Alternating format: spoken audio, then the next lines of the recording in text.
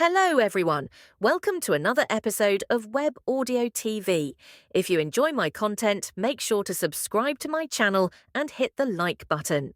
Just then, a communications officer came running over with a message, telegraph from Armored Cluster Command. Randolph took the telegraph, glanced at it, and handed it to the Chief of Staff. The Chief of Staff read it out. The siege task of Bogdanovka has now been transferred to the infantry units of the 6th Army Group. Our cluster will carry out repairs here for 1 day before advancing. Your unit should strive to capture Lukhtov by dawn tomorrow. We believe there are at most 2 brigades of infantry troops there. After the Chief of Staff finished reading, Major General Randolph asked, "The shell fragments we found yesterday, they were 203 millimeters, weren't they?" "Yes, General. 2 brigades of infantry with 203? That's artillery from an army group." The staff officers remained silent. After pondering for a while, Major General Randolph said, "Did the artillery observers see many mines detonated by the big guns?" "Very few." Randolph then asked, "How many booby traps did the sappers clear in Karlinovka?" 4, and they were all makeshift booby traps made with hand grenades, easy to clear as long as the tripwire isn't pulled. Randolph clicked his tongue. This General Whitehorse sure likes to bluff. The minefield is probably only partly real, the rest fake. However, if we want to expand the offensive scale, we need time to organize the troops. Just let the artillery turn those fake minefields upside down. Begin the artillery bombardment on the enemy positions in the urban area at 6 o'clock, and our attack will be launched at 8 in the morning, doubling the troop strength from the original plan. Launching an attack is a complex affair, only slightly easier than organizing a retreat. Doubling the attacking forces often meant that the attack formation needed to be reorganized. Also, Major General Randolph added, "Don't release smoke when attacking. The Air Force said yesterday that they had destroyed the enemy's only Divine Arrow launcher. I don't trust the Air Force, but the enemy has been using Divine Arrows against reconnaissance planes in the air and not our armored reconnaissance battalion. I think they might not have many Divine Arrows left." Over at Wang Zhong's position, 6 o'clock sharp. The first to notice the enemy's artillery fire moving toward the urban area was Yegorov, who shouted, "The enemy artillery is extending toward the urban area." As soon as his words fell, a shell landed in front of the forward command post's window. Although to prevent injury from window shards after the fighting started, all the glass had been removed before the enemy arrived, the blast wave still surged into the room, tearing off the entire wooden window frame, which now had no glass, and smashing it on the desk and telephone behind the window. The artillery periscope was directly pushed over onto Dmitry, who caught the mirror with a grab, carefully placed it on the ground, and then lay down. Wang Zhong also lay on the ground. JNN. Yegorov shouted to him, "Your Excellency General, you can't lie like that. Your internal organs will be damaged." Wang Zhong raised his head and looked at Yegorov's method of lying down. Wasn't this just a plank? With the physical fitness Wang Zhong had before crossing over, he wouldn't last long in that position before muscle breakdown. But he did it anyway. This Alexei had no other skills, but his body was well trained, so maybe he could withstand it. The shells continued to fall, and nothing could be heard over the explosions. Wang Zhong always felt the house was shaking and could even hear the steel bars groaning. Constant fine sand and stones fell on his head, on his neck, inside his collar. Suddenly, a palm-sized piece of concrete fell with a smack not far in front of Wang Zhong, making him involuntarily raise his head just in time to see the ceiling decorations collapsing and crashing down. The artillery barrage continued, as if it would never stop. Wang Zhong heard someone shouting hysterically. He switched to an overhead view and immediately saw that the shouting came from a group of young men responsible for operating the switchboard next door. They were curled up in the corner, holding their heads, using shouting to alleviate their fear. As the duration of the bombardment increased, Wang Zhong became increasingly worried that the house the forward command post was in would not hold. The sensation of the earth shaking made him feel like the house could collapse on him at any moment. The impulse to stand up and run out of the house grew stronger, making his breathing more rapid. Is this what the enemy's artillery preparation was like? No wonder some troops with low morale and organization disintegrated after being shelled. This would cause a breakdown, otherwise, it would take more courage to stand up and run. The relentless bombardment finally ended. Wang Zhong waited for a while before raising his head. Is it over? Just raising his head caused a large amount of white dust to fall from atop him. Now he was covered in a layer of dust, as if he had been lying in the snow for 2 hours during snowfall. Popov spat and wiped off the dust from his watch to have a look. Damn it, they bombarded us for 2 hours. Wang Zhong was shocked. I actually held a plank for 2 hours? The instant he realized this, his muscles began to ache, so he simply lay on the ground and let out a long breath. Dmitry got up, placed the artillery periscope back by the window, then looked outside and said, "The field has been entirely blasted into a different color. Can this land still grow crops? The ground is full of metal." Popov also got up. "Don't worry, the wounds of the earth heal themselves, just like humans."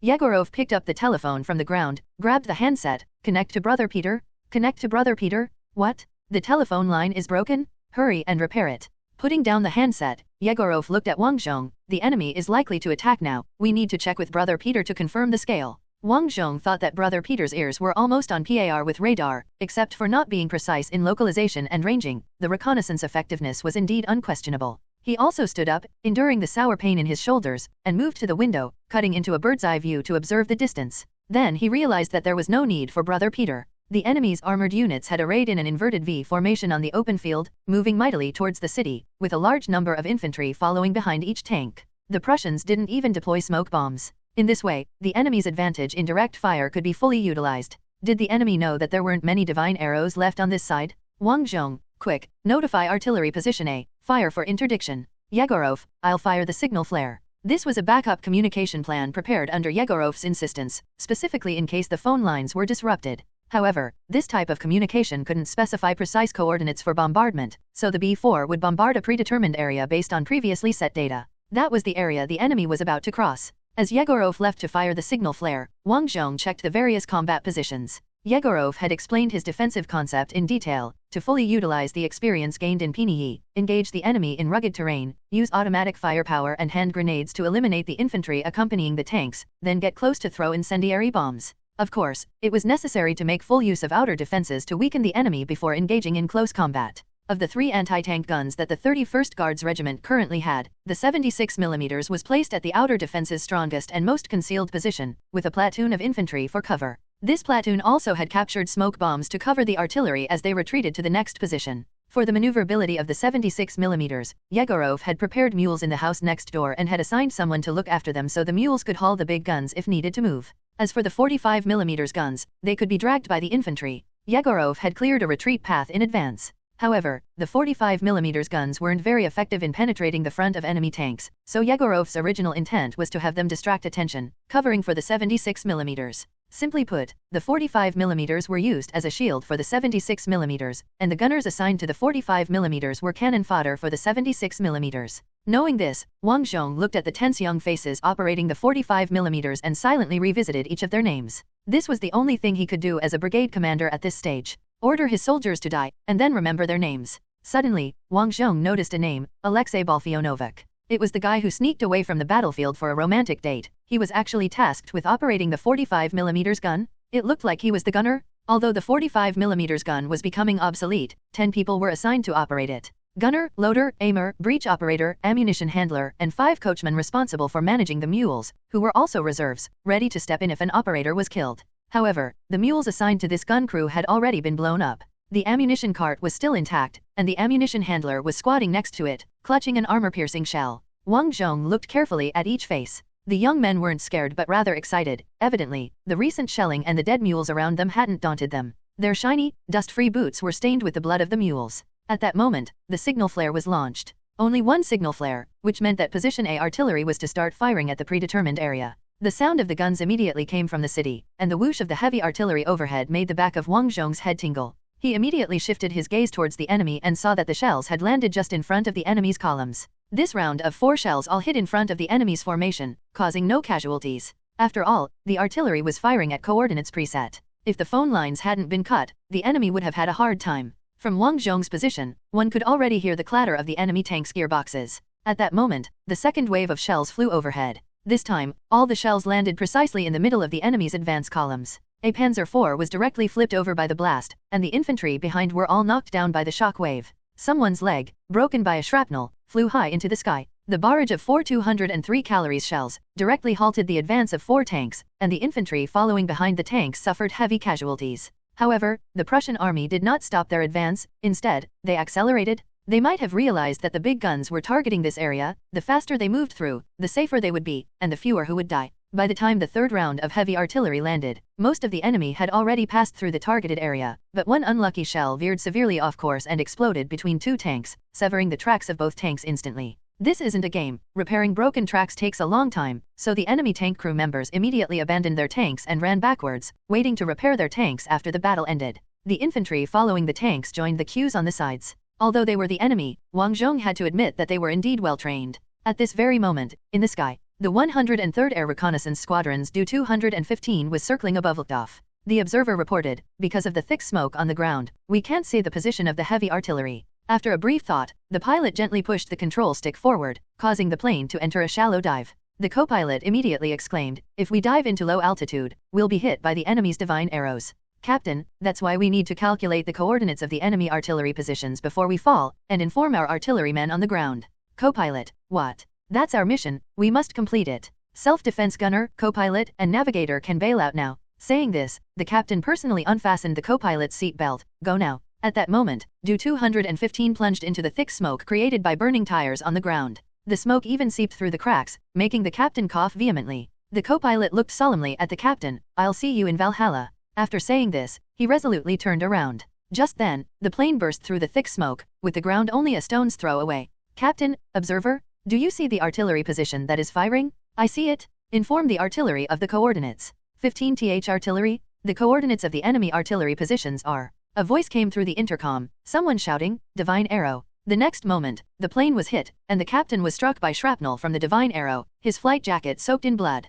He still strived to maintain the course of the plane, yelling, "Quick, report the bearings. Observer, artillery, the coordinates of the enemy artillery position. I repeat." Suddenly, Vasily shouted, "The enemy's plane has spotted our artillery positions? They are reporting to the enemy artillery." Wang Zhong looked through the rear window and asked, "How could they see through such thick black smoke?" Then, through the window, he saw a plane dragging black smoke from a fire plummeting toward the ground. N/O/vel/B/in.C//OM. Was that a reconnaissance plane from high altitude that had forcibly come down below the black smoke to confirm the location of the artillery positions? No, it wasn't the time for astonishment. He had to immediately inform position A to move. Wang Zhong grabbed the telephone handset, only to find there was no sound from the other end. He remembered then the telephone lines had been destroyed by the artillery fire that had just covered the area. This was far too delaying. However, the aim of the artillery preparation was to destroy the command communication system, so it seemed quite normal. Why doesn't the anti-army value radios more? Wang Zhong, runner, runner. Before the runner arrived, the sound of shells tearing through the air came from the sky, clearly targeting the city behind the position.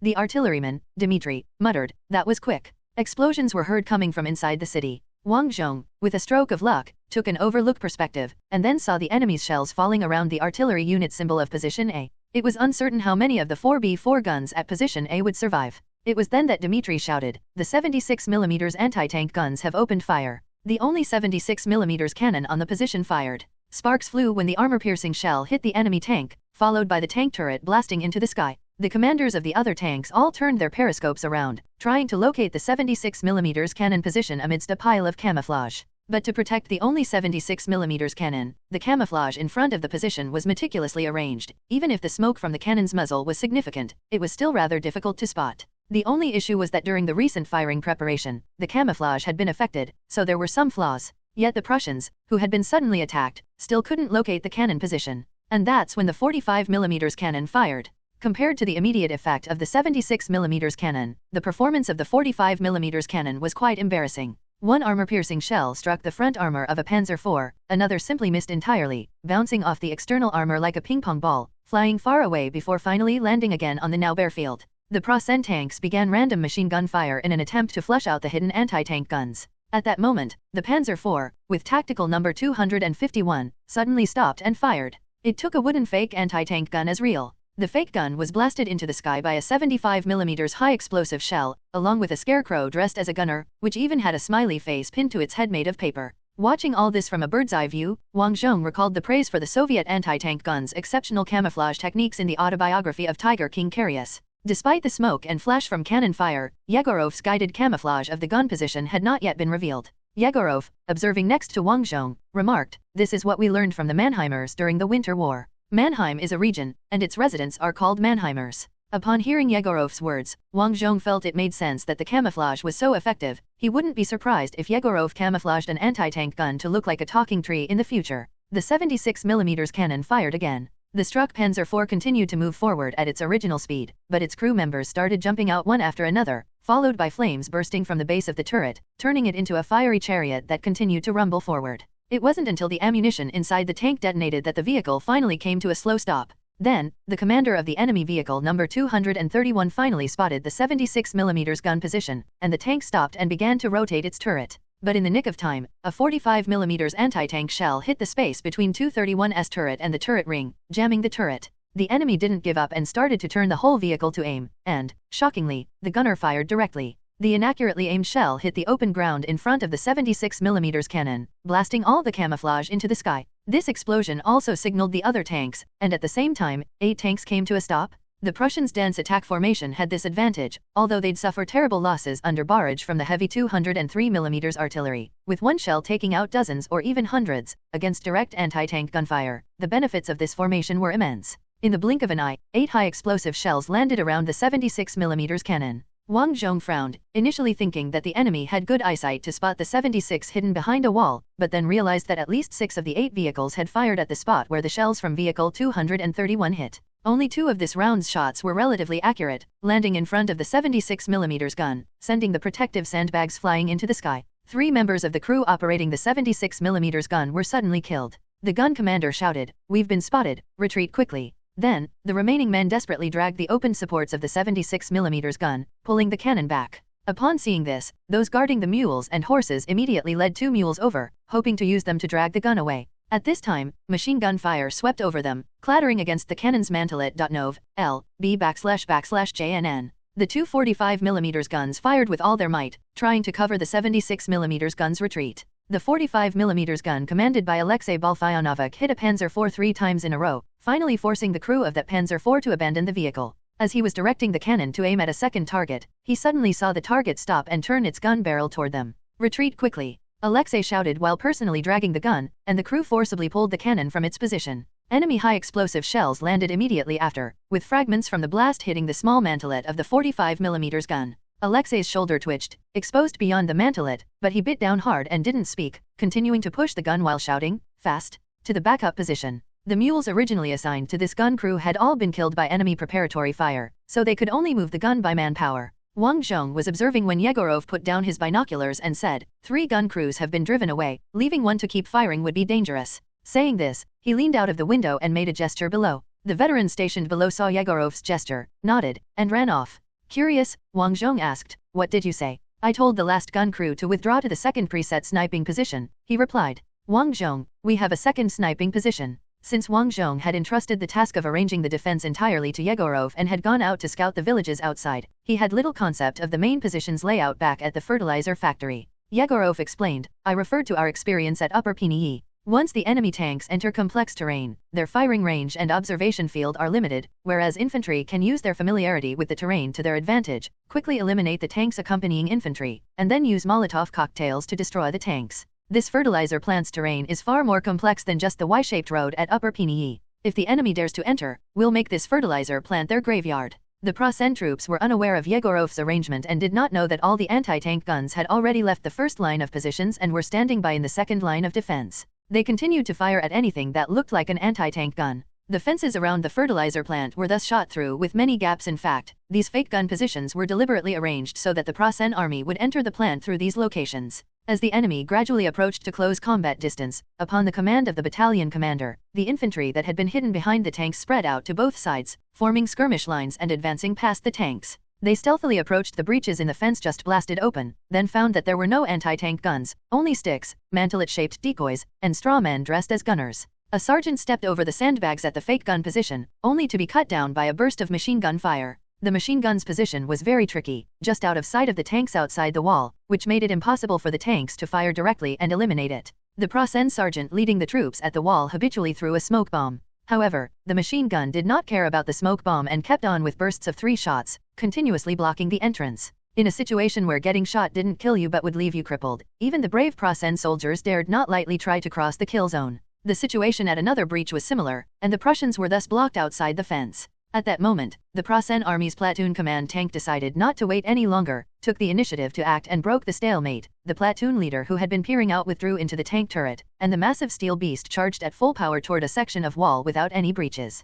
It seemed that the platoon leader thought that an intact section of wall surely did not have precisely aimed machine guns blocking it. The brick wall was directly knocked down, and the steel colossus roared into the yard, only to be greeted by 2 Molotov cocktails. The first one was thrown off target and hit the driver's observation window, with a small amount of burning liquid splashing into the driver's compartment, which was immediately extinguished by the electrotechnician with a fire extinguisher. The second hit the tank engine's air intake and cooling fins very accurately, immediately causing secondary damage as the entire engine caught fire. The Prussian tank crew reacted quickly, abandoning the tank without waiting for the commander's order, but as soon as they climbed out of the hatch, they were mowed down by submachine guns. The tank subsequently blew up. After the platoon leader sacrificed himself for the country, the other tanks immediately stopped. Then a tank fired a grenade at the wall, blasting a new hole in it. The tank platoon started firing grenades in rapid succession, quickly leveling a section of the wall. N/O/vel/B//in.C//om. The accompanying infantry charged in, screaming, only to be swept down by the machine guns placed on the sides.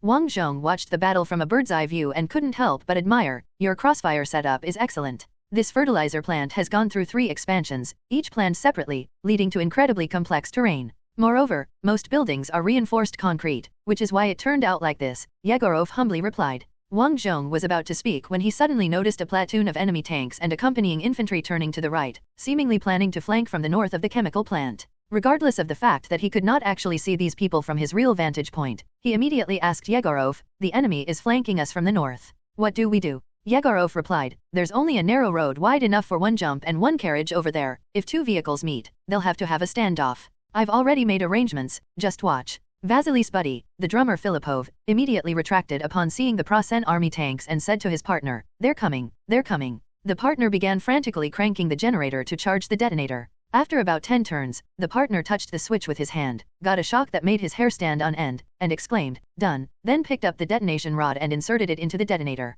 Yes, the detonators produced by the anti-empire had to be charged on-site because the battery performance was so poor, and whether it was fully charged could only be determined by the pain of being shocked if it hurt. It was full. Just, very much in the style of the anti-empire. Filipov peeked out again, watching the enemy tank and infantry enter the alley. He waved vigorously, and his partner twisted the detonator handle hard. The explosives buried in the road immediately exploded, engulfing the lead tank and accompanying infantry. "Yura!" someone shouted, and the young soldiers hiding behind the wall hurled their lit Molotov cocktails over the wall. In an instant, the road turned into a sea of flames. The tank at the rear tried to reverse and leave this hell, but an agile soldier flipped over the wall, jumped onto the tank, flipped open the hatch and threw in 2 grenades. The soldier was immediately mowed down by the Prussians. More soldiers peeked over the wall, shooting into the alley. A Prasen squad was thus wiped out in the ambush. Indeed, although some people lost their lives due to being too careless, the enemy was indeed wiped out. At that moment, the telephone rang. Wang Zhong was startled. "It's fixed." Yegorov had already picked up the phone. "This is the front command."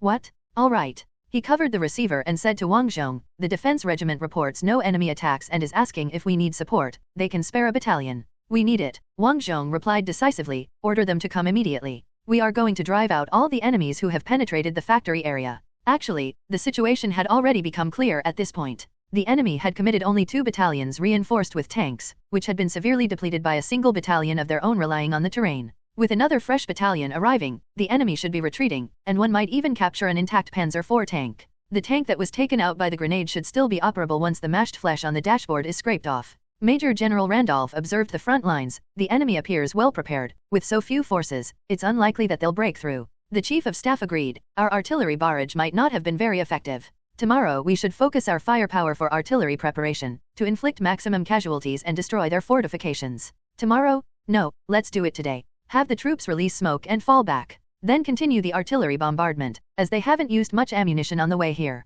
After all, many times the artillery combat was over before it could even commence. At this moment, a communications staff officer came running. "General, the 223rd Grenadier Regiment has taken Sorony village, and they can soon start encircling Duff from there." "Randolph, is the information confirmed?" "Confirmed."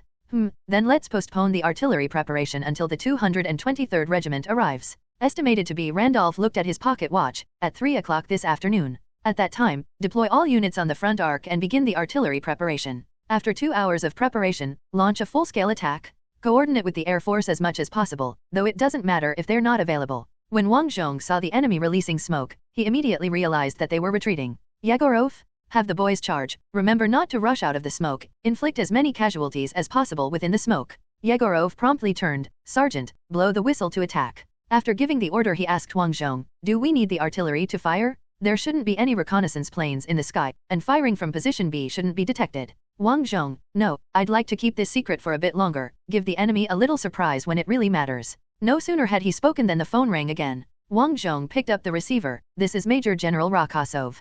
Pavlov's voice came through. "General, we have some new developments here. You should come to the brigade command. The telephone lines might be tapped by spies." Wang Zhong nodded. "All right, I'm on my way." After hanging up, he shouted to Grigory, "Prepare the car? Is there still one available?" Grigory nodded and walked away. As Wang Zhong came out from the front command, he saw Alexei Balfionovic, nicknamed Starboy, receiving first aid and said, "You should go to the hospital if you're wounded. You've done your duty." The young man looked at Wang Zhong. "General, aren't you wounded too? Why are you still on the front line?" Wang Zhong glanced at his shoulder and suddenly realized he had been supporting himself in a static position for 2 hours while wounded, chalking it up to nothing more than sturdy Russian constitution. As Wang Zhong was lost in thought, the young man asked again, "General." Wang Zhong, it's a light wound. "So is mine." The bullet went right through without causing much damage. "It didn't even hit the bone," Alexei Balfionovic said proudly. "That's why I want to stay on the front line, with my artillery crew." At this, his loader shouted, "Actually, he just wants to show off, so he can brag about it to his girl later." Everyone started to laugh, including Alexei himself.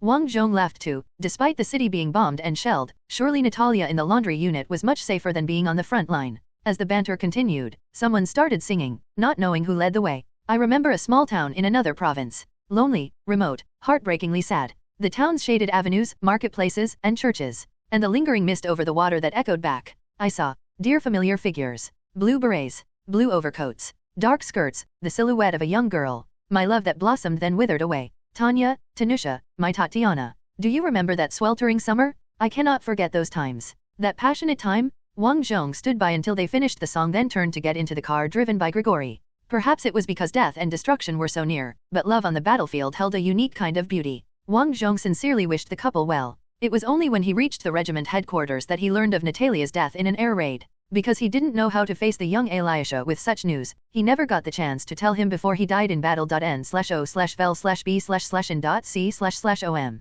All in all, I have 3 pieces of good news, and 1 bad news. Pavlov looked even more haggard than the last time Wang Zhong saw him, and he had even less hair. It wouldn't be long before Wang Zhong had a bald chief of staff. "Wang Zhong, let's hear the bad news first. I wonder how bad it can be." "Pavlov, the enemy's armored grenadiers have taken over Nizhny village, driving out our forces that were resting there. Now they can flank us from Nizhny. We must dispatch troops to defend the city's southeast." Wang Zhong immediately frowned deeply. This meant that the defensive line had just doubled in size, and if his limited forces were spread out over such a broad front, it would be as thin as paper. "Then tell me the good news." He changed the subject. "First, our orders have changed." Pavlov paused, as if waiting for Wang Zhong to ask a question. "Wang Zhong, changed how? We don't have to hold out until July 11th anymore." "That's right, it's changed to holding out until the 63rd Army Group arrives to take over defense. This might as well be worse than holding out until the 11th? At least that had a specific time. What if the 63rd Army Group doesn't move if their allies are in trouble? Wouldn't that be awful?" "Wang Zhong, what's the second piece of good news?"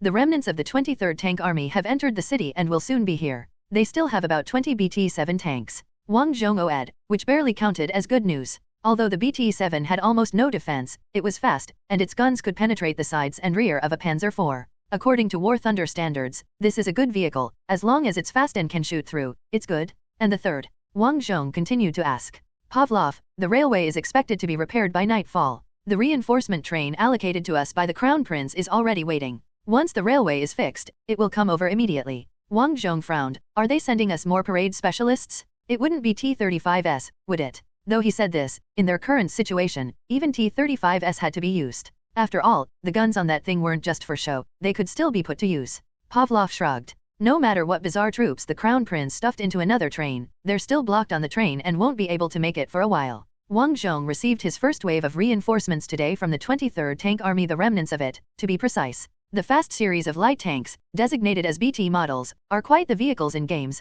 given their speed. But in reality, they're just speeding coffins, penetrable by machine guns with a slightly larger caliber. That's why the Soviet Union on Earth practically stopped producing them after the war started. After all, the T-34 is also fast, and its comprehensive performance is on a completely different level from the BT series. Witnessing these BT-7s rolling into Rokosov's defensive group area, Wang Zhong sighed and thought he'd just have to make do. After all, these things still had 45mm guns and machine guns. There was no problem slaughtering infantry, and with their maneuverability, they could flank and deal with Mark III and IV tanks quite effectively. The leading BT-7, tactical number 2301, had an antenna on the back of its turret, clearly the command vehicle of a platoon or company.n/o/vel/b/n.c//om. A lieutenant colonel popped out of the hatch and saluted Wang Zhong on top of the turret. "Comrade Major General Alexei Konstantinovich Rokosovsky, I salute you." Wang Zhong took a glance at his name from the bird's-eye view and responded, "Salutes to you too, Lieutenant Colonel Mikhail Fyodorovich. The report said you had 20 BT-7s, why do I only see 10?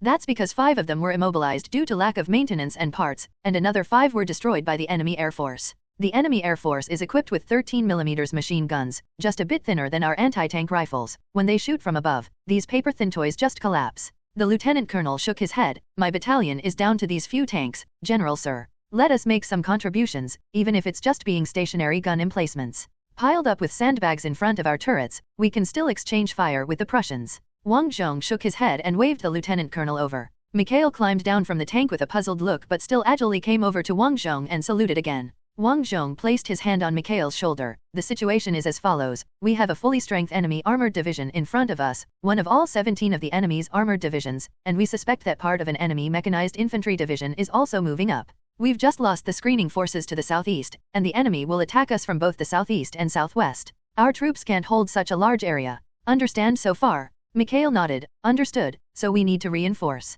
Don't speak yet, listen to me. The unit currently responsible for the defense to the southeast is the 5th Bishinsk Regiment. They are down to 300 men, and they've lost almost all their technical equipment, even short on machine guns. The anti-tank guns on their positions are actually made of wood, got it? Understood, so we should. We don't have anti-tank guns, so we can't exchange fire in the open field. We need to let the enemy in, cut off their infantry, then use Molotov cocktails to destroy their tanks and armored vehicles. And I need you to stand by in the eastern part of the city. When the enemy enters the urban area, use your speed to encircle them. Your 45mm guns can penetrate the enemy's flanks and rears. Mikhail frowned. There's a fatal issue with your plan. None of us are from Luchthof. Although the city isn't large, having us, a bunch of newcomers, navigate the streets for a flanking attack is asking for a lot, isn't it? Wang Zhong replied. The local Guardian army will provide you with directions and scout the enemy positions for you. Mikhail's frown deepened. The Guardian army are just militia, aren't they? Yes, many of whom were conscripted in the past few days. This. Wang Zhong interjected. Don't worry, I'll personally command a tank.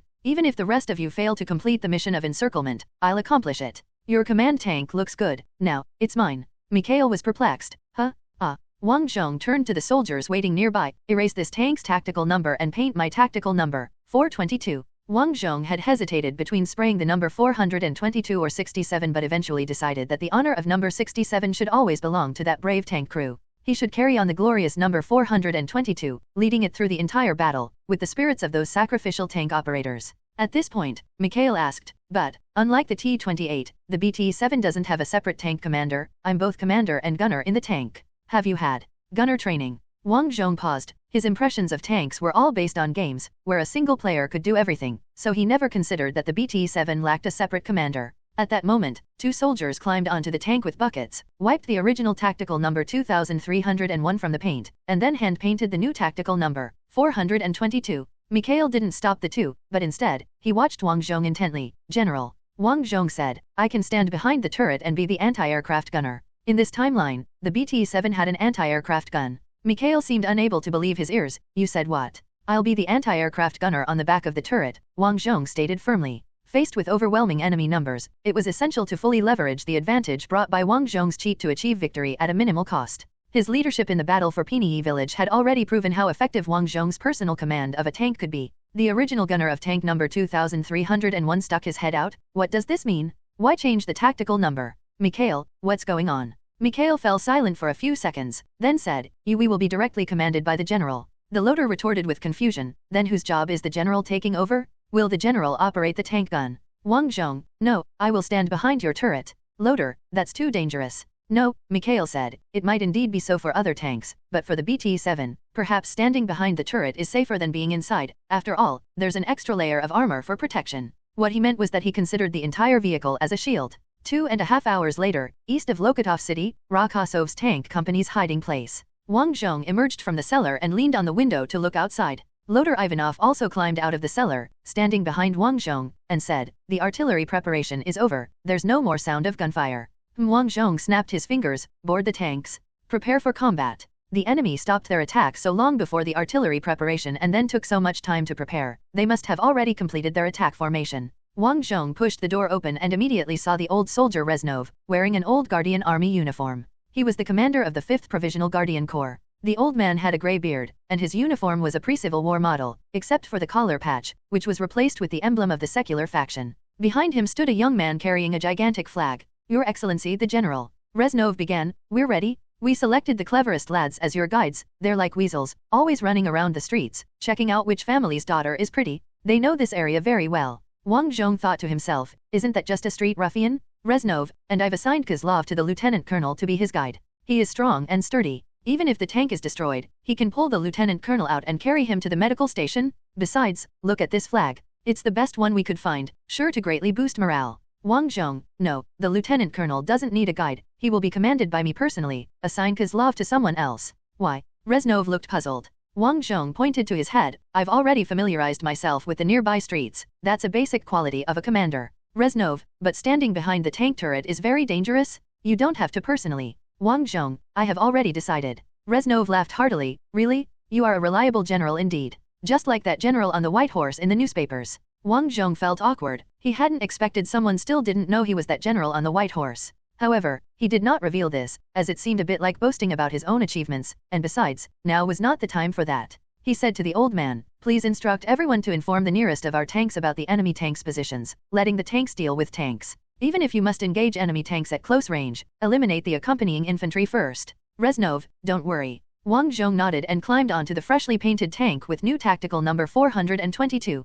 Mikhail also climbed into the turret, then took out the headphones and microphone and handed them to Wang Zhong. Your Excellency the General, you take command. As Wang Zhong took the headphones and microphone, he asked, and you? I have a spare. Although this new vehicle had radio, the radio level of the anti-Empire was terrible, and it wasn't clear whether it was due to the tank's generator being inadequate, as the electricity mainly went to the turret motors. Once the radio was connected, only static filled the headphones, as if someone was frying sand right beside Wang Zhong's ears. But for the sake of command and communication, it had to be endured. Wang Zhong picked up the microphone. This is the command tank, to the 2nd platoon leader. Can you hear me? Hearing you loud and clear, General. Please continue. In reality, Wang Zhong was just checking if he could get the perspective of the 2nd platoon leader, and the answer was he could. The moment the 2nd platoon leader's command tank, number 2306, responded, it lit up in the overview.n/o/vel/b/jn.c//om. But the areas around other tanks without radios remained dark, even though they were now under Wang Zhong's direct command. They didn't provide him with visual awareness.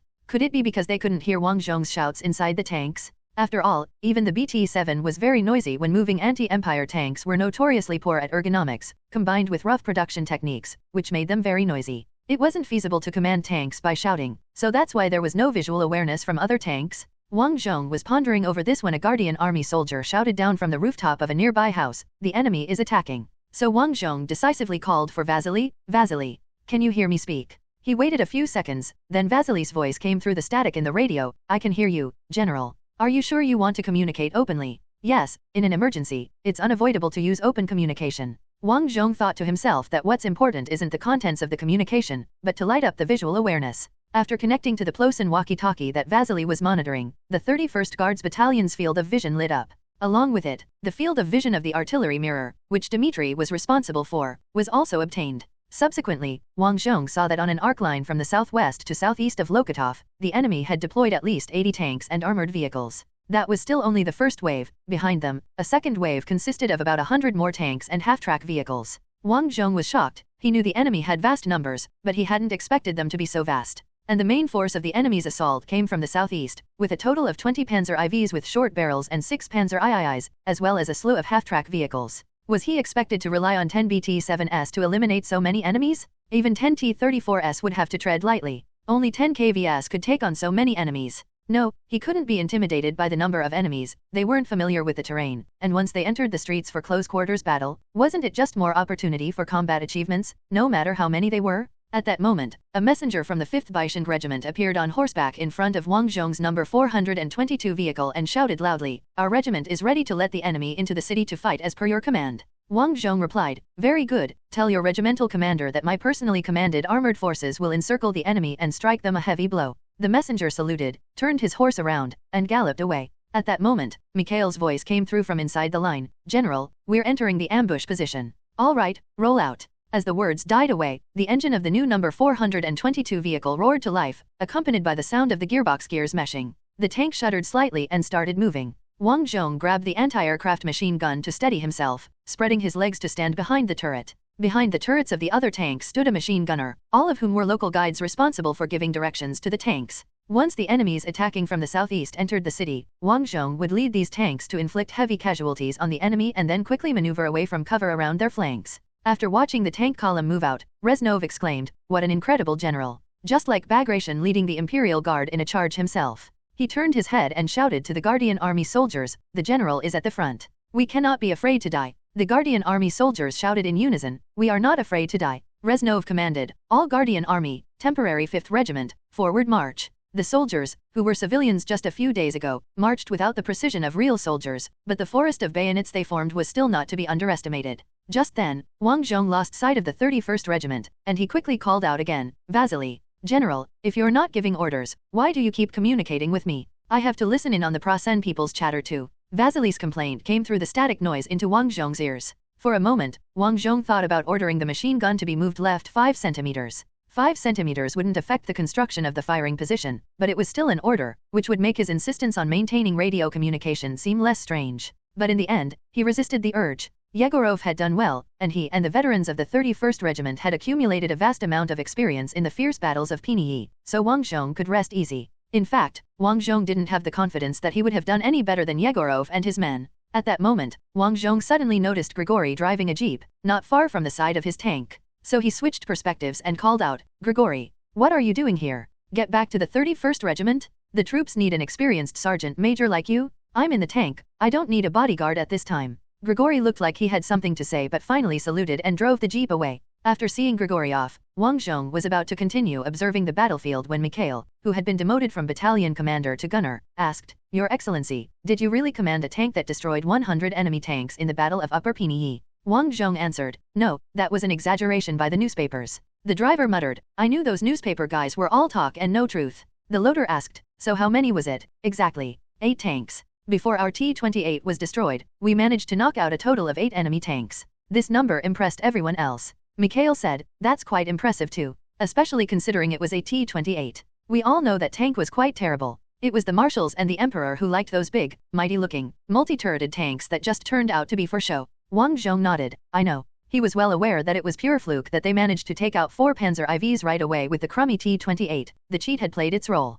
Later, when they faced the enemy head-on and the cheat got weakened, they immediately found themselves in a disadvantage. Whoever came up with that kind of thing and then sent it to the battlefield should have been shot. Finally, number 422 arrived at the pre-arranged ambush position. This was a row of buildings destroyed by enemy artillery fire. The remaining broken walls provided excellent cover, allowing the tanks to hide inside and strike at the enemy. Once the enemy entered the city and kept moving along Suvorov Street, they would come within the firing arc of the hidden BT-7S. Even the now outdated 45mm cannon could open the enemy tanks like cans, one after another. Wang Zhong, standing behind the tank turret, felt a bit hot, no wonder, as the tank's cooling system was right under his feet. Just then, he heard the sound of the B-4 firing. Mikhail was surprised. "There's heavy artillery too? We heard there was none on your side." N/O/vel/B/C/in.C//OM. Wang Zhong replied, "A gift from the Crown Prince." "What the hell?" Mikhail looked at Wang Zhong with incredulity. Unfortunately, it wasn't a good time to boast, and all Wang Zhong could say was, "I'll introduce you after the war is over, focus for now." Having said that, Wang Zhong switched his view to an overhead perspective, but now he could directly command too few troops, and the battle was too dark. Only his own and another platoon command tank, equipped with a radio, had illuminated fields of vision. So Wang Zhong couldn't see the effects of the B-4 heavy artillery clearly. The next moment, he saw the enemy tanks begin to bombard strategic high points within the city, splattering debris all over as they hit water towers, bell towers, and the like. Wang Zhong broke out in a cold sweat, relieved that the enemy had not fired at the water tower before reaching Pinyi. Otherwise, he would have already been dead. He wasn't worried about Dmitri, though, because the observation window at the forward command post wasn't in the highest location but had traded the range of view for better concealment. With the enemy firing like that at high points, they certainly couldn't hit the forward command post or Dmitri. Wang Zhong took a deep breath and patiently waited for the enemy to enter the ambush zone. At that moment, a shrill howl came from the sky, and without looking up, he knew the Stukas were coming. The smoke columns from the half-ton bombs looked to the naked eye like clusters of corals suddenly sprouting from the ground. Wang Zhong reassured his crew, "Stay calm, don't worry." Mikhail laughed, "We've heard this sound so much our ears are numb. Do you know how many tanks from our entire 23rd Army have been knocked out by this thing?" Wang Zhong, "How many? N/O/vel/B/C/JN.C//OM. At least 200, and we lost a lot of gas trucks. Our army had more gas trucks, but now we can barely move. Because we are nominally mechanized troops, we don't have mules or horses, nor even any alternative to them." Mikhail shook his head repeatedly. "We didn't find any problems during training. We performed as directed during exercises, so we couldn't identify any issues. But when the war started, the problems became apparent, and by then, people were already dead. After Mikhail finished speaking, the driver chimed in, "The higher UPS are too rigid." They read some military theory books from the United Kingdom and Prasen and started issuing orders based on assumptions. "Look at our country's roads. During the mud season every car has to stop. Without mules or horses, it's impossible." Wang Zhong's expression was stern, thinking to himself that short-sighted meat-eaters cannot plan for the future. Just then, the enemy's vanguard came into view. Wang Zhong immediately alerted, "The enemy is coming? Prepare for battle." To the south of the ruins, soldiers from the 5th Bishinsk Regiment had already opened fire, and their machine guns crackled like firecrackers in a row. The enemy advancing through the ambush zone seemed still unaware of the danger, moving in a loose marching formation, with the tanks closely spaced. Wang Zhong switched to an overhead view and waited until the whole enemy wave had entered the ambush area before shouting, "Fire!" Mikhail fired immediately, and the armor-piercing shell hit the side of the Panzer IV at the end of the enemy column directly. The tank immediately lost power and stopped on the road. Wang Zhong personally manned the anti-aircraft machine gun, strafing the enemy infantry lines while ordering, "Load the high-explosive shells. All enemy tanks are down." In the entire ambush zone, there were 2 rows of 8 Panzer IVs, and Wang Zhong's side with 10 BT-7 tanks firing in volleys had actually taken out all the panzers. But the others did not have Wang Zhong's perspective. They could not highlight targets, so they could not determine whether the stopped tanks had been taken out or whether their crews were just stunned. On the battlefield, it was quite common for tanks that had stopped to suddenly start moving again. The men inside might have just been dazed and would resume operation once they regained consciousness. So the armies on both sides of the Eastern Front, Sud, and the United Kingdom, had the habit of firing a second time at wreckage. But Wang Zhong did not have this trouble. He immediately ordered the switch to high-explosive shells to maximize casualties among the enemy infantry. However, the enemy reacted swiftly too. The infantry had identified the direction of the incoming fire and found good cover, and they had even deployed smoke bombs. Smoke bombs again? Wang Zhong, reverse quickly, leave the cover. We'll circle around and take out more enemies. The 5th Bishinsk Regiment hadn't received any reinforcements, and no matter how brave and skilled they were no match for so many enemies. What was more fatal was that this regiment had virtually no anti-tank means. They had to eliminate the enemy's armored vehicles quickly. It wasn't until the BT-7S really started to race that Wang Zhong realized the driver had held back on the way to the position. When this thing really picked up speed, the tracks were almost off the ground. Wang Zhong could only cling to the anti-aircraft machine gun for dear life. The moment he relaxed his grip, he would be thrown out. Vehicle 422 reached the enemy's flank at an astonishing speed. Wang Zhong, stop. First round high explosive, second round armor piercing. High explosive, ready, the loader shouted. After all, the 45mm gun was relatively light, so loading was quite fast. Before Wang Zhong could designate a target, Mikhail fired, hitting a half-track that was following the tanks. The tanks realized the problem behind them and began to rotate their turrets. Just then, the loader shouted, "Armor piercing, ready." Without waiting for Wang Zhong's target designation, Mikhail fired a shot that hit the Panzer IV that was turning its turret. While operating the anti-aircraft machine gun to strafe enemies on the streets, Wang Zhong urged, "Get moving quickly. Don't stop. Stopping makes it easier for the enemy to get a bead on us." Then vehicle 422 was off running wildly again. Before reaching the next intersection, Wang Zhong had already directed the tank turret in the right direction and loaded a high-explosive shell. The enemy's half-track turned into a rising fireball, and Wang Zhong also hit a flamethrower on the roadside with the anti-aircraft machine gun, causing the high-pressure gas to knock the flamethrower to the ground. Wang Zhong had thought this would trigger a massive explosion, but the enemy's compressed gas cylinder turned out to be filled with high-pressure nitrogen, which astonishingly didn't explode.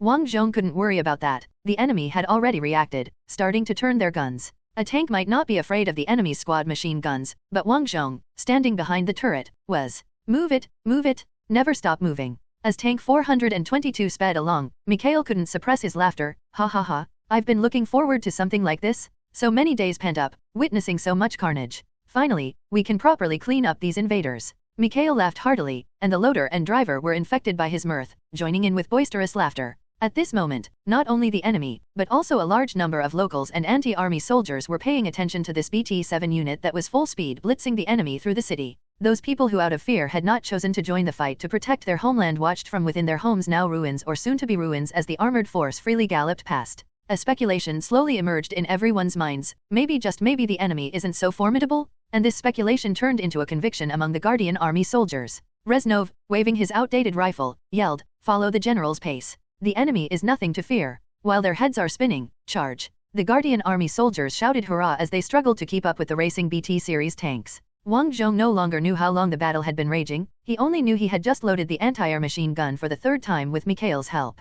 The loader's voice came through the headphones, "We're out of shells." At that moment, tank 422 had just maneuvered to the side of a Mark III tank. Wang Zhong, following procedure, reported the position of the Mark III tank, then Mikhail, across an entire street, hit it with the first shot, and a long flame burst from the top of the Mark III. A literal 3 yards of flame. As quick as lightning, Wang Zhong suddenly spotted a Prasen sergeant with a looted PTRD-41 anti-tank rifle under the wall to the left of the cross street. Their eyes met briefly, and the sergeant threw his rifle to the ground, prone as if flying, and took aim at Wang Zhong. Wang Zhong immediately swung the anti-air machine gun to turn this man into a sieve, but the moment he pulled the trigger, the gun jammed. It must have been because he rushed when reloading the magazine, and the belt hadn't been fed properly. Wang Zhong had no idea how to fix the machine gun and could only yell, "Turret, turn left 15 degrees. Against the wall, anti-tank rifle. The BT-7 didn't have an electrician, so the hull wasn't fitted with a bow machine gun because the driver didn't have time to operate it. Now all hope rested on the coaxial machine gun in the turret. As the turret rotated, the enemy fired. From Wang Zhong's perspective, through the open turret hatch, he saw Mikhail's body twitch and then slump to one side. The front of the BT-7's turret had actually been penetrated by the anti-tank rifle. But now, at less than 50 meters away from the anti-tank rifle, being penetrated was normal, given the thin armor and large profile of the fast series tanks. Wang Zhong yelled reverse, while drawing his pistol to shoot at the enemy, but he completely missed as he had never received even a day's training with a pistol. In a flash, the loader, taking over as gunner, pressed the fire button. The coaxial machine gun immediately turned the enemy holding the anti-tank rifle into a sieve. Decisively, Wang Zhong removed his headphones and microphone, opened the loader's hatch, and climbed in with his knowledge. He might not make a good gunner, but he could still load shells. This way, the crew still had fighting capability. As he crawled into the tank, the loader, still firing, ensured no one could take over the anti-tank rifle. The loader, now the gunner, kept shouting as he fired, "Reverse quickly, let's leave this godforsaken place." The driver didn't move for some reason. At that moment, the coaxial machine gun ran out of ammo. Anxiously changing the magazine, the loader suddenly realized that almost all of the magazines on the floor were empty. Yes, over 2,000 rounds of coaxial machine gun ammunition had already been expended. Instantly, Wang Zhong heard a thud, and looking up, he saw the loader, now in the gunner's position, leaning back against Mikhail, who was lifeless. There was a small hole in the forward armor, with light shining through it. Wang Zhong, driver. Move it. N/O/vel/B/in.C//OM. But no one responded to him. In a rush, Wang Zhong tried to pull the driver's shoulder, only then realizing the driver was dead too. That's when he noticed there was a hole in the driver's viewing port. The enemy's first shot wasn't at the turret but had hit the driver's viewing port, penetrating the cover plate and killing the driver, then ricocheting to hit Mikhail. Wang Zhong suddenly realized he would be killed if he stayed in the tank any longer. Just as he was about to crawl out the entrance he had come in through, a burst from a submachine gun forced him back inside. There were still enemy soldiers outside shouting something. Wang Zhong didn't understand, but felt it had something to do with him. Maybe the enemy wants to capture me alive? Wang Zhong fumbled to reload the magazine of his now cocked pistol. Just then, a Prasen soldier appeared at the hatch, and upon seeing Wang Zhong, started shouting gibberish. Wang Zhong fired 3 shots. At this range, even an inexperienced rookie could ensure a decent hit rate. The enemy disappeared, blood splattered across Wang Zhong's face. A strong smell of blood assaulted his nostrils. Wang Zhong thought he had to run fast. He remembered seeing in many movies that there was an escape hatch at the bottom of tanks, for tank crews to flee in such situations. He immediately crawled to the bottom of the tank. There, spent casings littered the tank floor, blood pooled on the metal into small lakes, constantly dripping from the corpses above. Wang Zhong didn't have to exert much effort to find the bottom hatch. It was unclear whether the BT series always had this hatch, or if it was specially provided for this particular universe. To crawl through the hatch, he repeatedly bumped his head, resulting in many lumps forming on his scalp. Indeed, it was a Russian make. Even in a stationary state, its ergonomics were poor enough to cause head bumps. Wang Zhong opened the hatch, poked his upper body out, made direct contact with the ground, then crawled on his hands and knees, striving to drag the rest of his body out. Just at that moment, there was the sound of a heavy object being thrown into the tank. The next instant, a grenade exploded inside the tank, and the blast blew out of the bottom hatch. Wang Zhong looked around and saw several pairs of Prasen standard military boots. He hurriedly checked his pistol, then switched to a bird's-eye view, trying to see if there was any possibility of escape. Then he despairingly realized that at least a platoon of Prussians was gathering around him. All was lost. Just moments ago, he had been slaughtering the enemy, and now, suddenly, the situation had taken a dire turn. Was this the battlefield? Wang Zhong didn't want to surrender or give up. He was trying his hardest to find a way to break the deadlock, but all he found was despair. Just then, the Guardian Army, who had been struggling to keep up with Tank 422, finally reached a position where they could see it. Across an entire street, everyone could clearly see Tank 422, with its tactical number, paralyzed on the roadside, covered with Prasen soldiers. The crowd was stunned, unable to accept that Tank 422, which had been slaughtering the enemy like a war god, could be undone just like that. It was at this moment that Reznov said, "The general has been martyred. At the very least we can retrieve his body and prevent it from being desecrated by the enemy." He raised his antique rifle with a bayonet affixed, shouting, "Yura! The others started to scream as well. Maybe it was the general's death that enraged them. Maybe it was the fury of losing the general that drove them, but they started to scream nevertheless.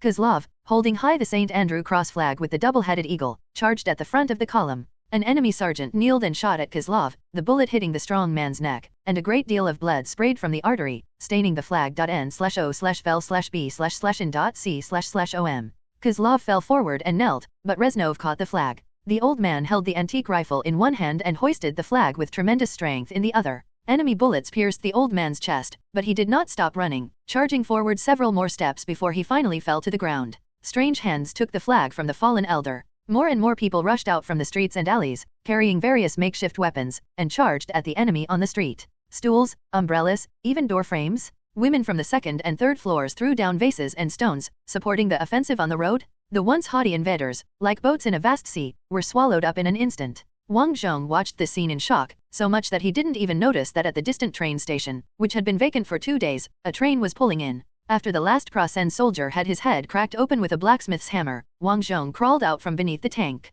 He had only crawled halfway when countless hands reached out to grab him. The general is still alive. The general is still alive. People pulled him out from under the tank and then helped him to his feet in a flurry of activity. Wang Zhong looked at the excited crowd, his mouth agape. Those people who never abandoned me, with overwhelming force, they defeated the heavily armed enemy and pulled me from the abyss of despair. The immense shock left Wang Zhong unable to think about things like what happened to the enemy or whether the offensive had ended. He just watched the ordinary people before him demonstrate their surging, powerful force, feeling the strength of it. It was then that he saw a flag. He faintly remembered that it was the flag Reznov had brought. Now, the flag was stained with much fresh blood, looking dirty and torn. But in Wang Zhong's eyes, the flag exuded a comforting aura. He remembered the song, "On the flag of the Republic, is the brilliance of my blood-stained glory." So, Wang Zhong took the flag. In his heart, he had already decided, this flag would accompany him until the day the invaders were completely crushed. The setting sun was like blood, the red flag like a painting. At that moment, he heard the roar of an engine coming from the direction of the station. Everyone tensed up at the sound of the engine. But someone immediately shouted, "It's our tank." Only then did Wang Zhong remember that he had seen a train enter the station just now. According to what Pavlov had said before, this should be the supply train arranged by the Crown Prince, which also included some items he managed to secure. Wang Zhong had only heard of what the Crown Prince was like, but he was quite certain that as Minister of Logistics, the Crown Prince was quite competent. He just didn't know if the source of the strong engine noise at this moment was the T-35, that imposing beast. If that was all they could use, then so be it. Embracing this thought, Wang Zhong looked towards the direction of the train station, only to see the dream vehicle he had mentioned countless times appear at the end of the street. The tanks he had commanded in this world were the T-28 with its thin armor and generous firepower, with only the cannon being quite decent. The KV-1 had reliable armor and cannon but was astonishingly slow and prone to breakdowns. The BT-7 was fast and reliable, the cannon passable, but its armor was hardly adequate for serious use. Was there a tank that was fast, reliable, durable, had a fierce cannon, and decent protection? Yes, the infamous T-34 tank. Inheriting the high speed of the BT series, the powerful firepower of the 76mm tank gun, and the effective defense provided by the 30-ton weight class and sloped armor, it was the tank with the best overall performance on the Eastern Front at the start of the war. The T-34 tank, the one Wang Zhong had been longing for. However, after the recent fierce battle, Wang Zhong's passion for this type of tank was not as high as before. Because he remembered one thing, the T-34, with its design philosophy inherited from the BT series, required the commander to also act as the gunner. The Soviet designers initially didn't see the need for a do-nothing commander. The ace of the Stern Tiger, Otto Karius, kept complaining in his memoirs about the reluctance of Soviet tank commanders to stick their heads out for reconnaissance, leading to the T-34's poor situational awareness on the battlefield. It was common for an entire platoon to be wiped out by a single Tiger before even locating it. However, the reluctance of Soviet commanders to stick their heads out in the early days wasn't out of cowardice but because once they did, there was no one left to fire the cannon. They would have to stay inside the tank and use the gunner's sight for observation. In contrast, the M4 Sherman tanks provided to the Soviets under the Lend-Lease Act had a 5-man crew with a dedicated commander, which is why the M4s participating in the same battle suffered far fewer losses than the T-34s. The Soviets themselves had also noticed these problems, having used M4s and seen what German tanks looked like and how they operated in battle. But since the T-34's design was what it was and couldn't be significantly modified, they could only keep their heads down and continue producing tanks without commanders to first stabilize the front line. It wasn't until 1943, when the significantly redesigned T-34-85 was developed, that the designers finally added the commander back and admitted that designing the commander to double as the gunner was a foolish idea. By then, however, the Soviets had already paid a heavy price for this foolish design. Wang Zhong was actually aware of this before, but his knowledge came from books, without hands-on experience, so he had overlooked it. Today's experience in the BT-7 brought all this back to him at once. What was more fatal was that the design requiring the commander to also be the gunner directly prevented Wang Zhong from replicating his achievements at Pinyi. After all, he had never received training as a gunner, and even with a top-down viewing angle to gauge the enemy's distance, he didn't know how to adjust the gun sight. However, the T-34 that appeared in Wang Zhong's field of vision looked a bit strange. This T-34 had a big head, looking more like the later T-34-85, but its main gun was relatively short and thick, not nearly as sleek and beautiful as the 85mm gun equipped on the T-34-85. The gun looked exactly like the 76mm cannon from the KV-1. The oddly shaped tank drove straight towards Wang Zhong, and that's when he noticed that the man standing on the rear engine deck of the tank was Sergeant Major Grigori. Under the guidance of the Sergeant Major, the tank stopped directly in front of Wang Zhong. Grigori hopped off the tank and saluted Wang Zhong. "General, I have brought reinforcements." Wang Zhong nodded. "You've done well." Meanwhile, the tank commander also jumped down, a warrant officer. After saluting Wang Zhong, the warrant officer said loudly, "Alexander Yefimovich sends his regards, General." Wang Zhong briefly returned the salute and then asked, "Are you the commander of this vehicle?" "Yes, General." "Wang Zhong, how many crew members does your vehicle have?" "4, a driver, a machinist, a loader, and myself." Wang Zhong harbored a glimmer of hope, given that the T-34 looked a bit off, but it turned out to be a 4-man crew. He would have to replace the machinist if he wanted to join in. After all, while the machinist's title suggested work on the vehicle's machinery, his main job was actually to man the hull machine gun. It wouldn't be wrong to call him a machine gunner. Alexander frowned slightly. "Why do you seem a bit disappointed?" "Wang Zhong, it's nothing. How many T-34s do you have in total?" At this time, Wang Zhong's thought was that since he couldn't personally command a tank to dominate the battlefield alone, he should find a way to make full use of this kind of technical equipment that could steamroll over the enemy in terms of tactics. "Alexander, we have 25, but this one is different from the other tanks." "Oh." Wang Zhong was intrigued. "How is it different exactly?" "As you can see, this is a Noble's Parade tank, designed for the playboys. Oh no, wrong, for the pillars of the anti-empire to experience driving tanks." Wang Zhong was stunned. "What?" Alexander spread his hands. "To get new tank designs approved, we have to build these parade tanks. The bigwigs ride in them, like them, and the approval process speeds up." Wang Zhong was shocked. "Is it that corrupt?" "Alexander, I didn't say that." "You did? Don't worry, I will never rat you out to the tribunal if they ask." Wang Zhong, "So, this parade tank, does it differ from ordinary tanks in any other way?" "Ah, there are plenty of differences, like it has a speed limiter added so it won't go too fast and won't jolt around too much." "Remove it," Wang Zhong stated decisively. "Now, immediately remove it." Just kidding, how could he snag the best sniping spots and take on the role of Old Sixth if he couldn't speed? "Alexander, it's simple to remove, as it's just a modification in the gearbox to restrict the gears." "Belyakov, the general wants you to remove the speed limiter. Hurry." Then a tall, lean sergeant crawled out of the iconic driver's observation port of the T-34, circled around the turret, and began to fetch the toolbox strapped to the back of the turret. "Wang Zhong, anything else different?" "Anything else? As you've seen, our tank turrets are quite big. That's because there's an additional seat installed for the lords to enjoy life, with an excellent view, letting the lords enjoy the sensation of the wind through their hair." "Ah, I see." It took quite an effort for Wang Zhong to contain his ecstasy. Initially, he thought he could only command heavy tanks with commanders like the KV in the future, but he didn't expect that in this timeline there would be something like a Noble's Parade tank. Alexander continued. "Also, next to the Lord's seat, there's a small box containing champagne." Wang Zhong, still in the midst of his glee, was taken aback. "Champagne?" "Yes, champagne. Do you want to swap it for vodka?"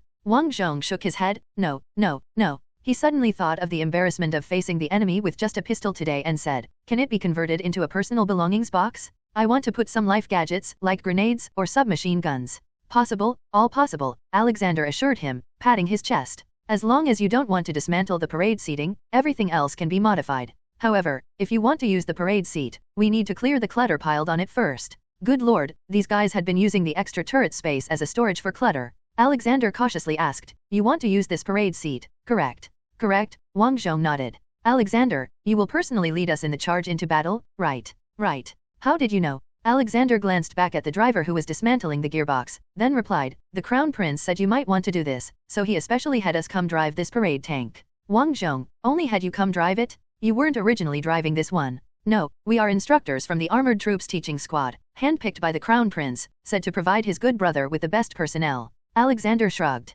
Of course, it might also be because the original crew responsible for this tank were drunkards without proper form, as they were all connected individuals. They just needed to maintain a neat military appearance when the lords came for inspections. After hearing all this, Wang Zhong seriously asked one question, "The Crown Prince, are they male or female?" Alexander was taken aback. "Male, why do you ask?" Actually, the anti-language clearly distinguishes between male and female. Not to mention names, many names themselves change form based on gender. The term crown prince itself could not possibly be feminine, although the anti-empire had a history of very powerful empresses, and the capital is still named after such an empress. Yet, so far, the crown prince had behaved too much like a good wife and wise mother. Wang Zhong, steeped in the culture of the second dimension for many years, always had the feeling that a good brother was about to tear off the chest wrap and reveal a feminine side. Wang Zhong waved his hand, deciding to deal with this matter later. After all, he was bound to meet the crown prince someday, and he could simply confirm it then. Wang Zhong, how long will it take to remove the speed limiter? The enemy is attacking now, and we need to strike immediately.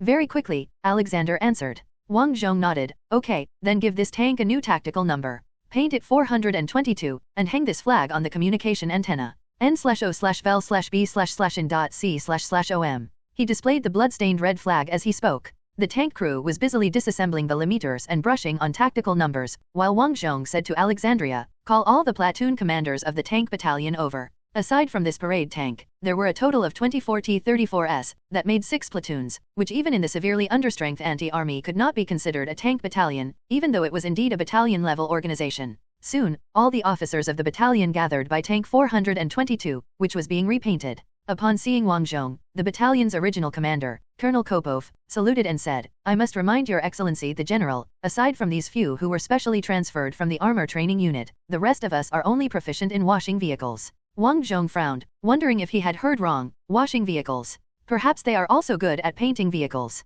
Look at our tanks, all beautifully decorated for parades, the road wheels even have white rims, the colonel added. It was only then that Wang Zhong looked down at the road wheels, which indeed had those circular white rims. They would look impressive in a parade formation. But on the battlefield, this would only make the blood of the enemies splatter more noticeably, though, it seemed not entirely useless after all. Wang Zhong, indeed, the rims are painted well. They will leave more noticeable blood marks when running over enemy corpses, and that can shock our enemies. Are you serious? Colonel Kopov asked, furrowing his brows. I'm serious. The current situation is. The colonel interrupted Wang Zhong again, General. We can't possibly hit the enemy because most of us haven't adjusted the gun sights or used the elevation drum since leaving school. We aren't even sure we can aim accurately because these tanks have not had their sights maintained since being issued to us. Wang Zhong, what about the main gun? That has been maintained, because sometimes we need to demonstrate live firing to His Majesty, so it can be fired. How could you demonstrate live firing without adjusting the sights? Wang Zhong was even more puzzled.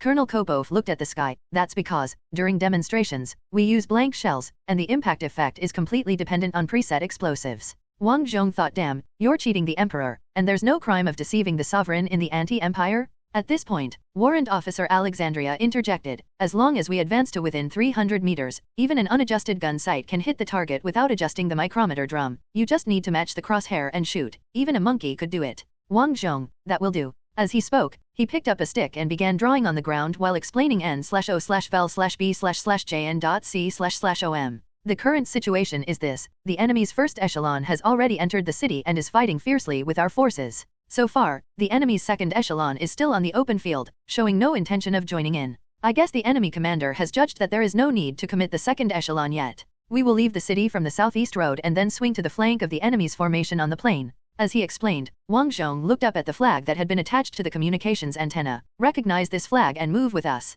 Remember, as soon as you see the tank in front of you, turn right. Immediately turn right and face the enemy head-on. Can you execute that maneuver? Wang Zhong was actually worried they would mess up during the formation change, leading to disarray. History was full of examples where inexperienced soldiers got decimated during formation changes. Colonel Kopov spoke up, if you're talking about formation changes, we're quite proficient at that. Our unit is specialized for parades. We could even perform a change to a V formation for the enemy. That won't be necessary, hastily waved off Wang Zhong. A simple line formation will suffice. After the change of formation, we will stop every 50 meters to conduct 1 or 2 volleys of fire, taking aim at enemies close to you. Don't be afraid, our frontal armor has a significant advantage over the enemy. Our firepower will ensure the destruction of the enemy. Indeed, the T-34 had an overwhelming advantage over Prasen's tanks of that time. While not as absolute as the KV, it was still quite difficult for the 50mm gun on a Panzer III to penetrate the front of a T-34. Especially since the Panzer III mounted an early version of the gun, not the later extremely long-barreled 50mm, which in later video games even got the nickname Jelly Bean Launcher, indicating its armor-piercing shells were as ineffective as jelly beans, only good for leaving paint marks on the enemy. Wang Zhong continued, once the enemy realizes they can't effectively threaten our front, their fighting spirit will surely lead them to try to close in and strike at our side armor. They will engage us in a close fight, seeking to win with experience and superior tactics and technique. At such times, remember this, the enemy's Panzer IVs weigh only 18 tons, the Panzer IIIs even less at 15 tons, whereas we are at 32 tons.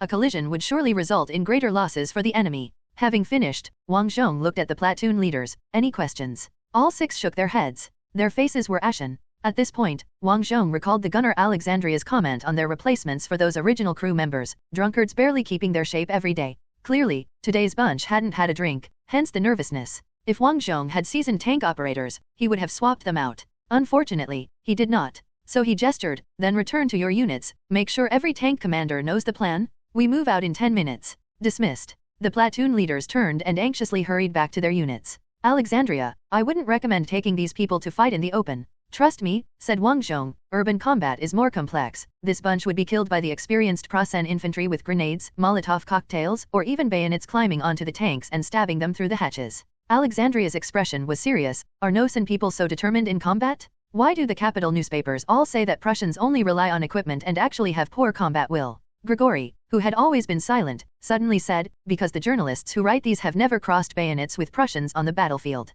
But we have, and we know their mettle. Alexandria, I see. At that moment, the driver Belyakov said, all set, warrant officer, your excellency general. Alexandria, would you like to inspect it? Wang Zhong nodded and walked towards the parade tank. The tank's paint job was entirely that of a parade, with white rings on the road wheels, making it look imposing and striking, but its concealment in the open field was nearly zero. The tactical number on the side of the turret had been changed to 422, with a white horse pattern added behind the last 2. Wang Zhong, the white horse is. You're known as the White Horse General, an enemy title, so I drew one, Belyakov said, shrugging his hands. Wang Zhong nodded, then took one last look at the thickened antenna where a flag had been dyed red over half of its surface. The obvious bullet holes and traces of gun smoke scorching on the flag emitted a unique aesthetic of the battlefield. Wang Zhong admired his new ride, and while the T-34-85's large head paired with the short 76 tank gun seemed strange to him, this didn't prevent him from liking this new mount. In his eyes, it was his Gundam, his real getter robo, his Iron Sheriff. Suddenly, Wang Zhong remembered Old Man Reznov who had introduced him to this flag and hurriedly asked the surrounding Guardian army, where is old Mr. Reznov? Sacrificed. The Guardian army replied, he called us to recover your remains. That flag likely still carries his blood. Wang Zhong fell silent, then after a few seconds, he clenched his teeth and said, I won't let him regret leading the charge, not at all. At this point, this life was no longer just my own. Wang Zhong had never understood Wang Changling's Frontier Fortress poem so profoundly although he was now on foreign land in an alternate space-time. Battle-scarred amour coated in dust, unwavering till the fortress fell. Wang Zhong took a robust step to climb the tank and said to Grigory, no need to guard me anymore, go help the priest organize the Guardian army, regroup at the brigade headquarters after the battle. Grigory saluted and turned to leave. Wang Zhong stood atop the tank and shouted to the people who had not yet dispersed, folks, women and children, head to the train station immediately, there's a train that just arrived, and they will transport you to the rear for retreat. Women who don't wish to retreat can join the labor camp and help with repairs, but children must go. N/O/vel/B/in.C//OM. Men follow the priests, and veterans with combat experience, please step forward to be squad leaders. Today, we'll fight the enemy to the bitter end. Hurrah!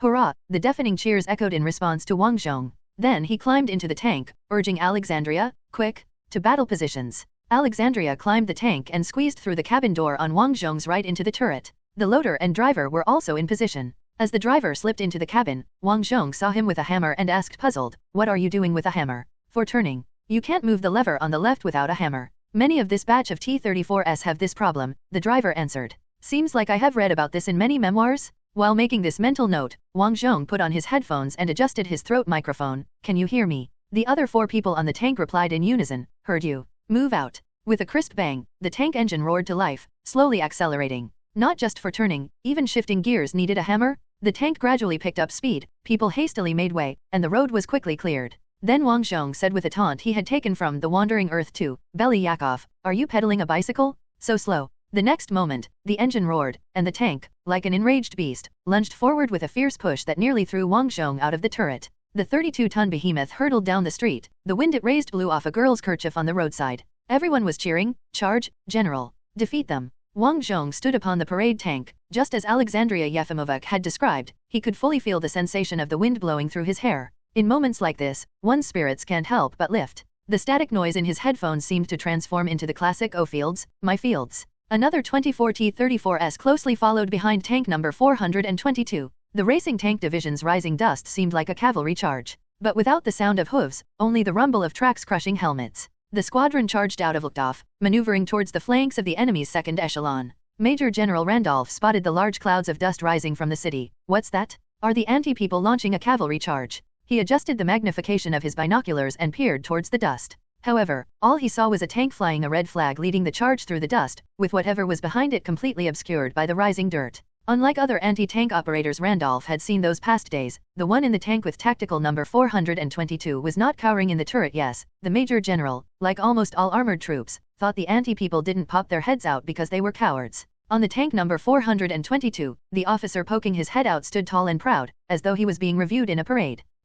Major General Randolph carefully confirmed the tactical number of this tank. 422? And a white horse? Randolph, it's the general of the white horse? He's riding out in a light tank? Shoot him down quickly. The Major General naturally assumed that this tank was no different from the hundreds of light tanks that had already been destroyed on the offensive route of the 15th echelon. Swing the gun barrels around. Destroy the enemy light tanks coming out of the city. Shoot or capture the general of the white horse alive. Wang Zhong, assessing the situation from a bird's-eye view, judged that the timing was about right. The enemy had also reacted and started to turn. Right now, it was only individual vehicles turning, but it would be troublesome once the enemy adjusted their entire formation. After all, he had only 24 T-34s, and their level of training was so low. Wang Zhong issued the command, turn right 90 degrees. Duan? The sound of the hammer striking the control lever was indeed very crisp. The tank made a direct right turn with a drift. Then there was another duan, and the turning stopped. The vehicles following number 422 immediately turned as well. Colonel Kabov had not boasted in vain. This group of parade professionals was adept at changing formations, instantly transforming the column emerging from the city into a line. Wang Zhong, advance 30 meters, let each vehicle get rid of the dust cloud. The dust cloud raised during the charge would interfere with shooting, moving forward would shake it off. 30 meters passed in the blink of an eye, and Belyakov hit the brakes before Wang Zhong even gave the order. Taking advantage of the gun barrel's sway, Wang Zhong shouted, turret left 5 degrees, target number 112. It has an antenna, it's a command tank. Aiming was almost immediately completed, and the shockwave from the firing of the 76mm gun blew away all the surrounding gauze curtains. The shell hit the front of the tank that had just finished turning. Tank number 3 didn't catch fire nor explode, but the tank commander clambered out of the turret and, like a flying arrow, leaped beside the tank to take cover in the green grass. Of course, Wang Zhong, observing from above, could see everything very clearly. This shot had gone straight through the viewing window, wiping out everyone inside the tank except the commander. After number 422 fired, the other vehicles also started firing with a rattle. Wang Zhong watched the artillery shells bounce across the grassy field as if what was being shot wasn't a modern cannon from the 20th century but those muzzle-loading artillery pieces from the era of line infantry. Nov. L.B//JNN.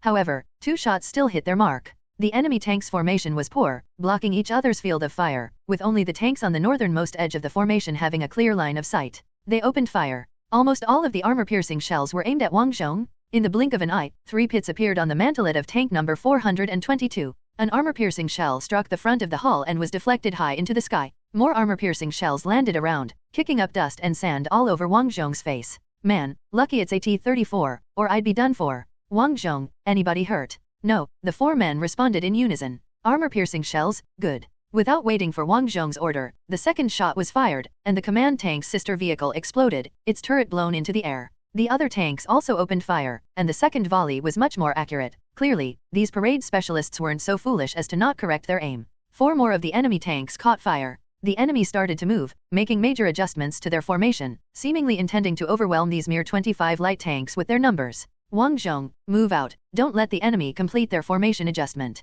Charge to within 300 meters to ensure we have better accuracy. Armor is our advantage. Accompanied by a Duan, tank number 422 once again raced forward. Dmitry shouted excitedly, look, our tank troops have launched an attack. By then, the defense line had already retreated to the forward command post, and Yegorov was personally commanding a machine gun, firing furiously into the outside. Upon hearing Dmitry's cry, Yegorov picked up the binoculars he hadn't touched for an hour and looked into the distance. It's the general? I knew it was the general just by seeing that 422, and there's even a white horse painted on it. Yegorov exclaimed with excitement, charge. Those tanks are our T-34s, the newest model? Let these guys taste our power. Major General Randolph was shocked to see those light tanks. These things seemed impervious to gunfire, and the main weapon of the Prussian Empire's No. 3 tanks, specifically used for tank-to-tank combat, only managed to scrape off paint when fired upon them. At that moment, the intelligence staff officer had finished flipping through the enemy armored vehicle identification manual issued by the High Command, and loudly reported, it's the enemy's latest type of T-34 tanks. Major General Randolph, don't just name the type. How do we deal with them? The manual says the weak points are the engine compartment at the rear and above the side road wheels. Quick, notify the troops. However, by this time, the radio was already full of various shouts from the commanders of the second echelon. Can't penetrate at all. It's ramming toward me. Try the high explosive shells? Try the high explosive shells. In such a situation, although the communications staff officer was shouting at the top of his lungs, no one heard what he was saying. Tank 422 was the first to rush past the enemy tank formation, and Wang Zhong was certain that Alexandria had hit 2 more enemy tanks while on the move. From an overhead view, he saw the other tanks were still in the melee with the enemy. The enemy was in disarray, some hysterical, while those accustomed to parades, upon realizing the enemy couldn't penetrate their armor, had gained a tremendous psychological advantage and were fighting even better. On the field, at least 20 enemy tanks were burning, and about 30 more had stopped, motionless, and had lost their highlights from Wang Zhong's perspective. At this moment, Wang Zhong suddenly noticed that just to the front left of him, there were several armored vehicles stopped, with one having particularly many antennas. On closer examination, beside the armored vehicle with many antennas was a man dressed in a particularly stylish uniform. That red badge looked like a general. A bold idea emerged in Wang Zhong's mind. It was just under 2 kilometers away, the perfect moment for a decapitation strike. Wang Zhong, turn left 45 degrees. Duan, the tank turned around. Alexandria, looking through the gun sight, saw the target. This looks like the enemy's command vehicle. Exactly, go for it. Capture the flag. Randolph put down his binoculars and stepped back. The adjutant was quick to react. The enemy is charging us. Guard tanks. The Prasen Armored Division's headquarters was also equipped with 4 tanks, a platoon, as a guard, in addition to a guard battalion. The guard tanks immediately moved forward, lining up in a row 100 meters in front of the command vehicle. The first volley fired. The only hit was an armor-piercing shell that sparked a chain of sparks on the enemy's armor. The enemy suddenly stopped, clearly trying to exploit the Prasen reload interval. A shell was fired, and the platoon leader's tank of the guard tank platoon was hit, with the tank operators scrambling out of the tank, all the while shouting, "Sanitator, medic." The guard tank platoon's second volley managed to make the target, who was sticking his head out, duck down. The enemy's retaliatory strike set the number 2 tank of the platoon ablaze. The enemy seemed intent on picking off the guard tank platoon from left to right. The remaining 2 tanks sped off, one to the left and one to the right, trying to flank the enemy. However, as the third shell came in, the tank veering to the right immediately stopped, black smoke belching from its engine. The last tank stopped its flanking, charged toward the enemy, and then took an armor-piercing shell head-on. The moment the 76mm gun fired, the enemy's guard infantry threw out smoke bombs. Of course, the smoke couldn't stop the shells that had already been fired. From a bird's-eye view, Wang Zhong could clearly see that this shell had almost landed at the general's feet. However, the general's adjutant happened to throw the general to the ground just in time. It could only be said that the flight speed of the high-explosive shell was somewhat slow, and Tank 422's position was indeed a bit far from the target. The adjutant died instantly, but the general he had thrown to the ground was still left with a breath of life. Wang Zhong, second shot. Alexandria, the smoke is obscuring our vision. Wang Zhong, fire at the original position. At that moment, an enemy half-track vehicle sped forward, attempting to use its body to shield the general, while the machine gun on the half-track began to fire wildly at Tank 422 from such a distance. Wang Zhong quickly ducked behind the turret hatch, the kind of hatch designed to double as cover for a nobleman's lookout. Wang Zhong could see through the observation window specifically left on the hatch. The field of view was very small, but that didn't hinder Wang Zhong, as he had an advantage. As long as he could observe, no matter how thin the slit was, he always had a fan-shaped field of view from a top-down perspective.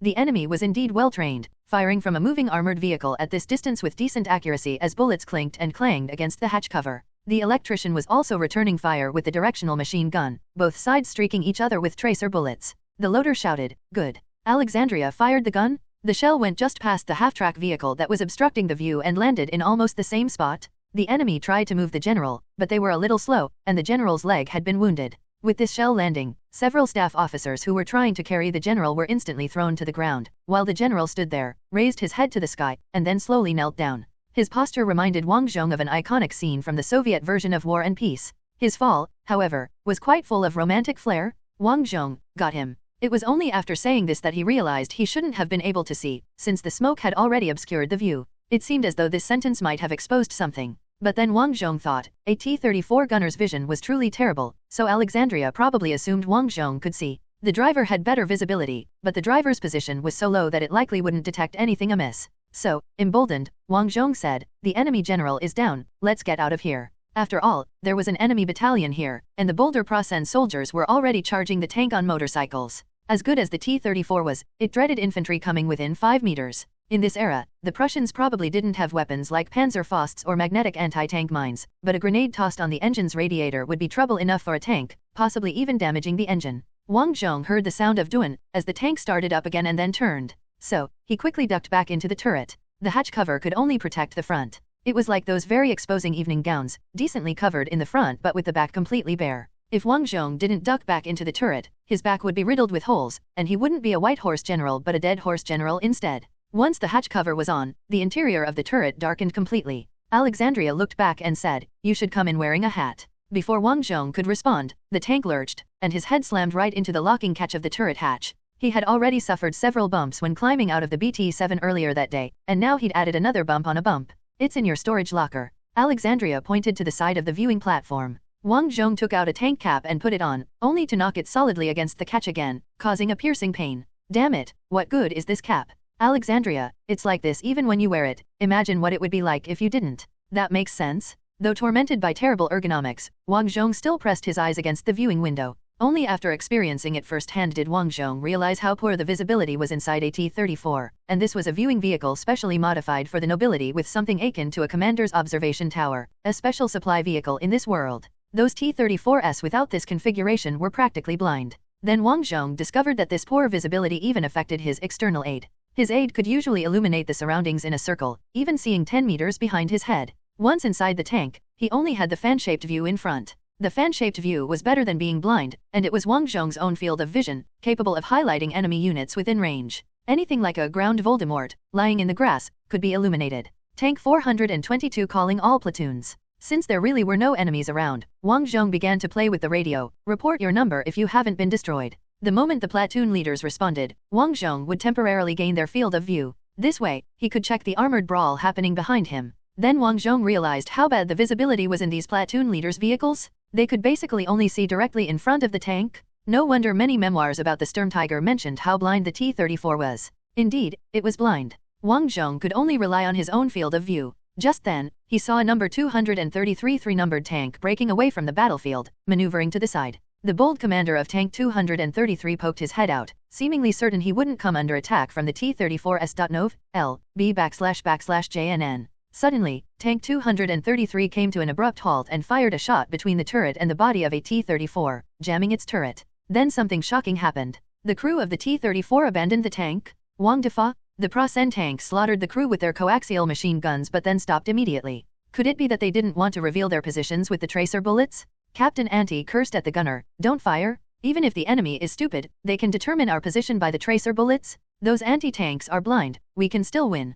Gunner, we can't penetrate their armor. Then jam their turrets, break their tracks. In Carolingian, when we faced the B-1 tanks, that's what we did. Just paralyze them, and the infantry can take care of them." Captain Anti paused then said, "Moreover, these anti-tank operators have no experience. They abandon the tank if the ring is jammed.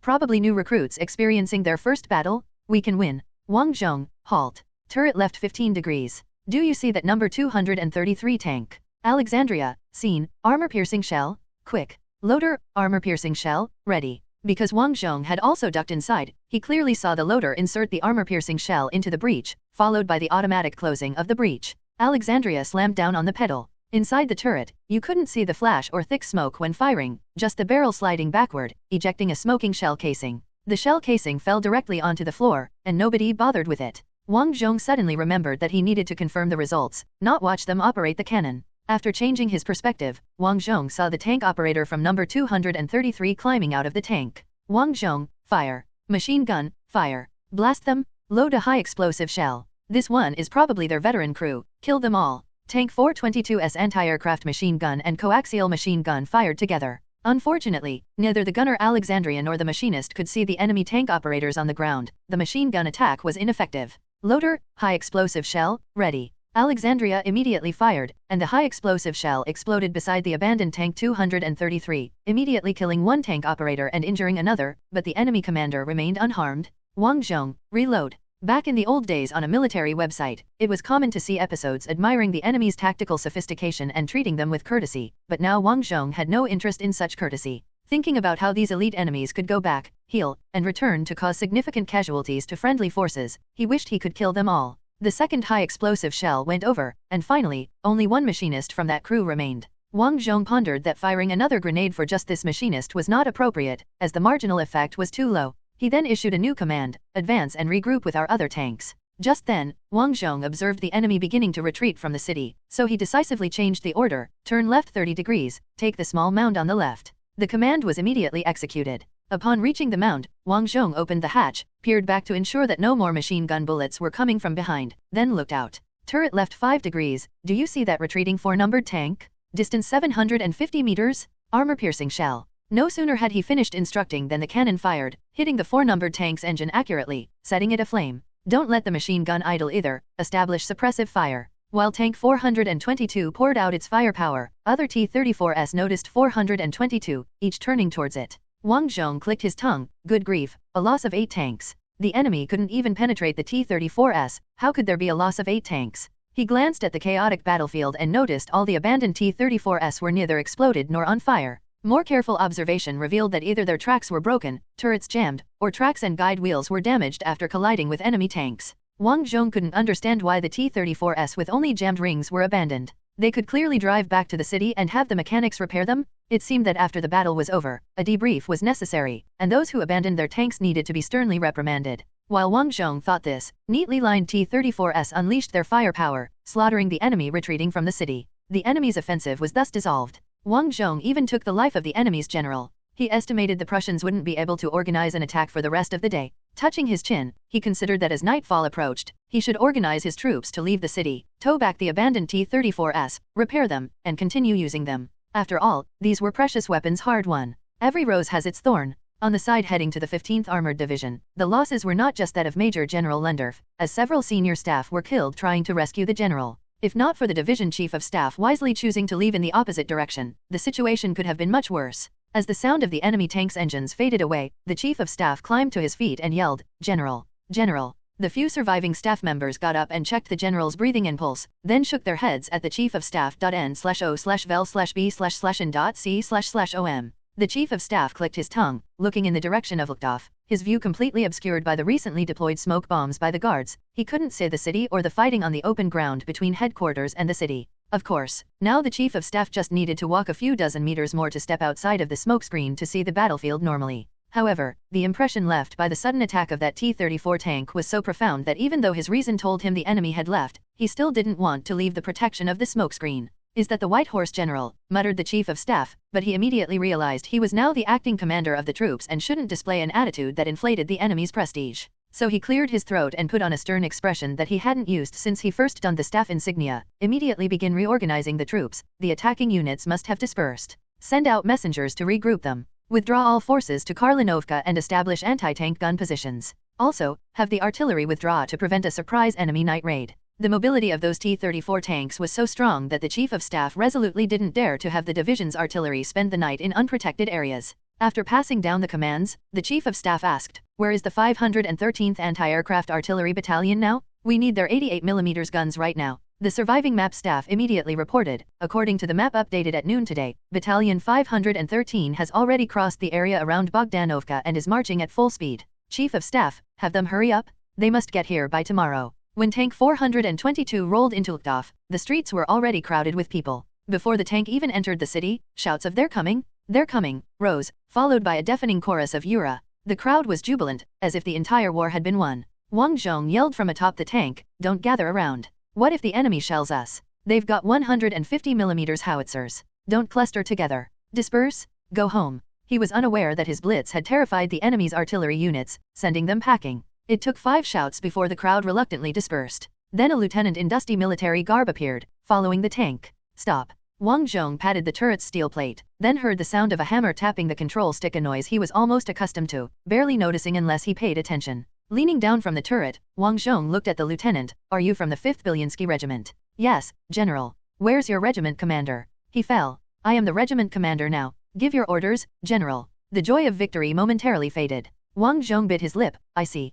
What's your name?" "Pavel Alexeyevich, General." "Wang Zhong, how many of you are left?" 81 fit for duty. Everyone else, even if alive, has been taken to the hospital by the stretcher bearers." "Wang Zhong, you've all worked hard. I will have the Guardian Army take over your sector. Head to the train station and prepare to board the next train for retreat." The lieutenant was stunned. "You don't need us anymore. We can still fight." Wang Zhong found himself at a loss for words. He meant to have them retreat to resupply and rest, but Pavel made it sound as though he had abandoned them. Wang Zhong, that's not it.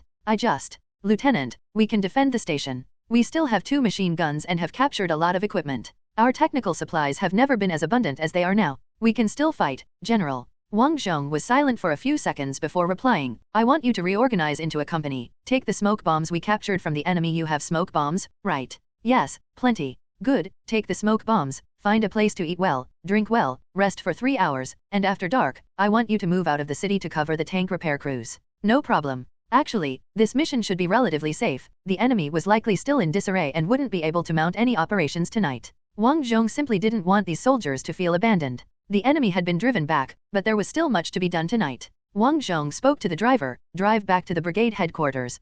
Do you know where it is? I don't know. Belyakov answered bluntly. Did we come to find you, or was it the sergeant major who led the way? Wang Zhong, I'll show the way. Forward, turn left at the street corner ahead. Wang Zhong entered the command post of the battle group, which was actually the brigade command post. Pavlov looked up and said, 3 miles from here and we can hear cheering, General of the White Horse. Wang Zhong, I need to organize the mechanics from the auto repair shop to go out of the city to repair tanks tonight. There are 8 tanks that just broke down and can be fixed. All right, there are 3 hours till nightfall, that should be enough time to get it organized.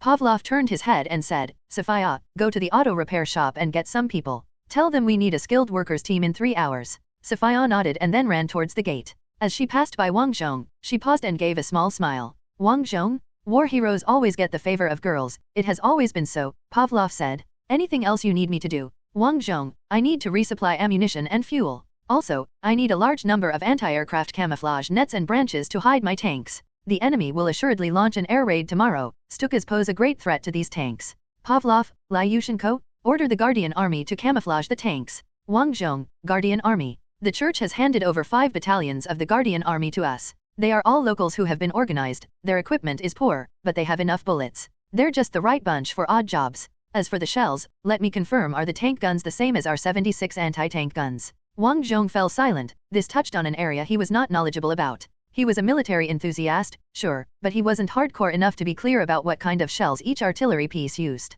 Although the bore of the T-34's L-11 cannon was indeed 76.2 mm, the same as that of the ZIS-3 anti-tank gun, he really had no idea whether the two used the same ammunition. After a few seconds, Pavlov sighed. It is only in times like this that I remember the rumors about you from before, General. Wang Zhong, my gunner is an instructor from the Armored Training Corps. He surely knows. I'll send him to the command post of the quartermaster's department to get the shells. He won't make a mistake. Indeed, then let him do it. Wang Zhong, what are the casualties among our troops? As he asked, he remembered the lieutenant from the 5th Beseshensk regiment. Pavlov stopped, took off his glasses, pulled out a microfiber cloth, and began to wipe them, not answering. Wang Zhong, tell me, I've prepared myself. We're still looking for the wounded, but those alive have been accounted for since you just have to assemble and count them. There are 611 people still alive in the Guards 31st Regiment. 1/3 are injured. I reckon we can still dig out 100 or so wounded from the dead, but how many can be healed and returned to the ranks, that's hard to say. Wang Zhong pursed his lips. Were the losses that great? Pavlov continued, the good news is, the enemy suffered greater losses. In the past, even when the enemy was attacking, their losses were less than ours, but this time they've had a hard time. Wang Zhong nodded. That might be the only consolation. However, most of their higher casualties were caused by the tank units under your direct command, including the BT-7 and the later T-34s. The enemy still won in terms of casualties caused by frontline meat grinder. Wang Zhong, the enemy is well trained. I've come to understand that fully. Also, there's more good news. Although Position A was suppressed by enemy artillery fire, miraculously, one 203mm gun remains. We still have 5 203s and will be able to deliver a big blow to the enemy tomorrow. Wang Zhong frowned. Can we call for aerial reconnaissance to locate the enemy artillery positions? It has been 7 days since we first saw our air forces. Shouldn't the air force have been replenished by now? Pavlov, you're asking a brigade staff officer this question? You should be asking the front army staff chief. He has authority over the air force. Before he could finish, a judge entered with a telegram, new orders from the front army headquarters. Wang Zhong was taken aback before realizing that his telegrams were managed by a group of judges. He reached out his hand. Give it to me. After taking the telegram, he read aloud, the 63rd Army Group is expected to arrive at Lutov by tomorrow afternoon. Your unit should make every effort to delay the enemy. Our intelligence indicates that your unit's front may face an entire enemy armored division, along with a portion of an armored rifle division. We believe the enemy armored group is crossing Bogdanovka, anticipating that your unit will face a fierce armored assault tomorrow. Wang Zhong looked up at Pavlov. That's what they, front army, say. Pavlov snorted, such timely information. Does the front army know that if it weren't for the Crown Prince's delivery of the T-34s, this place would have already fallen? I guess they don't. Wang Zhong, then let's tell them. He turned to the judge and said, send a reply like this, and take note. The judge immediately took out a notebook and pencil, ready to take down the message. Wang Zhong, my unit suffered heavy losses today. If it weren't for the newly joined T-34 unit and the commendable performance of the remnants of the 23rd Tank Army, Luftwaffe would have fallen. My unit urgently needs to resupply ammunition and personnel, especially armored forces and anti-tank weapons. Additionally, we require Air Force support, Alexei Konstantinovich Rokossovsky. The judge wrote frantically, looking up at Wang Zhong only after finishing the last word. Wang Zhong felt as though something was missing. After thinking for a moment, he said, read it back to me. After the judge had repeated his report, Wang Zhong nodded with satisfaction and let him go. Pavlov, every time the judge comes in, I get a shock. We really need to get a proper communications officer. I think the judges are pretty nice, Wang Zhong said with a shrug. If I were tight with the Crown Prince and he was madly sending over heavy equipment, I'd think they were nice too. Pavlov seemed to awaken a talent for playing the straight man, achieving a level 1/10 that of you, Dad. No sooner had the words left his mouth than another judge walked in. Pavlov instinctively raised both hands. I didn't say anything. The judge cast a sharp glance at him, then turned to Wang Zhong and said, the front army intercepted enemy communications. The enemy's 15th Armored Division commander, Lord Randolph, has died. They're asking if we know what happened. Wang Zhong, I did it. I personally drove commanded tank 422 to within 850 meters of the enemy headquarters and attacked with high explosive shells and machine guns. The entire tank crew can testify. Just reply that to headquarters. The judge nodded, turned to leave, then suddenly turned back, snapped to attention, and saluted Wang Zhong. Salute to you, General. Wang Zhong nodded his head. The judge turned and left. Wang Zhong gestured at his retreating figure and said to Pavlov, see, they're pretty nice, right? This time Pavlov couldn't find a reply and only blinked, forcibly changing the subject. I'm currently reassembling the units. By tonight we should be able to reorganize. I wouldn't count on your help, but can you call Bishop Popov back? I can, Wang Zhong affirmed. Pavlov continued, I need you to patrol the positions. We've had heavy casualties and need to boost morale. Otherwise, come nightfall, when the soldiers remember the faces of those who've left us, organization will collapse. Wang Zhong, I think they'll be fine. I have confidence in them. While speaking, Wang Zhong suddenly remembered how Pinyi had been supported by countless soldiers' hands when he fell off the tank with a fever. Then he thought of just recently, how pair after pair of hands had pulled him out of the depths of despair and helped him stand. How could an army like this, a people like this, possibly be defeated? As if guessing his thoughts, Pavlov said, it's your duty, General. It's even more important than commanding the battle yourself. After all, commanding a battle can be delegated to a capable officer, but this task can only be done by you. Wang Zhong, you're right. Pavlov, best mount your, Bucephalus, was it? Bucephalus, is it okay? The stables got hit by enemy artillery. We thought all the horses were done for. But it just came out on its own and was eating grass in the yard. Not a scratch on it. I had the Guardian Army take care of it. Wang Zhong nodded, no longer disturbed the busy chief of staff wrestling with documents, and turned to leave the headquarters. Just as he reached the door, he saw Grigory leading Bucephalus and another chestnut horse towards him. Grigory looked much worse off than in the morning. His clothes were wrinkled and torn in several places, dirty enough to turn water into ink. But he seemed completely uninjured, with hardly any blood on him. Wang Zhong, where's your ammo pouch? It got shot off in the fight. Don't worry, I've got a new one. Grigory pulled a canvas bag from behind him with about 4 magazines in it. Wang Zhong also noticed that the sergeant major's submachine gun had been cleaned, shining with oil. Clearly, he had maintained his weapon before coming to meet him. Did Pavlov order you to bring the horse over? No, I thought it'd be more convenient to move around the city on horseback. The city is full of wreckage and craters left by enemy cannons, not good for driving. Wang Zhong nodded, about to reply, when 2 BT-7s thundered into the combat team's location. The lead BT-7 was the platoon commander's vehicle, with a radio antenna. The platoon commander didn't wait for the tank to stop before he climbed out and approached Wang Zhong in 3 steps. General. Wang Zhong, only these 2 left. A few got stuck, enemy grenade launchers damaged them. We've come to receive combat assignments, General. Wang Zhong, there shouldn't be fighting tonight. You guys can get some good rest. At that moment, the crew from the BT-7s all climbed out and gathered around Wang Zhong's T-34 command tank, buzzing excitedly as if they were looking at a large animal newly bought to the village. One of the drivers, while inspecting the tank's engine, asked Belyakov, how thick is this armor? Belyakov recited the approximate armor data like it was a menu. Wow. Compared to this, we're practically running around naked. Damn the marshals, why don't they equip us with this thing? It could save a lot of lives. Wang Zhong jumped in. There are 8 T-34s that were lost due to breakdowns, just outside on the plains. Tonight we plan to go out and repair them. Some of the tank crews probably took losses too.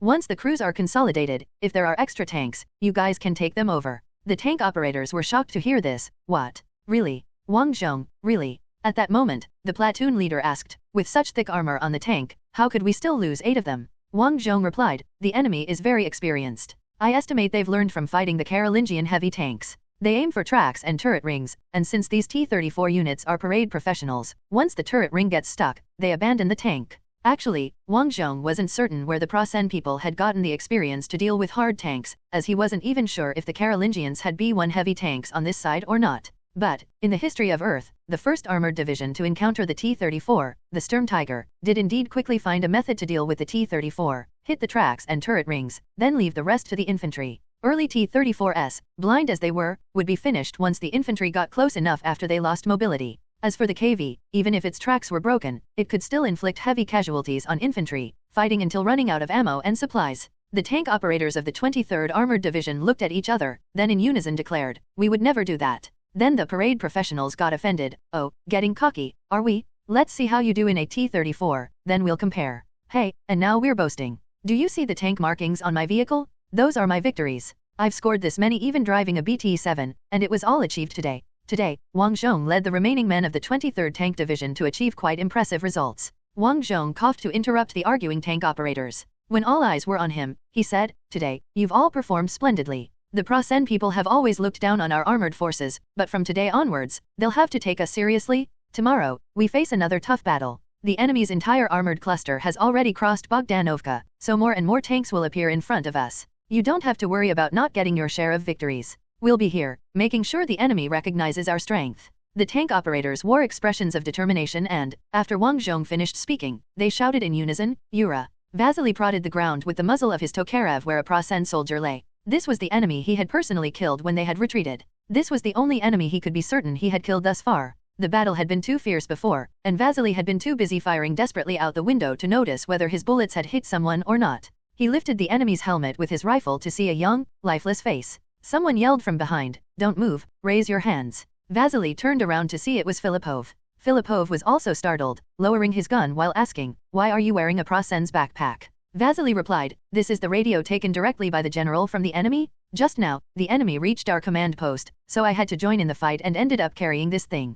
If you had fired and broken it, the general would have made you carry manure as punishment." Filipov laughed, "Damn, acting like we've never carried it before." Leaning against the wall, he slowly sat down and took out a rolled cigarette. "You smoke now?" Vasily asked, teasingly approaching. Filipov replied, "I suddenly found out that not smoking for health reasons doesn't seem to make much sense. After all, you see, we might die before we even have to worry about health." Vasily nodded and said, "Give me 1, 2, to try it out." Soon after, the two who had never smoked before both started coughing violently. After stamping out the cigarette butts, the two old friends sat side by side leaning against the wall.n/o/vel/b/jn.c//om. "Nikolai is dead," Filipov said. "And Barfanovich, too." Vasily was silent for a few seconds, then said, "Dmitri is alive and kicking. Isn't that a good thing?" "Yes, I had wanted to mention who had died, but since I was always at the command post, Yegorov and the veterans are too crafty to die that easily. I saw him throw back Prasen's grenades at least 3 times. 3. Filipov laughed, "That impressive?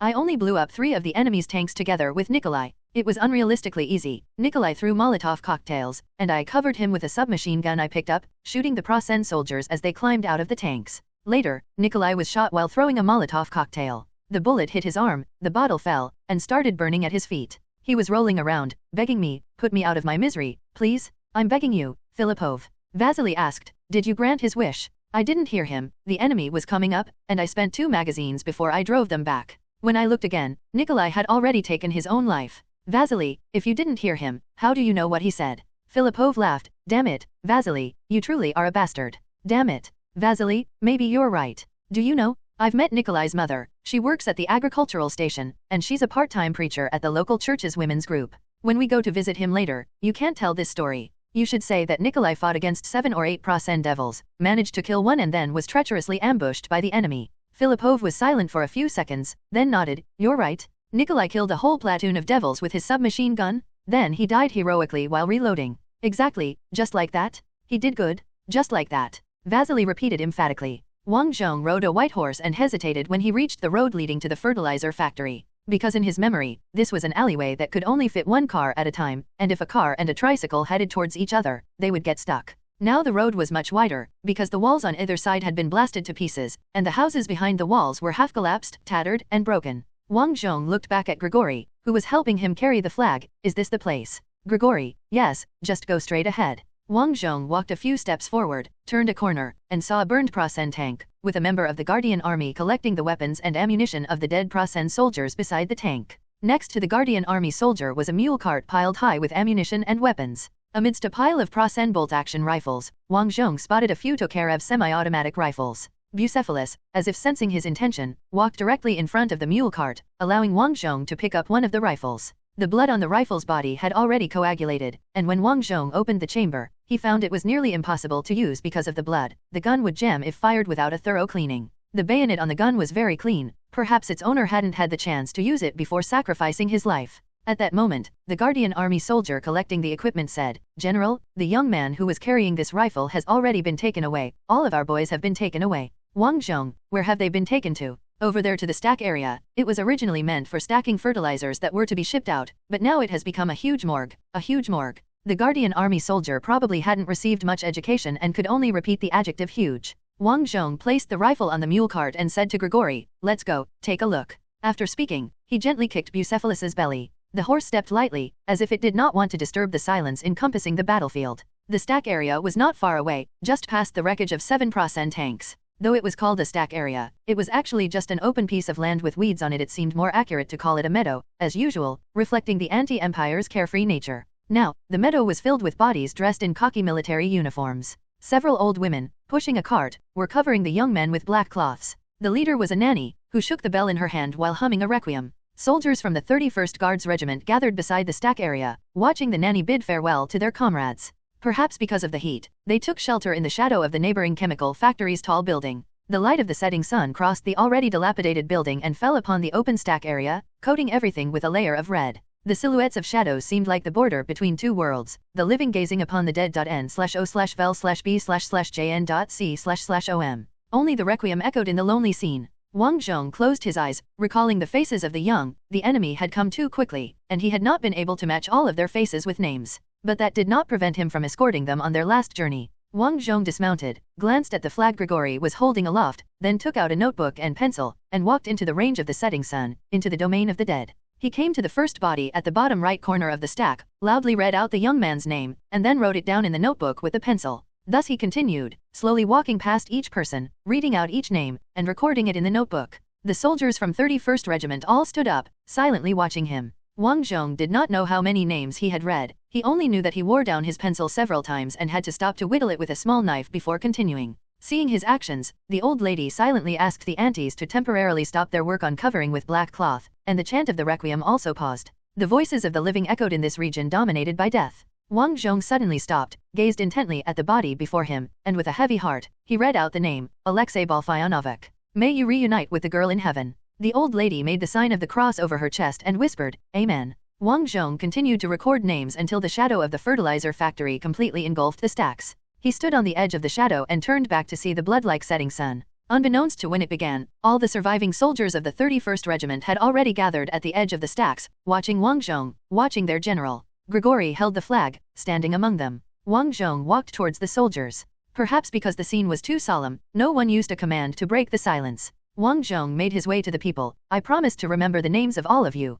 but I haven't managed to do so yet." The young soldiers watched Wang Zhong with pursed lips. Wang Zhong lifted the notebook in his hand. "This notebook records the names of everyone who sacrificed today. Surely many more will join this notebook in the future. One day, when I become an army group or even a front army commander, the number of deaths will be so great that notebooks will hardly suffice to record them. But I promise, I remember every drop of blood shed for victory. Look at this flag." Wang Zhong gestured to Grigori. The sergeant major stepped forward 5 paces to a position where everyone could see the flag in his hand. "Wang Zhong, this flag was brought out by an old soldier named Reznov. He sacrificed himself to rescue me when I was in trouble. To save me, many have sacrificed, their blood splattered on this flag. I hold this flag to remember those civilians who sacrificed themselves to save me. Now, I have decided to use dye to thoroughly redden this flag, and it will represent all the soldiers who sacrificed today. It will represent every defender of the homeland who has fallen since the war began. Each one of us, upon seeing the red flag, will recall our sacrifices, remember the price we paid for victory. I think in this great war sweeping everything, in the early chaos, many did not leave their names before they died. This red flag will represent each one of them. We will never forget. Wang Zhong paused, looking at the faces of those as young as the dead. Someone began to shout loudly, "We remember." The others joined in, "We remember. We remember. We remember." After the shouting in unison ended, Wang Zhong continued, "If one day, I too fall, this flag will bear the elegance of my blood-stained wind. Grigori, go dye the flag, turn it to red at its base." Grigori took off running, leapt onto his horse, and disappeared in a flash. After watching the flag disappear, Wang Zhong looked again at the young people. "Vasily. Is Vasily here? Or has he been injured? Vasily, here. I've got your precious walkie-talkie, and it's not broken. Don't punish me." "Wang Zhong, I wasn't going to punish you, or do you actually want to go shovel manure?" "No, I don't want to at all." "Wang Zhong, I heard your father is a music professor." "Yes." Vasily looked somewhat displeased. It seemed he had a deep estrangement with his father. "Wang Zhong, then sing us something appropriate for this scene." "This. General, in such a situation." "Wang Zhong, what's wrong? Can't we sing at a time like this?" "But, such a sorrowful scene." "Yes, such a sorrowful scene. But do the dead wish us to weep and wail?" "No, they want us to muster courage, to fight the enemy for them as well. They wish for us to give as good as we get, an eye for an eye, blood for blood. Sing a song with vigor." Vasily furrowed his brow. "This. Didn't your father give you a musical education?" Wang Zhong asked with doubt. Filipov yelled from the side, "Report." "Wang Zhong, speak." "He did, General. His music is really good. He can even play the trumpet." Vasily glared fiercely at his so-called friend. "Wang Zhong, so, you've had a good musical education and you say there's no song suitable for this scene. At least I've never learned one." Wang Zhong thought to himself that it was fortunate he knew such a song, but it was a pity he didn't know how to adapt the lyrics into anti-language, afraid that singing it in Chinese would just confuse everyone. But at this moment, he especially wanted to sing it because it was so fitting for the scene. So he hummed a line, only to realize that obviously there was no translation, it was in Chinese. Although it was very quiet, Vasily heard it perhaps because he had a musician for a father. His ears were sharp. "What's this song? I've never heard it. I can't understand the lyrics, but it feels like I can grasp the meaning with the melody." Vasily asked curiously, "What is this, exactly?" Wang Zhong suddenly had an idea. He asked, "Have you studied composition?" I haven't tried, but my dad has always forced me to learn music theory. I can give it a shot." At this moment, Wang Zhong's mind became clear. Singing can't be translated, but I can recite, and once recited, it's translated. Then leave it to Vasily to worry about how to turn it into singible lyrics. So he said, "Then take a look, put this tune to music, write it into a song." He turned his head to look at the piles of bodies, then began to recite. "The rolling smoke sings of heroes. Mountains all around listen with sideways ear, with sideways ear. The clear sky's thunder strikes the golden drum. The mighty sea raises waves as harmony. People's warriors chase away tigers and leopards, sacrificing life, forgetting death to safeguard peace. Why is the battle flag beautiful as a painting? Heroes' fresh blood has dyed her red. Why is the earth ever in spring? Heroes' lives blossom fresh flowers." Filipov's mouth formed an O shape. "You're a poet too." Vasily took his notebook and wrote down the words, read them silently again, and then critically said, "The rhymes are a bit off, I'll need to make some adjustments. But it really has a spirit of sadness without sorrow." "Nonsense, this is one of the immortal treasures of another time, my real homeland."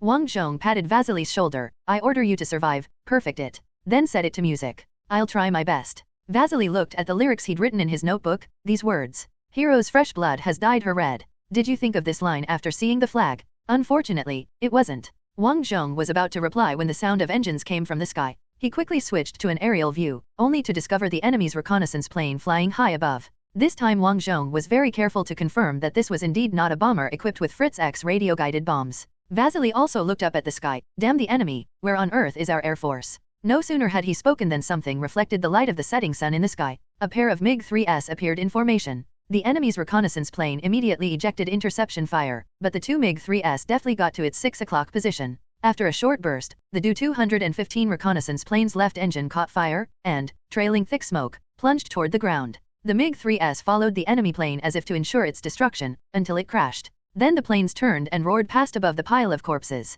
Despite just having shot down an enemy from thousands of meters in the air, the burly pilot did not close the glass canopy of the cockpit. Wang Zhong recalled that only Italian pilots liked to fly with the cockpit canopy open, supposedly to feel the breath of the wind. When the pilot saw clearly what was below, he raised his right hand in salute. Some of the soldiers exclaimed, "He has 6 kill stars? He's an Air Force ace. Hurrah!" There were cheers all around. Only Vasily was still looking down at the poem Wang Zhong had just written. At the same time that Major General Rokosov was mourning the fallen soldiers. 25 kilometers east of Bogdanovka, the town of Grezno, the estate of the largest landowner in the town, Boy, had been occupied by the Prasen soldiers and converted into the headquarters of the 1st Armored Cluster. At 7 in the evening, General Ewald von Stermark entered the main building's hall surrounded by a large group of aides and staff officers. Stairmark looked up at the magnificent chandelier above the hall and said, "This thing will fall and hurt someone when it's hit by shelling, take it down." The staff at headquarters immediately sprang into action, bringing a ladder to remove the chandelier. Stairmark's aide-de-camp made a gesture of invitation. "General, the map room is set up this way.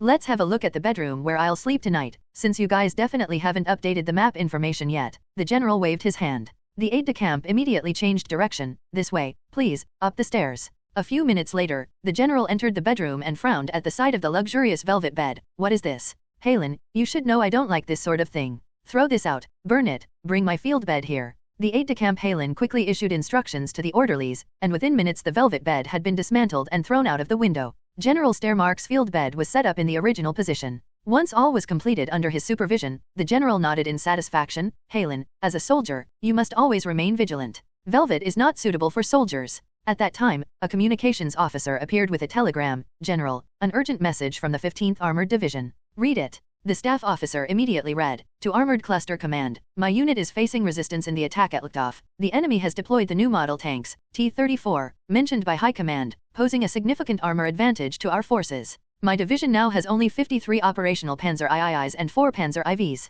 Moreover, because the battlefield is under enemy control, we are unable to retrieve and repair abandoned tanks. The enemy used their mobility to launch a surprise attack on our headquarters. General Randolph died for his country. 15th Armored Division Headquarters, July 7, 1730 hours N/O/Bell/B/JN.C//OM." The general turned his head to the communications officer, his brows furrowed. He stepped forward, took the telegram, and read it several times before exclaiming, "Major General Randolph is dead. Chief of Staff, he may be the highest-ranking officer we have lost since the beginning of our offensive." "I know." The general put the telegram behind his back and began pacing the room. "New tanks? High Command said there were at most 100 of these tanks? Did the 15th Division report how many new tanks they encountered?" "No. The report they sent back is the one you're holding," answered the communications officer. "Chief of Staff, I remember yesterday, that is, on the 6th, the 15th Division reported that after a failed probing attack, they still had 91 operational Panzer IIIs and 27 Panzer IVs. Such a heavy loss in one go, the enemy must have deployed over 50 of the new tanks." Stairmark complained as he paced. "The intelligence department of the Southern Army Group told us that Luchthof only had 2 infantry brigades, yet there emerged corps heavy artillery and now organized new tank units. Did these enemies sprout from the ground?" As soon as he finished speaking, another communications soldier entered the room with a telegram and handed it to the communications officer. "Just finished decoding." Stairmark went up and snatched the telegram to read for himself. "Telegram from Southern Army Group Headquarters. According to aerial reconnaissance, an infantry army group of the enemy is advancing towards Luchthof, expected to arrive tomorrow evening. The 1st Armored Cluster should attempt to capture Luchthof before the arrival of the army group." After reading, Stairmark handed the telegram to the Chief of Staff. "An infantry army group, no mention of tanks. Chief of Staff, perhaps tomorrow we could have the 15th Division try again." No, General Stairmark waved his hand. "The offensive operations of these past 10 days have proven one thing, that is, our armored divisions are assigned too few infantry. If the enemy has heavy artillery and possibly 50 new tanks, then they might have 7 to 8 infantry battalions. Our armored divisions only have 4 armored grenadier battalions, one of which is motorized reconnaissance." After another round of pacing, he stressed once more, "We need to increase the number of armored grenadiers. Ordinary infantry can't keep up with armored units and always fall out of step during the attack. The anti-people were in disarray, allowing our armored forces to break through with ease, but lately the anti have started to put up a stubborn fight. We need infantry to conquer those well-defended towns." The Chief of Staff tentatively asked, "So, we're not attacking anymore?" "We will attack. Once the enemy's infantry army group arrives, taking Luchthof will be even more difficult. Have the 24th Armored Grenadier Division join the attack. Now that Major General Randolph has died a glorified death, command of the assault will be handed over to Major General Franz of the 24th Armored Grenadier Division."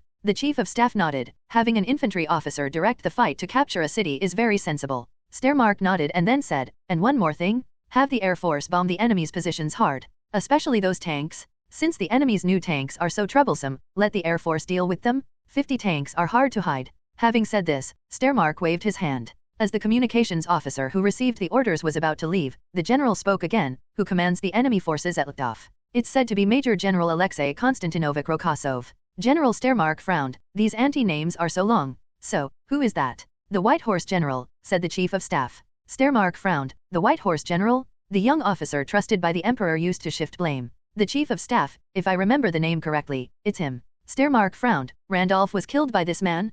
Communications officer, wire the 15th Armor and inquire about the details of Major General Randolph's death.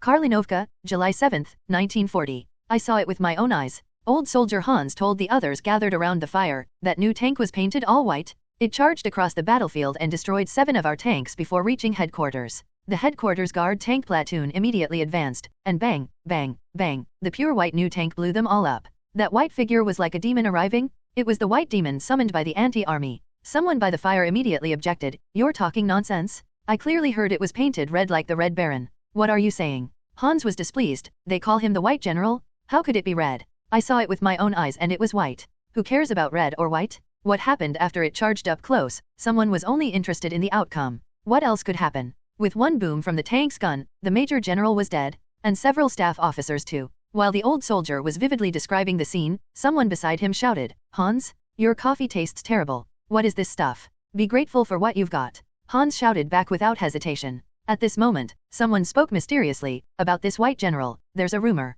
It was told to me by a fellow sapper from my hometown. In this village, the White General planted 20 devious mines, and the sappers only managed to remove 4 and 1 exploded. The remaining 15 mines have not been found at all." This statement made everyone around the fire tense up. The person who shared this news seemed pleased, "So be careful, stay away from anything suspicious, or you won't be keeping your life." The Prasen soldiers looked at each other in dismay. If the White General could take out 12 tanks and kill General Lendorf all by himself in a single tank, then he surely could have planted 15 mines. There was no logical connection between the two, but the grunts didn't care about that. They just believed the White General could do it. Everyone secretly swore that when it came time to sleep, they would definitely sleep outside the house. They dared not even consider using a bed. At 10:50 in the evening, Wang Zhong rode his white horse out of the city and found the mechanics fervently trying to save tanks at the repair factory to understand the situation. "Your Excellency General," said the same old worker who was assembling the cannon, "you asked us to repair tanks, but we're car mechanics, not very familiar with tanks. So we've enlisted the help of maintenance workers from the tractor station, at least they can reattach the tracks." Then the old worker introduced a colleague to Wang Zhong. "This is the foreman from the tractor station, let him explain the situation." Wang Zhong nodded. "Please, go ahead. Your Excellency General, we've checked several abandoned tanks, and 3 of them can move once the tracks are reattached, and the turrets are functional. Of the remaining 5, 1 has a damaged leading wheel that needs replacement parts. The turrets on the other 4 are jammed by enemy armor-piercing shells. We plan to use pliers to pull out the armor-piercing shells wedged between the turret and the body. As for the other faults, we aren't familiar with cannons, so we can't inspect the condition of the cannons. The machine guns, only a few of us reservists have seen them during mobilization training. We can't guarantee that they'll be fixed." "Wang Zhong, how many do you estimate can be rescued? If given time, we can fix them all. But will you give us the time?" "Wang Zhong, time is tonight. I hope to have these tanks back in fighting condition before 6 or 7 o'clock tomorrow morning." "That will be difficult," said the foreman of the tractor station. "We don't have the specialized repair equipment, nor are we professional logistical mechanics. By the time you've set, I think we can only repair 5. Wang Zhong was taken aback. It seemed that couldn't be demanded of them, so he changed the subject. "What about those Prasen tanks?" The foreman shook his head. "Those tanks are vastly different in design from ours, and the width of the tracks is different. We don't have the specialized tools to reattach tracks. Plus, it's clear they are high-quality manufacturing, very precise. Such finely made things are harder to repair. However, Wang Zhong, however, we found that some of the enemy's tanks didn't really have any problems, just that their crew was severely reduced after being penetrated, so they were abandoned. We've inspected these tanks, and at least 3 are still operational, even able to fire shells." "Wang Zhong, only 3, huh? 5 plus 3, not to mention anything else." It was truly a relief to have restored the fighting capability of 8 tanks regardless of whether they were T-34s or not. But these few tanks were far from enough. Who knows how many enemy tanks they will have to face tomorrow. On the morning of July 8, 914 AD according to the Jules calendar, Wang Zhong woke up amidst the rubble. The senior officer's quarters next door, where he had stayed before, had its roof blown off, but, miraculously, none of the 3 beds had been crushed. As soon as Wang Zhong opened his eyes and sat up, he saw Yegorov cleaning his gun. "Not polishing shoes today?" he asked, puzzled. Taking his shoe, Yegorov showed a huge gash at the front. "It got blasted by a grenade. I only discovered it this morning, so I sent Vasily to get me a new pair," he said. N/O/vel/b/in.c//om. Wang Zhong, treating Vasily as your personal orderly. What's wrong with that? Or could it be, the rumors are true? Wang Zhong, what rumors? Yegorov, as if searching for the right adjective, twirled his hand in the air. A relationship of a wolf to a sheep. Wang Zhong thought for a second, then figured Yegorov probably meant to say an intimacy as of dragons and sons but misspoke. Wang Zhong, not at all. Don't you know my reputation? I'm the bulldozer of St. Ekaterinburg, the terminator of noble ladies' chastity. Yegorov, but that doesn't conflict with this? Did I spell it right, though? Wang Zhong, no, you didn't. I knew it. Yegorov cursed. Damn. You guys always come up with these words no one uses. Wang Zhong changed the topic to the empty bed. Popov didn't come back last night. How could he possibly come back? After last night's battle, there must be a mountain of tasks to do. A normal brigade headquarters needs over 100 staff, odd job men, and clerks. How many do we have? It wouldn't be surprising if Pavlov collapsed at any moment. Wang Zhong, does a brigade headquarters really need that many people? That's not even counting communications and security. A normal brigade HQ, along with logistics and accompanying laborers and such, numbers in the thousands. Wang Zhong, a brigade? That many people? Yep, that number is on the conservative side for logistics. A fully staffed brigade with sufficient supplies normally has a ratio of 2 civilians to 1 soldier, and that can be reduced to 1:1 only if you have enough vehicles. Wang Zhong scratched his head. No wonder they said the victory of the Huihe campaign was pushed by single-wheel carts. Having only known it on paper, now Wang Zhong truly understood that modern warfare is a war of logistics. In passing, Wang Zhong also finally figured out why Pavlov was always busy with panda eyes. He hoped Popov would relieve some of his pressure. Wang Zhong wished so. At that moment, Yegorov spoke up, heard you wanted the laborers to dig tank emplacements yesterday. Wang Zhong, yes, a type of tank emplacement that I devised myself. Of course, it wasn't actually his own idea, but rather one taken from the Soviet armored defense manuals of another timeline. Who says plagiarism is limited to poetry?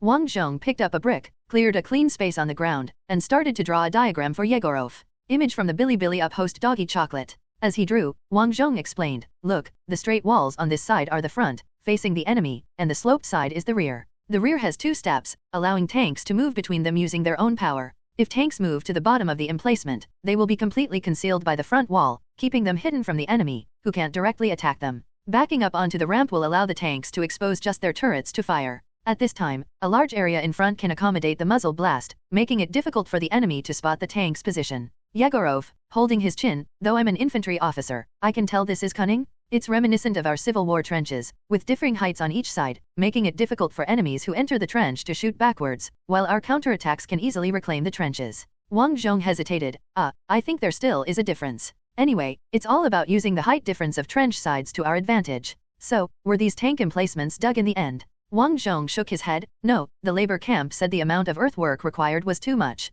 With their manpower, not even by tomorrow night tonight, could they finish. So, they had to do some things that would have immediate effects instead. Like burying landmines. Yegorov looked up in surprise. Do we have mines now? They were delivered last night. Also, I have some new ideas for the minefield. See, the enemy would use artillery to blast the minefield, setting off all mines, right? We need to think inversely, so I had the engineers guide the laborers to bury the mines 5 kilometers away from the city, so enemy artillery can't reach the minefield. But, we erected signs in Prasen around the city, along with some pickle jar lids. Inside those lids, we've mixed in real mines, and beneath each, we've buried homemade booby traps made out of grenades. If the engineers disarming the mines don't notice the booby traps, then boom. Yegorov stared, dumbstruck. Was that your idea? No, it was acted out in mine warfare. Back then, war movies always had military advisors with combat experience, so it should be reliable. But Wang Zhong, with shamelessly thick skin, slapped his chest. My idea. Yegorov raised his thumb. No wonder you have a good eye for Vasily, that troublemaker. You both like coming up with bad ideas. Wang Zhong laughed heartily, maintaining his smile as he stood up and walked over to where the window used to be. Now there was only a breast-high wall left. Had the vase still not been on the windowsill, one might not have known there was once a window here. Looking out at the fields, Wang Zhong's smile vanished. It hadn't been noticeable at night, but now the once green fields had turned iron gray. Just as Dmitri had said, this land was almost entirely made of iron now. However, Wang Zhong noticed a tuft of grass growing stubbornly in the morning sun. As Yegorov was cleaning his gun, he asked, what do you think the enemy will lead with today? I think it will be an airstrike, Wang Zhong replied. They always start with a bombing run, otherwise the Prasen Air Force would have to explain themselves to the army. Makes sense. No sooner had he spoken than the telephone rang in the next room. A moment later, Dmitri came in to report, Brother Peter has heard a large enemy air group approaching. Wang Zhong, all right, got it, sound the air raid alarm. The air raid alarm sounded right after he spoke. Clearly Brother Peter had called the air defense troops first. Yegorov, didn't many people see the Air Force shoot down the enemy's high-altitude reconnaissance plane yesterday? I saw it. After they took down the enemy, they even flew over the city to salute the young lives sacrificed, Wang Zhong said. Although I'm grateful for their efforts to boost morale, I still wish the Air Force could provide a bit more substantial help. The roar of engines came from the horizon, and Wang Zhong symbolically lay down on the ground. 20 minutes later, the sound of the enemy planes receded, and Wang Zhong got up, patting the dust off his body. At that moment, Vasily rushed into the room. Commander, I've brought the boots over. Wang Zhong, did you encounter any bombing on the way? All good. No trouble. A kind old lady pulled me into her cellar. Now I smell like pickled cabbage. Can you guys smell it? Both Wang Zhong and Yegorov shook their heads. Vasily handed the boots to Yegorov and excitedly asked Wang Zhong, "What's the plan for today's fight?" "The plan is simple. Even though we didn't finish digging a complete tank shelter yesterday, I had the labor camp stack some sandbags for cover, and we put sandbags on the fronts and the turret fronts of the tanks. We'll be on the edge of the city, taking cover among the ruins and exchanging fire with the enemy." Wang Zhong glanced at Yegorov and continued, "The T-34 tank has really poor visibility. I confirmed this myself yesterday. The tank commander also acts as the gunner, and most of the time, he can only focus on the aiming periscope. So, by positioning the tanks at the edge and staggering them, all facing outward, we can effectively reduce the blind spots in the tank's view. Yegorov, you're treating the tanks as gun emplacements. These are the results from yesterday's battle. Those guards of honor, they do fine standing in place, aiming, and shooting at the enemy, but asking them to charge at the enemy tanks for a close fight is asking too much. When the enemy infantry gets close enough to threaten the tanks, we'll reverse out and let the machine guns deployed on the flanks of the tank shelters cover for the tanks." Wang Zhong said with conviction, as if he was an experienced tank commander. Though considering the abysmal loss rate of the anti-Empire's tank troops right now, perhaps Wang Zhong really was the leading tank expert in the anti-Empire. Yegorov nodded. "I can't manage the tanks, I'm just a simple infantryman. I'll keep holding our position today. In fact, things are much better than yesterday, at least we have more people." Because of Wang Zhong's valiant fight yesterday, the church was able to muster a greatly increased Guardian Army, stuffing 5 Guardian Army battalions into Rokosov's battle group.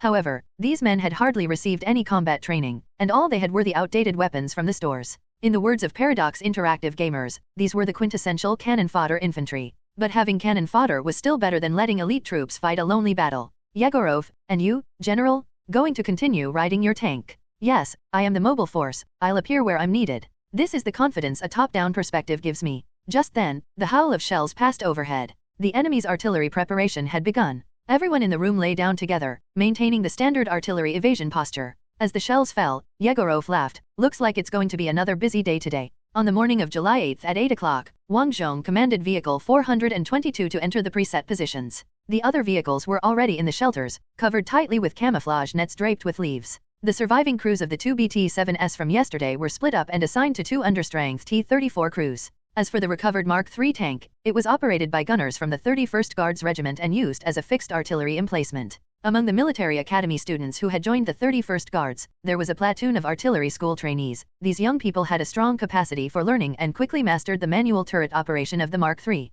After all, the Mark III had decent armor, which should afford these trainees a higher survival rate than if they were directly manning the 45mm anti-tank guns. On the Eastern Front in World War II, both sides suffered high casualty rates among their anti-tank gun crews. Eventually, Sturmtigers were used as the main anti-tank firepower for infantry divisions to reduce reliance on anti-tank guns. Wang Zhong sat in the turret, pondering aimlessly. "In the future, when I can influence arms production, I must produce something like the Sturmtiger to provide infantry divisions with anti-tank firepower." The Soviet self-propelled guns were indeed used as artillery pieces, with the Su-76 and Su-85 capable of firing directly by lowering their barrels, although they were more often employed for indirect fire. This was reflected in post-war films, where tank destroyers and howitzer batteries would be placed together, angling their barrels high for indirect fire. Originally, the early models of the Sturmtiger equipped with short-barrel howitzers were designed to fire shells, but later, due to increasing anti-tank pressure, they all switched to long-barrel guns to fight tanks. For a considerable time during World War II, the German forces on the Eastern Front held the advantage in armor engagements, with some units reporting only a loss of 10 tanks after 3 days of combat, while claiming to have destroyed over 200 Soviet tanks.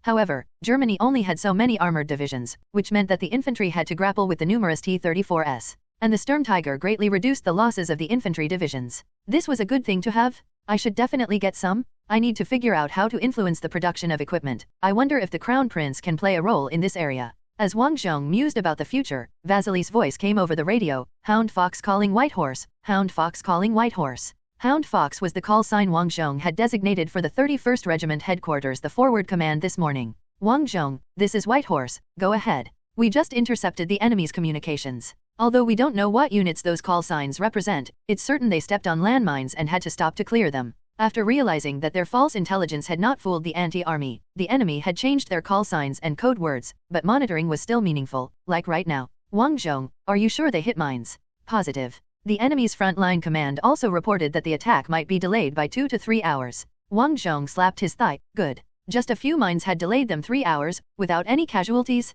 Mines really are a great thing. No wonder modern warfare involves both sides laying mines extensively." Wang Zhong could foresee that he'd have to fight many defensive battles in the future, and mines would certainly be a great help in his military career. After Vasily's communication ended, Wang Zhong had just slightly removed his headset when he heard a new call. None calling White Horse, none calling White Horse. Wang Zhong, what's none? Who the hell is messing around with the radio? I am Sifang. Aren't I a nun? I received a hymn from the Saint Yekaterina Fortress Choir, ordering us to attack with all our might, seeking to recover all lost territories within 1 or 2 weeks. Wang Zhong, shut your mouth. That's plain language, the enemy can hear it too. I'm heading to the division headquarters now, you wait. After saying that, he slapped the top of the tank hard, to the division headquarters. Belyakoff, we just arrived at the ambush position. Wang Zhong, the enemy won't arrive for at least another 2 hours. We go to the division headquarters first to see what kind of frenzy the guys in the rear are in. As soon as Wang Zhong entered the command post, he saw Sifang. The girl couldn't help but laugh at the sight of him. You're here. Wang Zhong, next time, don't talk about hymn content over the radio. At that moment, Pavlov looked up. Actually, it's no big deal. Most of the hymn content isn't classified, and anyone with the ability to listen can hear it, so enemy spies definitely know as well. Oh, is that so? Wang Zhong, then does the hymn serve any purpose? Sifang pouted. The envoys at Pinyi called in vehicle 67, thanks to me. The girl's voice suddenly dropped. Although we had to sacrifice them there, at least I managed to keep us alive. It seemed that way. Wang Zhong, alright, you're useful after all. So what did the big shots in the capital say? They ordered a full assault, to recapture lost territories within 2 to 3 weeks, Sifang answered seriously. Wang Zhong gave an honest appraisal. The emperor's head has gone bad. The blue-hat courier who had just brought the telegram was shocked and, with a guarded look, searched for the speaker. Upon discovering it was Wang Zhong, he decisively pretended not to hear. A war hero, the crown prince's buddy, the White Horse general commenting on the emperor. What's wrong with that? Maybe it's a family matter. What's wrong if a bastard complains about his dad? What if meddling causes trouble? N/O/vel/b/in.c//om. Acting as if he hadn't heard anything, the blue-hat courier approached Wang Zhong, clicked his heels together with a snap and saluted. Urgent telegram from the front army headquarters. Wang Zhong took the telegram and saw it read, your unit should initiate an attack as soon as possible. He stopped reading, crumpled the telegram, and threw it into the trash can. The coordination of this body was excellent. He scored a direct hit. The body of this wastrel was well trained. How come it failed on the battlefield? Pavlov hurried over to pick up the telegram. Opening it, he said, it really is ordering us to attack. Shouldn't we have reported fewer enemy tanks destroyed yesterday? Wang Zhong asked. How many did you report? 200, Pavlov said with an innocent expression. We only overreported by 44%. Only. Wang Zhong frowned in disapproval. What kind of small-time thinking was this? Were they making a grand base camp war report here? Then he noticed the problem. Wait a minute. If the actual number destroyed was just over 100, and during the enemy's attack, there were 80 in the city and 100 outside, and we drove all the enemies away, what about the rest? They fled from the north of the city, explained Pavlov. By the way, they also found out that there were no defenses to the north, so that's why I had the church send the newly formed Guardian Army there. We also need to be careful about the north side in today's battle. Wang Zhong sneered and returned to Pavlov's exaggerated count. 200 tanks? You've got some nerve. Even if we destroyed every tank the enemy had in their assault, there's still a shortfall of 20? Where am I supposed to find those 20 tanks? You could say that when you raided the enemy's armored division headquarters, you destroyed 20 tanks, suggested Pavlov. Wang Zhong clicked his tongue. Suddenly, he OE'd in realization, I understand why they want us to counterattack now. You guys kept adding layers to the story, so the higher UPS think the enemy is worn out, right? Pavlov, with a dark face, what do you think turned us into this? This Pavlov always spoke with multiple meanings? The waiting judge looked up at the ceiling where spiders were weaving their webs. Wang Zhong said, forget it, judge. There's been no reply yet, has there? No, the judge answered. Then don't respond. Smash the radio and say it was destroyed by artillery fire, Wang Zhong declared with a wave of his hand. It's settled then. Pavlov interjected, wait a minute. He told the judge, call the cryptographer and the codebook custodian. The judge immediately left while Pavlov hunched over the desk and quickly scribbled a note, then tore it off the notepad. The judge returned with the cryptographer and codebook custodian.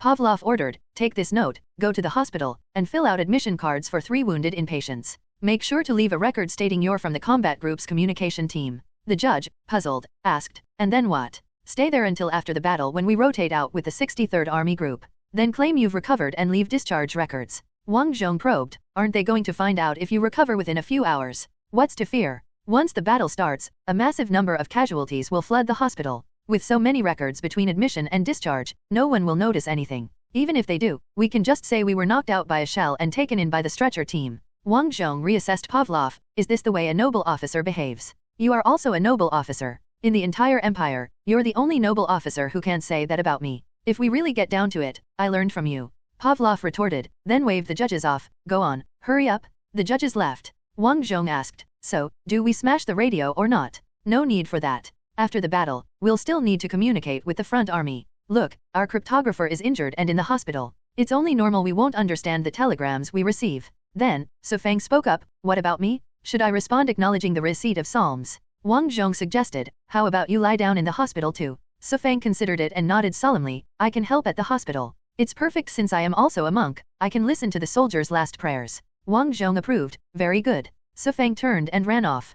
Pavlov picked up the torn note, wait. The note? Ah, she ran off too quickly. Wang Zhong suddenly felt, it's a miracle that the anti-empire has not yet been defeated. At this moment, Popov, who had been silent up until now, looked up and snorted, humph, the church has been displeased for a long time. During the Civil War, we were so focused on purging the sanctified faction that we ignored the scum among the great nobles who supported the secular faction. Upon hearing Popov's words, an idea struck Wang Zhong, does this scum include me? Popov nodded, it used to include you. It used to. On the enemy side, Major General Franz of the 24th Armored Grenadier Division arrived early in the morning at Karlinovka, where in the makeshift chapel set up by the army chaplain, he saw the body of Major General Rondorf, which had been laid out for a day and was somewhat swollen. Poor Rondorf, Franz said, looking up at Rondorf's face after a moment of silence. I know he wanted to emulate the young Erwin who always charged at the forefront in the Carolingian campaign, so he pushed the headquarters very close to the front line. The 15th Armored Division Chief of Staff said, please accept my condolences, I heard that you and the division commander were classmates at the military academy.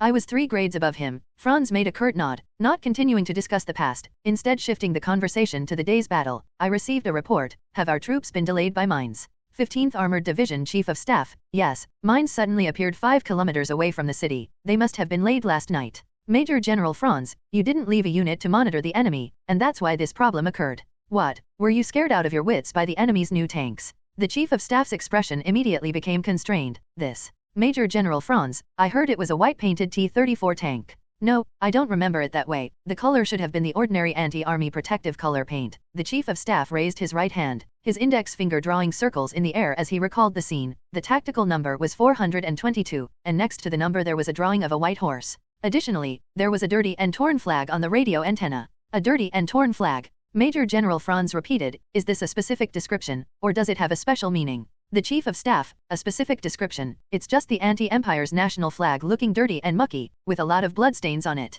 Major General Franz, while tapping his palm with a riding crop, a number of Junker nobility officers carried a riding crop even when not mounted, as a replacement for a gentleman's cane. It is said that the Junker nobility used this as a way to distinguish themselves from the emerging industrial nobility. Major General Franz tapped his palm with the riding crop, murmuring, bloodstains, a filthy flag, dirt and tears on the tank's flag are understandable, but how did the bloodstains get there? Do tanks bleed too? The Chief of Staff could only shake his head. After a moment, Major General Franz decided not to dwell on these details. You were scared out of your wits by the tank, and retreated to Karlinovka in a panic, not even leaving a unit to monitor the enemy, allowing the enemy to lay mines again. You will be held accountable afterwards. With that, Franz made a gesture, and his adjutant immediately handed him a white flower. Franz threw the white flower into Rondorf's casket and turned to walk away. Immediately to the right of the chapel was the current headquarters of the 15th Armored Division, with a small door leading directly into it. Franz entered through the small door and approached the map, tapping it with his riding crop, looked off. Now guarded by the enemy's famous White Horse General. This White Horse General, who has never appeared in any exchanges between our army and the anti-army, repeatedly inflicts painful blows on our forces. The intelligence department can't find his ranking in the university. Among the students who graduated from the Suvorov Military Academy in the last 15 years, none in the top 100 bear that name. Are our excellent officers being defeated by a poor student? It's incomprehensible, as ridiculous as a non-commissioned officer commanding the entire Prasen Empire. After saying this, Major General Franz again tapped the map a few times with his riding crop. The staff in the map room, whether from the 15th or the 24th Armored, all remained silent with serious expressions. Major General Franz sighed, next, we have to eliminate this so-called White Horse General and crush the anti-empire's will to resist. Just as we must quickly take their capital, the St. Yekaterina fortress. Long live the empire! Franz's adjutant shouted. Long live, the others hurriedly followed suit. All right. The general held up his riding crop, how is the progress on clearing the mines? The enemy minefield is not covered by firepower, and the engineers believe they can clear a safe passage by 10:30. Franz, good, continue the artillery preparation on Luftwaffe until then. The artillery's ammunition has been stuck on the road for so long, it's time to use it up.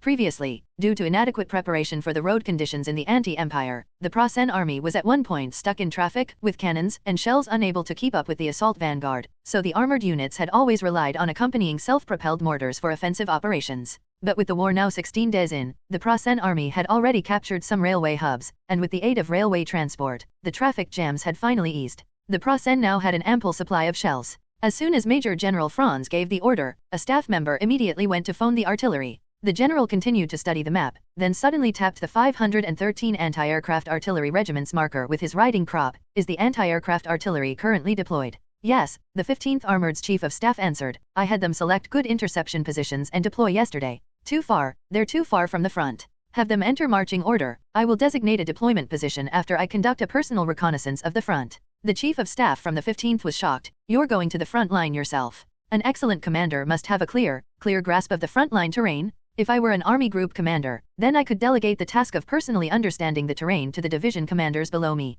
But as I am a division commander now, I must take responsibility for the troops. After a pause, the general added, of course, I will not be as eager and aggressive as Rondorf. I will stay with the divisional reserve. As for you, armored troops. The few armored troops officers in the room all stood at attention, chin held high. The uniform of the Prasen Empire's armored troops was blacker than that of regular troops, and the collar insignia was replaced with a skull symbol instead of rank insignia. Major General, your mission today is to advance alone after the passage through the minefield has been cleared. Isn't it to let the armored grenadiers push into the city? A major of the armored troops asked with confusion. Major General, no, after being delayed by landmines, it's already very difficult for us to capture the city this morning. But we can try to kill this white horse general? He wiped out so many of our tanks yesterday, and inferior races are very prone to getting carried away. Right now, he must think they are invincible? Your mission is to release smoke and retreat after losing 10% of your tanks. The enemy will surely give chase. We plan to ambush them at this position. The Major General forcefully slapped the map on Hill 120 with his riding crop. I will personally choose the best firing positions for the anti-aircraft guns. In Carolingian, we stopped Carolingian's armored counterattack with 88mm guns and destroyed a large number of B-1 heavy tanks. We shall recreate this glory. July 8, 11:30 hours. The enemy's second artillery preparation finally ended. The crew members of the T-34 tank came out from the anti-shell shelters and began inspecting their tanks. Due to heavy artillery bombardment, shock waves could cause the inner walls of tanks to peel off. While this peeling often did no damage to the mechanical equipment of the tank, it was deadly for the crew inside. Therefore, during bombardment, crew members generally left the tank, only taking shelter inside if there was no other way, choosing the lesser of two evils, as being in the tank was still safer than lying outside. The crew of tank number 213 chatted leisurely while inspecting their tank. Loader Alexei, a common name I don't understand. Our new tanks are overwhelmingly superior to the enemy's. Why don't we attack proactively? The enemy artillery is at most a dozen kilometers away. We could get there in half an hour. No, in 15 minutes. If we wiped out their artillery, we wouldn't be bombed like this. How many people have died because of this bombardment? The tank commander glared at him. What are you saying? The general has his own considerations. What considerations? The enemy can't even penetrate us? We should be charging forward. Look, our tank has 40 armor-piercing shells. Let's say it takes 2 shells to destroy one enemy tank. That's 20 tanks. If we charge forward, the enemy's 400 tanks will be finished. Then use high-explosive shells to blow up their hundreds, maybe thousands, of trucks, and we could relieve Karlinovka. Elisha, the tank commander raised his voice. What are you talking about? Do you think you understand the enemy better than the general? The loader pursed his lips. He himself should lead the charge. Then, I heard from the electrician of tank 422 that they killed a general? Why not lead us in the charge as well? Because at that time, you were screaming, I've been hit. The driver finally couldn't help but retort. Every time we get hit by the Prussian artillery, you start wailing. If I were the general, I wouldn't take someone like you in a charge either. Loader Alexei defended himself. I really felt like I had been hit. My body felt as if it was punched. Oh, right. The enemy's armor-piercing shell hit you through the 60mm sloped armor. Let me tell you, you're also named Alexei. The general is also named Alexei. Maybe all your courage was sucked away by him. Shush, the general is coming. After saying that, the tank commander was the first to stand up straight on the tank, holding his head high as he looked at the approaching tank number 422. Unlike the standard model T-34, the general's command tank had a larger turret, looking even more imposing. Of course, the most imposing was the general himself, with his upper body emerging from the turret, holding onto the hatch cover, eyes fixed ahead. A red flag fluttered in the wind at the tip of the radio antenna behind the general. The crew of Tank 213 held their heads high, saluting the general as soldiers awaiting inspection would. After the general's tank passed by, the loader was the first to speak up. I've heard that when the general's tank charges, he likes to stick his head out of the turret to feel the wind blowing in his face. The tank commander scolded, "You idiot, that's for observing the enemy. You'd understand if you were the commander. You can't see anything without sticking your head out. If it wasn't for having to aim, I'd be sticking my head out too." "Doesn't the general have to aim?" the loader asked. His tank is a parade vehicle, manned by instructor Alexander Yefimovic from the Armored Training Brigade as the gunner. The general doesn't have to aim himself. Oh, I see, the loader nodded, then asked, why does the general's tank have a red flag? Wasn't it just a flag yesterday? The driver laughed, you were just saying you heard this and that, so how come you don't know about such an important matter? Let me tell you, that red flag on the general's tank is specially dyed, representing every soldier under his command who has sacrificed their life. The general also said, one day, I too will spill my blood on the battlefield, and my valor will stain the red flag. The driver imitated the general so well it was as if General Rokossovsky had really said those words. N/O/vel/B/in.C//OM. Really? Loader Alexei gazed towards the direction the general had gone. Tank 422 was now obscured by the shelter, but the red flag was still clearly visible. At this moment, their platoon leader came running over. Monk has heard the enemy tank's engines, battle stations, into the shelters. Tank 213 did not have a radio, only the platoon command tank had such equipment, so the platoon leader had to run over to inform them like this. The tank commander shouted, did you hear that? Hurry, pack up the toolboxes. Into position. An hour before the Prussian army launched their attack, Major General Franz put down his binoculars and praised, the 513th Regiment deployed very quickly. As long as the enemy is successfully lured, we are certain to achieve great results. Then he turned to another direction, observing the firing position of the 24th Artillery Regiment equipped with the PaK 38 50mm anti-tank guns through his binoculars. After a minute, Major General Franz lowered his binoculars. Very good, with this we can form a crossfire, and whatever kind of newfangled tanks the enemy has, we'll destroy them. As he spoke, he turned around. All we need to do is fall back and wait for the anti-army, eager for glory, to come charging over. After taking 2 steps, Major General Franz stopped, coming up with a new idea. He turned his head and said, is the communication vehicle of the 15th Division still around? Evacuate the personnel, and leave the communication vehicle and other vehicles here. As he said this, he pointed at the 120 high ground beneath his feet. Make this place look like a command post. The Major General's orders were swiftly executed. The armored command vehicles of the original 15th Division headquarters were driven up to the high ground, and all personnel were evacuated, leaving only the vehicles behind. Franz's adjutant watched this and finally couldn't help but come over and say, these are almost all of the radio equipment of the 15th Division's command post. If they're destroyed, it will take a while to replace them, and the command and communication capabilities of the 15th Division will be greatly reduced. Franz replied, but if we can eliminate the enemy's war hero, it will be worth it. Think about our offensive operations along the way. Although we encountered some fiercely resisting forces, in most places, the enemy collapsed before us. The resistance of the enemy has obviously increased now. In the encircled Bogdanovka, there are still troops fighting, and the 6th Army Group has to systematically clear the enemy out of each building. At times like this, it's even more important to strike a blow to the enemy's morale. Whether this Rokossovsky is the White Horse General or the White Eagle General, we must eliminate him. Major General Franz habitually tapped the palm of his hand with his riding crop. As long as the armored forces complete the baiting mission, the enemy, without their commander, will become disorganized. We'll then have the opportunity to seize Luftwaffe. By then, with the railways, won't it be easy to replace some radio command vehicles? In actuality, after such a battle, the 15th Division would have to stop and regroup.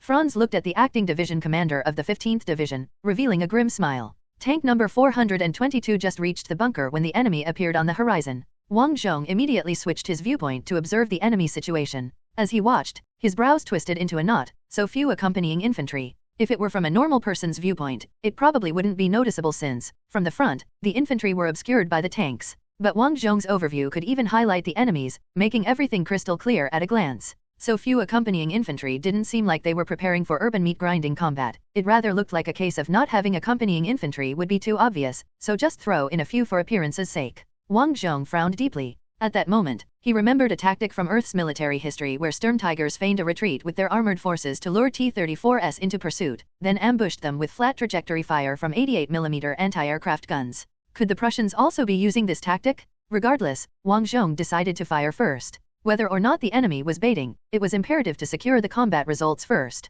He raised his hand, then remembered that no one could see him as the T-34 tank commanders were glued to their sights, aiming at targets. He awkwardly lowered his hand and gave the order through his radio, fire. The next moment, all the platoon leader tanks with radios opened fire. The other tanks, hearing the sound of gunfire, also followed suit. Half the regiment of T-34s fired in unison. The shells crossed a charred plane and hit 4 Panzer IIIs. The enemy fired back, but the T-34s were well armored, and now they also had sandbags for cover. The precise shooting by the Prussian crew hit the target about 80% of the time, but the shells were all deflected, striking the brick walls behind the tank shelters. The enemy tanks did not falter, remaining in place and continuing to aim at the T-34s in the bunkers. Just then, Vasily's voice came through the static in Wang Zhong's headset. The enemy is shouting to fire another round? Something feels off. The words had barely ceased when tanks on both sides opened fire. Obviously, the enemy's 50mm guns reloaded a bit faster. 3 more Panzer IIIs billowed with thick smoke. Then the enemy started to lay down a smoke screen. The infantry, which had been hiding behind the tanks, also threw smoke bombs, cutting off the T-34's view from inside the shelter.n/o/val/b/jn.c//om. Wang Zhong clicked his tongue, and at that moment, he was certain that the enemy was indeed baiting. Within tank number 213, the tank commander yelled, "The enemy is retreating? They've released smoke to obstruct our vision. The loader, Alexei, stuffed a shell into the breach. Then what are we waiting for? Charge out and wipe them all out? We can push through directly and destroy the enemy's command post, then blow up their artillery positions." "No," the commander shouted loudly, "we can't move until the platoon leader tanks move. The platoon leader tanks can hear the general's orders." Alexei pursed his lips, visibly displeased, as if someone had snatched a medal right off his chest. At that time, Wang Zhong pulled out his map, turned to the side, and spread the map on top of the tank turret. Previously, Wang Zhong had personally surveyed the terrain from outside the city up to Karlinovka. Last night, as the Guardian Army and engineers went out to lay mines, Wang Zhong had confirmed the terrain once again. Now, he was very familiar with the area outside Lokotov city. While examining the various markings he had personally drawn on the map during reconnaissance, Wang Zhong murmured, "If this is an 88-gun ambush, it should be here."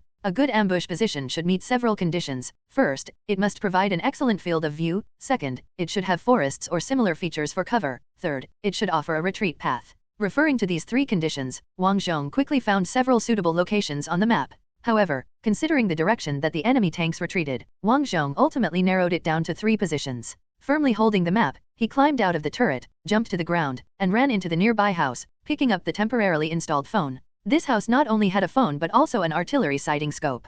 It was originally an artillery observation post, with 2 artillery cadet officers on duty inside. As soon as the cadets saw Wang Zhong enter, they immediately saluted. "At ease," said Wang Zhong offhandedly as he picked up the phone.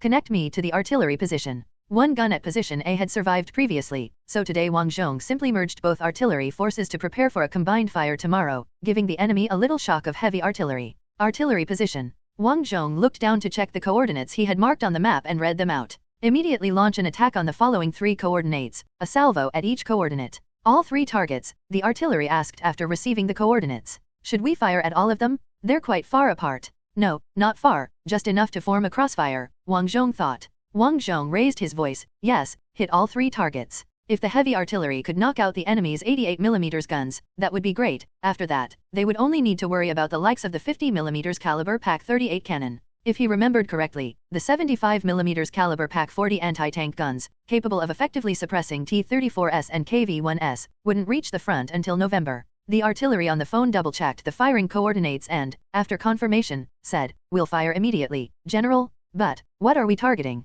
Wang Zhong replied, "I surmise that the enemy's anti-tank gun positions are at these locations. The tanks at the enemy's front pretended to surrender. I believe this might be a ruse to lure us." The artillery was shocked. You're ordering us to fire at these places based on a hunch." "No, I've done reconnaissance personally before. These places are highly suitable for setting up anti-tank gun positions. If this were the game Steel Division, Wang Zhong would definitely set up his own anti-tank guns at these 3 points. Just not sure if the Prussian general on the other side would share the same heroic insights. Wang Zhong, the military enthusiast, might have some oversights, and the Prussian officer corps is likely more professional. But it's always worth a try, right? After all, no one knows how many days these big guns will remain intact. Maybe by the afternoon, the Prussian Air Force will come and blow them to the sky. In that case, it's better to take advantage of the time and start the bombardment. Damn it! At least it'll have some momentum even if it misses." Wang Zhong commanded. Once the parameters are set, open fire. After hanging up the phone, he ran back to the tank. Gunner Alexandria asked, "Why not pursue directly? The enemy seems to be at the end of their tether." Wang Zhong replied, "This is a trap. They are prepared to ambush us from behind with 88mm anti-aircraft guns." "What?" Wang Zhong continued to explain, "Didn't you notice that there were very few infantry accompanying them just now?" Alexandria shook his head. No, we couldn't see any accompanying infantry at all. They might have gone prone as soon as the fighting started." Wang Zhong emphasized again, "There were very few enemy infantry accompanying them. I believe this is an enticement. I've already called in 203mm artillery fire to hit the potential positions of their anti-tank guns." Alexandria was astonished. "You were so reckless yesterday, why so measured today?" "Got scared after yesterday's recklessness. I always mix caution with boldness." Wang Zhong then realized what he had said. "Am I Zhang Fei?" Just then, gunfire sounded from behind, followed by the whistling of shells passing overhead. Alexandria commented. They really fired. Isn't this a waste of 203mm ammo? I heard that there aren't many 203 rounds left. Wang Zhong confidently said. Just wait and see, the enemy will take a good beating. When General Franz heard the whistling of the shells, his adjutant tackled him to the ground instantly.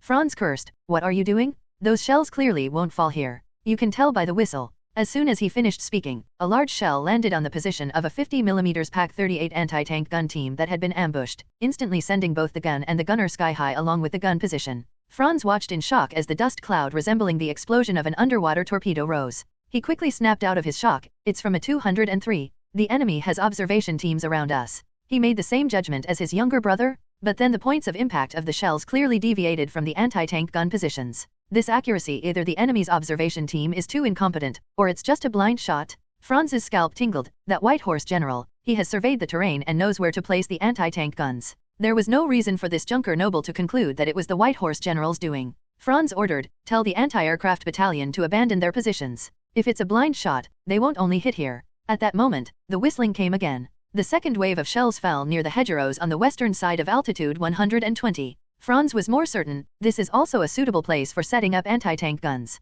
Move out fast. Tell the anti-aircraft troops to retreat quickly. The third wave is coming. Major General Franz shouted frantically, pushing his communications staff to yell through the field telephone in clear language, 513th Battalion? The general is ordering you to move out. The call was effective. The 513th Battalion began to pack up their laid-out spades, and though they moved quickly, like the stubbornness characteristic of the Prussians, they couldn't hurry the process. The sound of the shells tearing through the air approached. The men from the anti-aircraft guns who were packing up scattered and threw themselves to the ground, even those on the trucks scrambled underneath the vehicles. The 203 hit the ground. The first 4 shells were far off target, but the last one hit the ammunition truck of the 513th Anti-Aircraft Battalion. An orange fireball rose from the ground and then turned into a mushroom cloud. It was just that in this era, no one had seen an actual mushroom cloud from a nuclear blast, otherwise, it would have been utterly nerve-wracking. Major General Franz watched the mushroom cloud, furiously muttering that name, Alexei Konstantinovich Rokossovsky. Damn you. Chapter 125, A Battlefield Full of Surprises and Delights.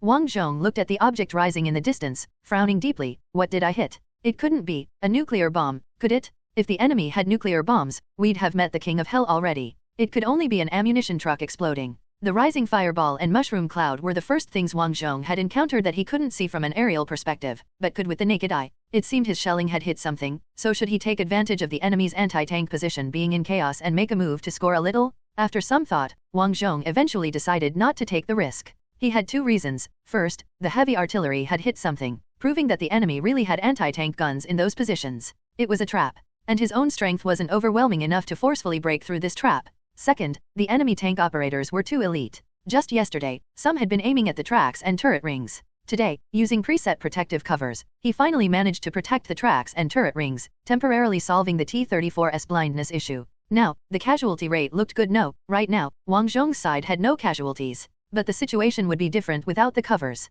In the confusion of close combat, the elite Prussian veteran tank operators would definitely have a greater advantage. These 2 reasons made Wang Zhong give up the idea of taking a gamble. Hey, what's wrong with acting like a tortoise? What's wrong with hiding in my shell? Come and bite me if you can. If the enemy brought up the 88 guns, Wang Zhong would call for the 203 to deal with them. An 88 gun, a fixed weapon that needed to be set up, would just be asking to be shelled once it entered the line of sight. Without an 88 gun, my armor has a 40 cm thick layer of sandbags. Neither the Panzer III's 50 mm little water pipe nor the Panzer IV's 75 mm short fatty could scare me, and I still have infantry cover, so I'm not afraid of infantry charging to grind meat. The most important thing was that these more than 20 T-34s were a mobile force. Even if the enemy saw a tank line as solid as a rock and wanted to shift the main attack direction, the tanks could quickly provide support, even in circle from the flanks. The more Wang Zhong thought, the more he felt he shouldn't move. He started to think from the enemy's perspective. How would they knock on this tortoise shell? After much thought, he felt the only option was for the Stuka to drop 500 kg or even 1000 kg gas cans.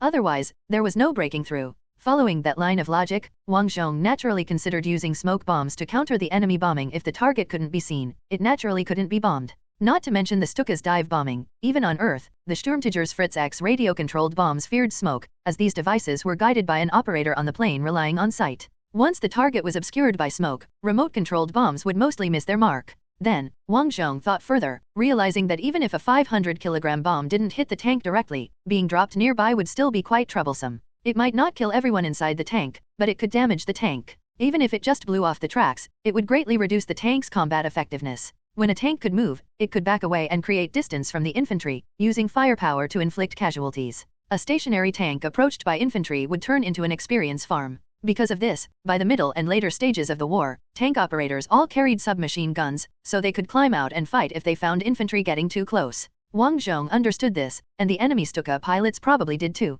Would they dare bomb through the smoke? After much consideration, Wang Zhong decided to be one step ahead of the enemy and ordered the tanks to move to reserve positions. Then, he planned to have the Guardian army equipped with smoke bombs hide near the empty tank covers, ready to throw smoke bombs. When Brother Peter heard the Stukas approaching, he would use the smoke to cover the empty tank covers. You didn't expect that, I'm on the second level? The best part was that this was risk-free. The reserve positions had been carefully chosen. They could also block the enemy's advance, although the field of fire was worse than the first position, and there were no covers to hide the weak spots, which might result in broken tracks and turret rings. Having made up his mind, Wang Zhong waved to the priest of the Guardian army standing by his side, "Come over here. I have a task for you." The priest ran over. "Yes, General. Speak, please." From the priest's expression, it was clear that the huge fireball and mushroom cloud in the distance had also boosted the morale here. Wang Zhong gave his instructions, then used the radio to call all platoon command vehicles, arranging for the tanks to retreat to the reserve positions. "Call the Air Force." Major General Franz said resolutely. "It's impossible to push the 88mm guns forward. As long as the enemy's 203 hasn't been countered or destroyed, we can't possibly bring our slowly deploying anti-aircraft guns to the front line. Although we still have half of our anti-aircraft ammunition, I think that White Horse General won't be fooled." Actually, Major General Franz made a mistake here. He overestimated the White Horse General too much, just like the staff officer of the 15th Division yesterday. It wasn't his fault, really. His carefully designed ambush didn't catch the enemy, and instead, they retaliated with a blind artillery strike, which landed precisely on the most favorable position set for an anti-tank gun ambush. What does this indicate? It demonstrates that the enemy has meticulously scouted the entire battlefield and has thought through all possibilities from a comparative perspective. This is the quality of a top tactician. The key fact was that the position chosen by the White Horse General was identical to the one Major General Franz had selected. Had the chosen positions been even slightly different on either side, the artillery strike would have hit nothing. This realization instantly elevated the enemy to the same level as himself in Major General Franz's eyes, with a certain newfound respect. Of course, the Major General wouldn't admit this, for according to the Imperial Propaganda Minister, Anti is an inferior race, and so the generals of Anti must be inferior as well. The Prussians would prove their racial superiority in the process of conquering Anti, just as they did when they conquered Carolingian.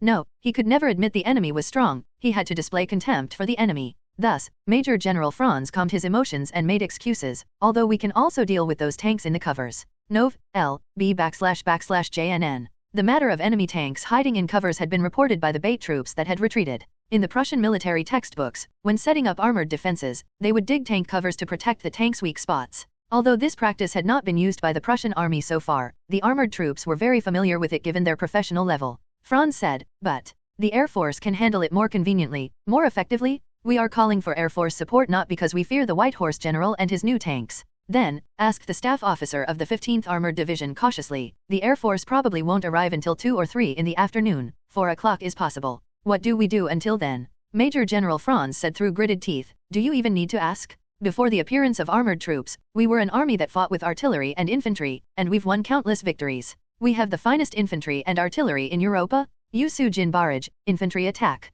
When Wang Zhong saw the Sujin barrage, just as he was about to order the tank operators to take cover from the artillery, he noticed his subordinates had already sprung into action. In the blink of an eye, the tank operators all dove into the nearby cellars to lie low. The Sujin barrage passed quickly, and by the time Wang Zhong and his men climbed out from the cellars and back onto the tanks, the field outside the city was engulfed in smoke. The last wave of the enemy's Sujin barrage had been smoke bombs. No, this smoke. Even though Wang Zhong was far away from the smoke, he started coughing and felt a burning pain in his eyes. It was tear gas smoke. Through the smoke, the sound of a whistle could be heard. Wang Zhong had heard this sound in World War I themed movies. It was the whistle used by the Stern Tiger during attacks. The piercing sound of the whistles rose and fell. Then, Prasen infantrymen emerged one by one from the smoke, all wearing gas masks, the reflective surfaces of which looked like the eyes of demons from hell. A Guardian army machine gun had just fired a burst when the gunner, with tears and snot running down his face, was fatally stabbed by a Prasen soldier who had darted out from an angle. The man fell limply over the machine gun. That Prasen pulled out his bloody bayonet and tossed a grenade through a nearby window. The explosion shattered the window glass, and the Guardian army inside screamed in agony. Wang Zhong crawled into the tank, almost instantly realizing that these Guardian army soldiers were not the elite 31st Guards Regiment. They couldn't outfight these seasoned Prasen veterans. To make matters worse, his own tanks weren't suitable for this sort of close-quarters combat. He had been so focused on how to counter the Stuka and hadn't expected them to resort to such a simple and unadorned tactic. The battlefield truly was full of surprises and delights. Chapter 126, Who Holds the Colorful Ribbon in the Sky Dance, 3000 votes bonus chapter. Wang Zhong, upon seeing the Prussian army advance in such a manner, immediately ordered over the radio, "Retreat. All tanks, retreat. Avoid close combat with infantry." His tank 422 started moving at once, and, from an overhead perspective, all platoon command vehicles equipped with radios were set into motion, but the rest of the tanks remained stationary, firing away. In the face of the enemy, the tank commanders simply didn't notice that the platoon command vehicles had started moving. Damn it, this setup where only platoon command vehicles have radios is a huge pitfall. Whoever approved this design should be executed by firing squad 500 times? But there are always more solutions than difficulties, and Wang Zhong, frantic, managed to think of one. Wang Zhong pressed the microphone against his throat. "Platoon command vehicles, use your coaxial machine guns to fire on the other vehicles in your platoon, letting them know it's time to retreat." Inside Tank 213, combat was raging fiercely. Casings from the hull machine gun and the coaxial machine gun clattered as they fell on the floor of the combat room. Suddenly, the commander stopped firing, listening intently. "Is someone shooting at us from behind?" Then he saw tracers flying forward from behind through the gunner's scope. He immediately turned his head, looked out through the narrow observation slot of the turret, and discovered the platoon leader had already fallen back quite a distance. "The platoon leader is retreating," the commander shouted. The loader, Alexei, shoved a shell into the breach, a high explosive shell. "Good. That coward of a platoon leader is scared, huh? That's not right. Why would he shoot us with a machine gun then?" the commander thought, and then, "No, this is the general's order, move back quickly." Seeing Tank 213 begin to retreat, the platoon command vehicle quickly switched its targeting to Tank 214. The commander, having a brainwave, turned the gun barrel and used the coaxial machine gun to fire at Tank 212, which was at the far left of the formation. The electrician continued operating the hull machine gun, sweeping the approaching enemy infantry with fire. Tank 212 quickly realized what was happening and also began to retreat, but it was already too late. Prussian infantry from a blind spot on the side had gotten close, climbing right onto the turret. The commander didn't hesitate to use the coaxial machine gun to mow down all of those Prussians. However, Tank 212 itself blocked most of the field of fire, and Prussians in the blind spot threw a smoking grenade. The grenade landed on the engine deck of Tank 212 and immediately exploded, spreading flames over a range of several meters while producing a large amount of white smoke. The white smoke completely obscured the view of Tank 213, and the commander could only see the crew of Tank 212, ablaze, jumping out of their tank, rolling on the ground trying to put out the fire. Another grenade was thrown, passing the burning Tank 212 and exploding on the ground. The tank operator on the ground stopped rolling, letting the flames consume him. The commander fell silent for a second and then yelled, "Retreat! Tank 212 is done for." He continued to fire into the thick smoke, trying to hold back the approach of the Prussian infantry. Wang Zhong watched the battlefield, his heart wrenching. Having laboriously repaired 5 T-34s last night, their casualties had been reduced to 3, yet in these few short minutes, 12 had been lost. Apart from the 6 platoon leader tanks, only Armor Platoon 1 had been relatively well preserved, leaving only Tanks 213 and 214. The bastard who had decided to equip only platoon leader tanks with radios should be dragged out to the shooting range alongside the idiot who decided to merge the roles of tank commander and gunner into one person. In his profound grief and anger, Wang Zhong didn't even notice that the Prussians were using incendiary grenades, a weapon they had developed specifically, although Molotov cocktails could have achieved the same effect. Grief aside, he still needed to find a solution. The good news was that 6 of the remaining tanks had radios and could be commanded. The bad news was the Prussians had spread so much smoke everywhere that it was impossible to fully utilize the tank's firepower. N/O/vel/B/in.C//om. The Guardian army fought valorously, but without gas masks, the tear gas significantly weakened their combat effectiveness. Prussia's elite armored grenadiers were clearing each house with practiced efficiency. Although the situation was dire, Wang Zhong did not cease to think. No visibility. Suddenly, Wang Zhong remembered World War II on Earth, when the Americans on Guadalcanal Island grappled with the Japanese in a brutal melee. The Japanese were adept at night fighting, and the Americans, as usual, struggled with it. However, the U.S. troops defending Henderson Field came up with a method to counter Japanese night raids. In essence, it was, if I can't see you at night, then I don't need to see you. Just arrange your firepower properly during the day and sweep indiscriminately at night. Every weapon was set to specific standards and firing zones, and all the American soldiers had to do was mechanically sweep their fire to seal off the entire front. Then, it was just a matter of waiting for the Japanese to run into the bullets. Looking at the southeastern part of the city now entirely engulfed in smoke, Wang Zhong decided it was time to see what this was all about. First, he needed an open space, and this open space had to be directly in the enemy's inevitable path of advance. With an aerial view, Wang Zhong immediately located the right place, the square in front of the train station.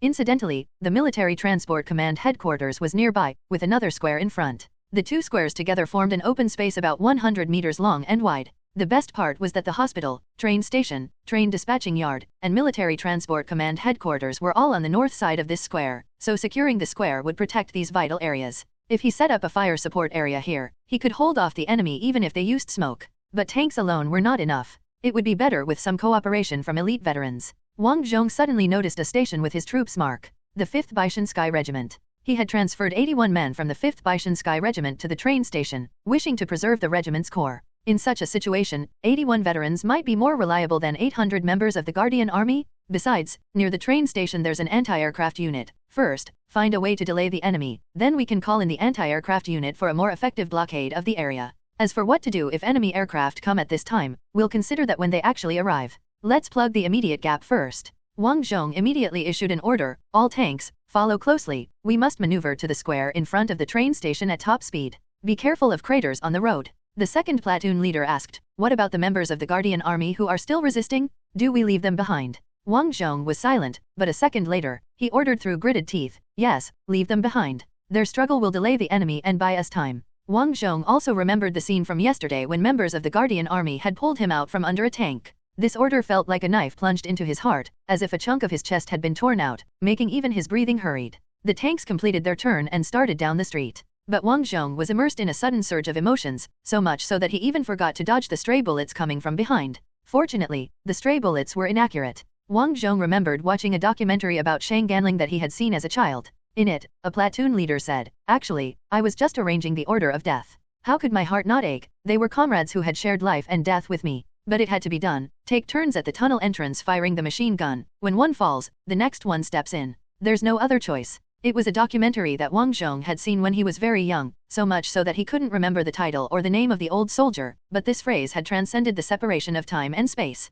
Wang Zhong finally understood the emotions behind those words. He turned his head and glanced at the red flag on the antenna behind the tank turret. The noon sunlight fell on the red flag. When tank number 422 entered the square in front of the train station, Wang Zhong shouted from afar to the people of the Basinski group at the station's main entrance, send a squad to the anti-aircraft battery to get something that can quickly and efficiently kill infantry. Several people who heard Wang Zhong's words exchanged glances and immediately ran towards the anti-aircraft battery. Second Lieutenant Pavel Alexeyevich, the acting battalion commander of the 5th Basinski group, ran over and asked loudly, what's happening? Wang Zhong, the enemy frequently uses smoke. The Guardian Army lacks the training and equipment to hold them off. We need to set up a killing zone here with firepower. Do you have any machine guns? We have two. Wang Zhong immediately identified two locations with an overhead view and pointed them out to the lieutenant. Place the machine guns at these two sites, set the range to 100 meters, and use that beach chair over there as a reference point for the aiming line. Tell your gunners to memorize this position. When smoke fills the area, they should continuously fire in short bursts over this section. The lieutenant turned and ran off. Wang Zhong continued using the radio to direct several command tanks. First platoon, take your two tanks to the front of the birch on the northwest side of the square. Just target directly ahead of you, mainly using the hull machine guns for strafing, and firing high explosive shells constantly. As soon as the enemy's smoke appears, do that. The leader of the first platoon immediately took tanks number 213 and 214 there. Wang Zhong continued to use the overhead view to place the remaining tanks in suitable positions to create crossfire. At that moment, the few people sent to the anti-aircraft battery returned with two gas trucks, with a quad-mounted heavy machine gun on the back of each truck. General, will this do? Yes, that's more than enough. Wang Zhong, overjoyed, immediately designated positions. There was one more problem to worry about. He called loudly to the members of the Guardian Army guarding the station, no need to guard anymore, go to the ordnance depot and keep bringing out machine gun ammunition, delivering it next to the tanks and machine guns. I'll have the tanks open up their hatches, just hand the bullets in directly. The members of the Guardian Army immediately turned and called over the other Guardian Army guards, rushing to the ordnance depot headquarters. Everything was ready. Wang Zhong took a deep breath and looked at the red flag again. He hoped all the sacrifices would lead to a good outcome. At that moment, someone came out of the station dragging a phone line with a telephone in hand, heading straight for Wang Zhong. Phone for Rakasov Combat Group Command. Wang Zhong took the phone. Hello, this is Rakasov. Pavlov's voice came through. We've received a telegram from Army Group 63, sent from a location 30 kilometers from here. They've dispatched a rapid response force to reinforce us as soon as possible. Wang Zhong, are they tanks? No, Army Group 63 has no mechanized troops, only some logistic trucks. Wang Zhong, then have them hurry. The situation here is very dangerous. The enemy will probably reach the front of the station soon. Wang Zhong said this before realizing that Pavlov must know the situation in the city to be able to find him at the train station. Pavlov, I guess you're thinking that I must know the city's situation to find you at the station. No, I tried calling the southeastern defensive line and no one answered, so I called around, and finally, the ordnance headquarters said you were at the station. N/O/vel/B/jn.C//OM. Well done, Wang Zhong replied perfunctorily, and at that moment, several Prussians appeared at the street corner opposite the square. Tank number 213 fired, blowing 2 of them away, and the rest shrank back. Then the smoke bombs were thrown. Wang Zhong shouted in the radio, remember, only keep firing in your respective assigned areas when smoke appears.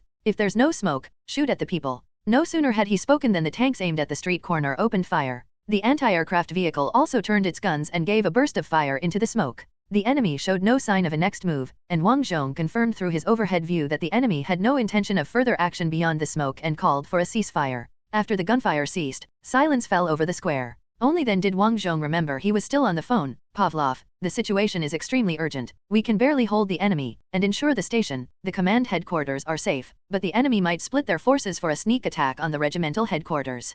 Pavlov responded, I have already ordered the machine guns to be mounted and the anti-aircraft cannons to be leveled. Good, Wang Zhong paused and then said, don't you die. You either, General. The call ended. At the same time, the enemy's operations began, and mortar shells fell on the square, with smoke quickly spreading out from the point of impact. Here it comes, Wang Zhong commanded, fire on my mark. Soon the entire square was covered in smoke. Although everyone was wearing gas masks, it appeared to be just ordinary smoke. The enemy's mortars might not have been loaded with tear gas shells. Then Wang Zhong clearly saw the enemy infantry appear. Wang Zhong ordered, fire. Tank 422's machine guns all opened fire simultaneously, and it also lobbed a high explosive shell at a pre-aimed position. Wang Zhong, through his overhead view, was satisfied to see a dozen Prussian soldiers who had charged out get taken down in an instant. But more Prussian soldiers poured out from various entrances on the south side of the square, and what greeted them was a dense, omnipresent barrage of fire. Within tens of seconds, more than 50 Prussian soldiers had fallen, and the rest were all lying flat on the ground, not daring to move.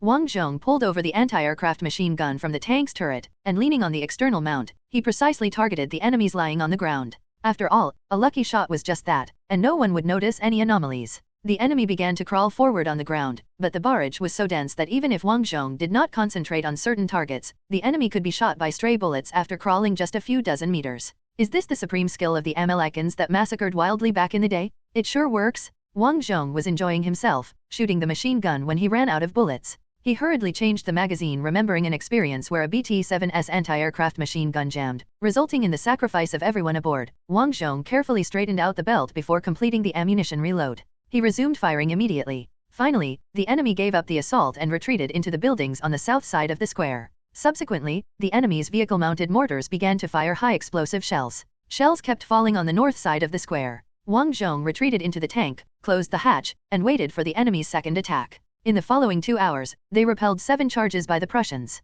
In the end, the enemy's mortars ran out of smoke bombs, and the smoke over the entire square gradually dissipated, leading to a face-off across the square. Wang Zhong, with few infantry accompanying him, didn't dare to charge with the tanks, and the enemy, lacking effective anti-tank firepower, couldn't do anything about the tanks stuck on the square. The square quieted down so much that crows from the sky descended and started pecking at the eyes of the dead on the ground. Wang Zhong let out a breath of relief. At least the enemy's offensive had been stalled. Suddenly, he noticed enemy infantry crossing Luftwaffe's main street on the eastern side. The Guardian Army opened fire. Wang Zhong ordered, "We'll go to support, all other tanks stay in place." Without waiting for his command, the driver Belyakov turned tank 422 around. It was almost at this moment that Wang Zhong heard a bugle sound. He seemed to have heard this kind of bugle in movies describing the Napoleonic Wars, which should signify a cavalry charge. Cavalry? Wang Zhong looked towards the northeast and then saw a large number of cavalry clad in black cloaks, mounted on horses, charging into the streets of Luftwaffe from the north. They spread out like a tide, seeping into Luftwaffe's streets and alleyways in countless streams.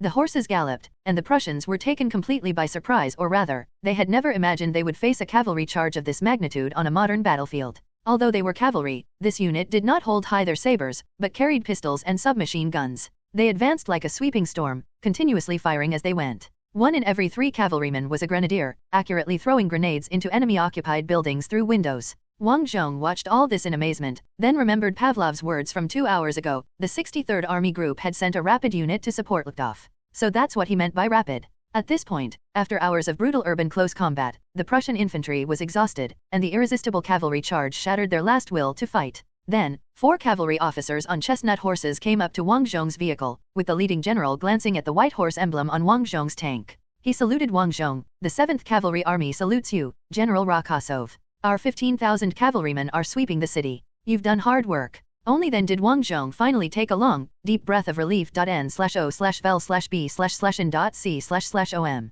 During a defense, fortifications, tactics, and firepower deployment are all important, but what's most crucial is a ceaseless supply of reinforcements. 1 hour after repelling the enemy's attack, at 1530 on July 8, Wang Zhong directed Tank 422 back to their original reserve firing position where the enemy's assault had first started. The surviving civilians had already moved the fallen Guardian Army soldiers onto the main road, neatly lined up side by side. "Stop." Following Wang Zhong's command, the tank came to a halt. He climbed out of the turret, jumped to the ground, and approached a Guardian Army soldier who was tightly clutching a smoke bomb. Wang Zhong remembered this young man. Before the enemy attack, Wang Zhong had ordered him to wait for Monk to spot incoming enemy planes and then throw the smoke bomb on the now empty bunker to lure the enemy planes into a dive bombing run on it. Unexpectedly, the enemy's Stukas didn't come. Instead, it was Sujin's barrage and infantry. Wang Zhong took off his hat and bowed his head in silence before the young man. A commander's wrong judgment could cost the lives of many. Wang Zhong once again deeply realized this fact. At that moment, the ear-piercing air raid alarm resounded through the entire city. Wang Zhong looked up. Brother Peter probably couldn't get a hold of Wang Zhong on the phone, so he had only reported the situation to the Air Force. Wang Zhong climbed back onto the tank, stood on it and looked up into the sky, and without changing his perspective, he saw the enemy formation at the horizon. After switching his view, Wang Zhong was astonished to find that there were as many as 20 Do-215 bombers and 30 Stuka dive bombers. It was evident that the enemy really wished to capture Ltov before the 63rd Army Group did. Wang Zhong ended his overview, shouting at the people around, "Enemy planes incoming? Hide in the cellar. Quick, into the cellars? Don't bother with the bodies, just leave them in the streets. Hurry to the cellars." Alexandria and the others had also climbed out of the tanks. The door of the nearby building opened, and an old lady shouted, "Young man, come inside. There's still room in my cellar." The members of tank number 422 immediately rushed through the door. Wang Zhong took one last look at the formation in the sky. In that instant, he saw something reflecting the sunlight higher than the formation. N/O/vel/B/jn.C//om. It was an airplane. 15 MiG-3s jettisoned their auxiliary fuel tanks and dove from high altitude, charging at the enemy planes.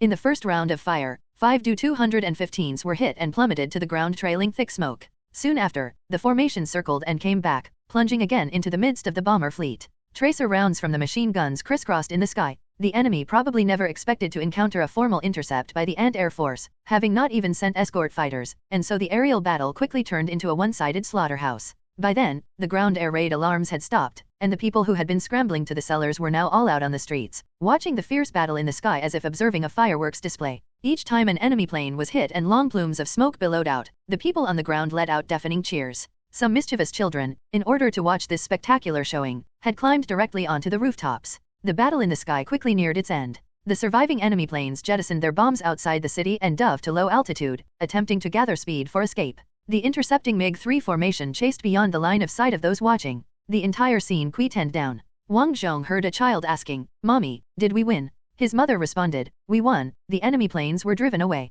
The child asked again, "Then why didn't our planes come earlier? That way, Grandma, Grandpa, and my other grandparents wouldn't have died." The woman just silently embraced the child, gently stroking his hair. At that moment, the anti-fighters that had chased the enemy returned, flying in a V formation over the city. Wang Zhong recognized it. The leading plane was the one that had shot down the enemy's reconnaissance plane yesterday. Then, through the overview perspective, he clearly saw the pilot pull out a smoke stick, bite the head of the smoke canister with his teeth, and light the fuse. So the smoke stick emitted colored gas and, as the planes advanced, a long trail of colored smoke was drawn through the sky. The other planes did the same, and the 15 MiG-3s, trailing colorful streaks, flew over the ruins of Ltov streets. The crowd let out a deafening cheer, throwing whatever they could grab into the sky. In that instant, Wang Zhong suddenly felt a sensation of victory. At the same time, a child on the rooftop suddenly shouted down, "General, there are troops coming from the northeast." Wang Zhong hurriedly looked toward the northeast and indeed saw a large formation of infantry troops march in columns of 4s along the main road. The main force of the 63rd Army Group had finally arrived.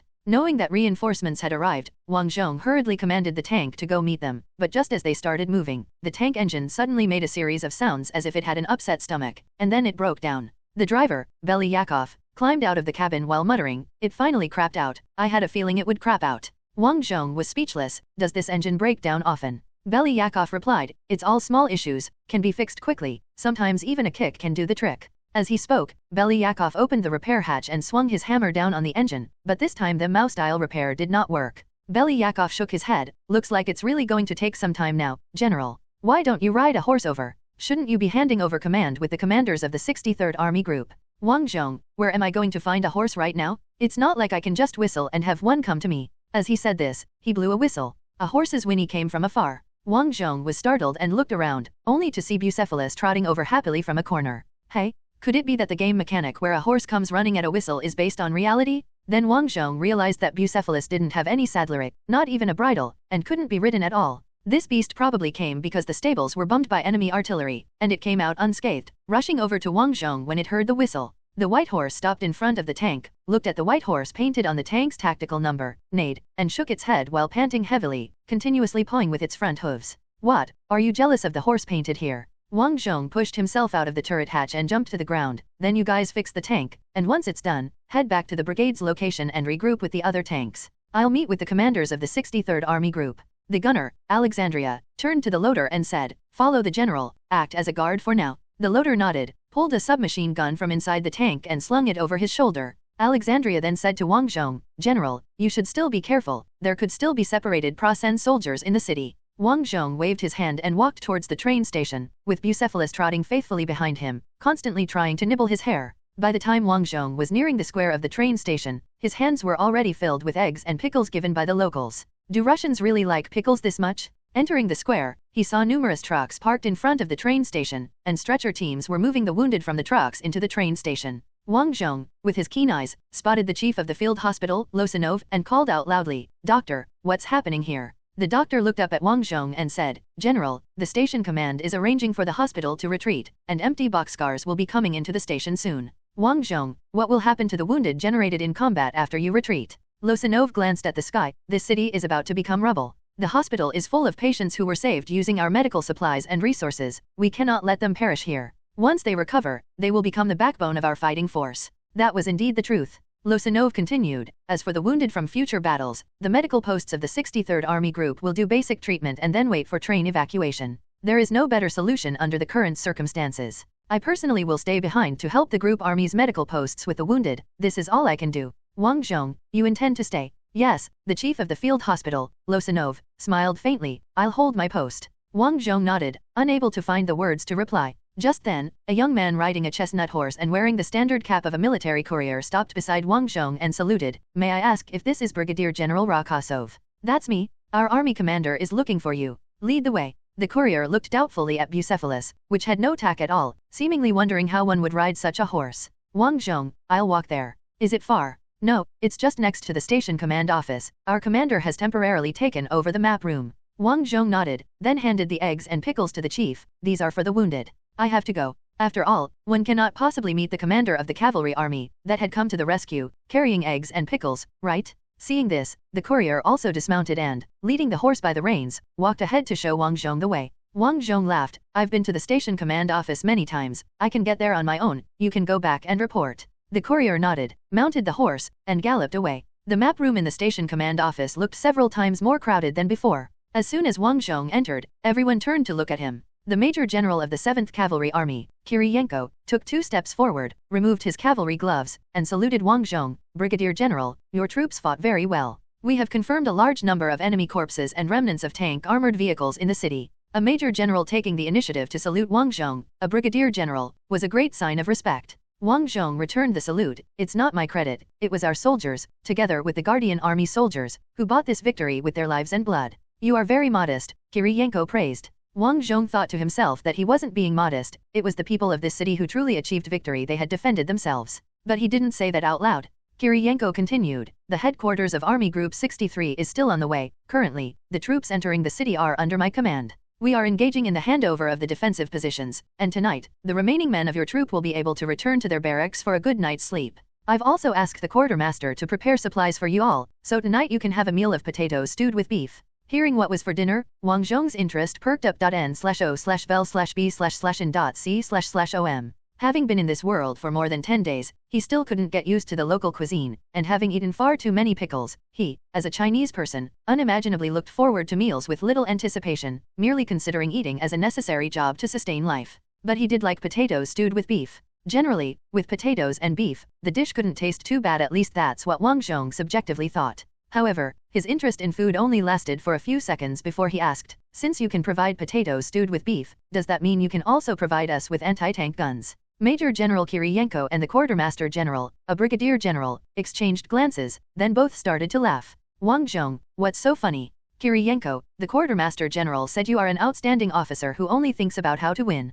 I see that now. Those rumors about you, obviously, all were wrong." "No, those rumors were right, it's just that I have changed." "Wang Zhong, that's not important, I need anti-tank guns. Your battle has ended, tonight after completing the hospital and transportation, your soldiers can board the trains and retreat." Wang Zhong was taken aback and immediately asked, "What about my equipment? My 203 artillery, and the T-34? "Kiriyenko, theoretically, we need all the technological weaponry that can help us hold this city, but most of your unit's technical weapons were specifically assigned to your unit by the Crown Prince. So these technical weapons will retreat with your combat group. As for the God's Arrow Company, we already have a fully equipped Divine Arrow Company. Adding one more prayer soldier only slightly increases our combat strength, so they will also continue to stay within your unit's composition." Wang Zhong, "Oh, that's good then." Suddenly, he hesitated. These technical weapons could undoubtedly greatly improve Army Group 63's efficiency in defense. Should he really take them with him? "I am defending the homeland, not managing my own private army." At that moment, Major General Kiriyenko said, "You truly are a person of integrity.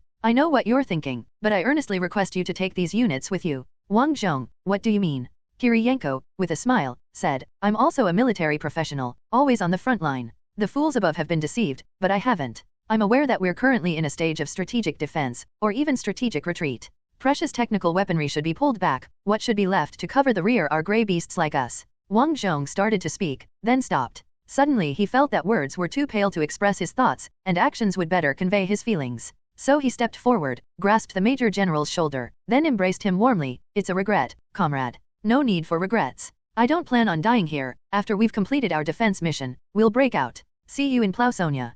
Plaussonia, the capital of the Prasen Empire. Wang Zhong patted the Major General's shoulder. "See you in Plaussonia." Having said that, he released his hold, stepped back, his heels clicked sharply together, and he saluted the Major General. "Farewell." "Farewell." Wang Zhong turned around and left without looking back. Watching his departing figure, Kiriyenko suddenly said to the Quartermaster General, "Is that a dandy? The difference from the rumors is too great. He is clearly an exemplary soldier." The Quartermaster General replied, "You don't know? The soldiers call him the Star of Victory. It's said to come from a song he hums, 'The Star of Victory will shine upon us.'" When Wang Zhong returned to the base leading Bucephalus, he found that Tank 422 had already arrived. Clearly, Belyakov had quickly eliminated any malfunctions. The driver and gunner were now loading shells into the tank on the side, while the electromechanical operator continuously fished out spent shell casings and machine gun bullet casings from the cabin to place in a large wooden box. Clearly, this tank crew planned to continue the fight. "Wang Zhong, we are retreating." "Alexandria? But we can still fight." The other tank crews maintaining and resupplying the tanks also stopped and stared straight at Wang Zhong. "Wang Zhong, there will be plenty of opportunities to hit the Prussians hard in the future, but today we are retreating, and not just us, but also the 203 Heavy Artillery Regiment. We withdraw by night on the evening train." Everyone looked at each other. Just then, songs were heard from outside the base. The relieved guard 31st Infantry Regiment, marching in orderly rows and singing, entered the base. The young soldiers all looked beaten and weary, but the expressions on their faces were spirited, their marching steps synchronized and forceful, the bayonets on their rifles swaying, like the wind blowing through a cypress forest. They sang out loud, "Tanya Tanyasha, my Taki-an, do you still remember that fiery summer? I can't forget those days, that time spent in passionate love." That time spent in passionate love? Jules year 914, July 8, 23:15 hours. All 914 members of Rokosov Combat Group were waiting on the platform of Lokhtov train station. The Lokotov City Defense Battalion, temporarily attached to Rokosov Combat Group, volunteered to stay behind and continue participating in the defense of the city, so they weren't included in the count.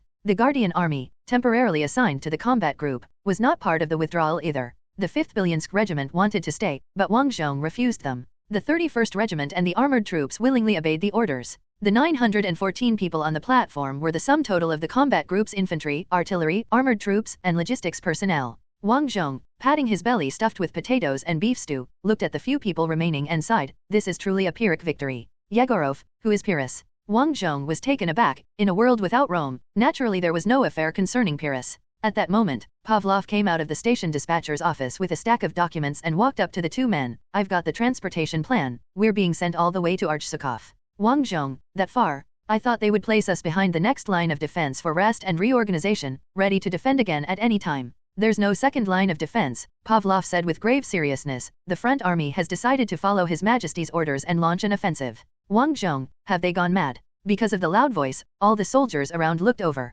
Yegorov patted Wang Zhong on the shoulder. Keep calm, my lord count. The good news is that this time we'll be far from the front line. Even if the front collapses entirely, it'll take the Prussians several days to reach us. Wang Zhong, I can't feel happy at all. So what about our reinforcements? Pavlov shook his head. No mention. At this point, Popov came onto the platform from the freight exit of the train station, striding over to join the trio. The church hasn't sent any news either. No idea when God's Arrow Company will be filled up, the bishop sighed. We're severely short of prayer warriors now, and we don't have enough replacements for the divine arrow. Wang Zhong, what about Brother Peter? After 2 days of fighting, Wang Zhong had grown quite fond of this human ear radar he had coincidentally acquired, finding it rather useful. Ah, that. We have plenty of sound array masters, so he was reassigned to us. Here is the personnel transfer document. It's standard to have a copy on file over there, right? Popov said as he handed the document to over there Pavlov.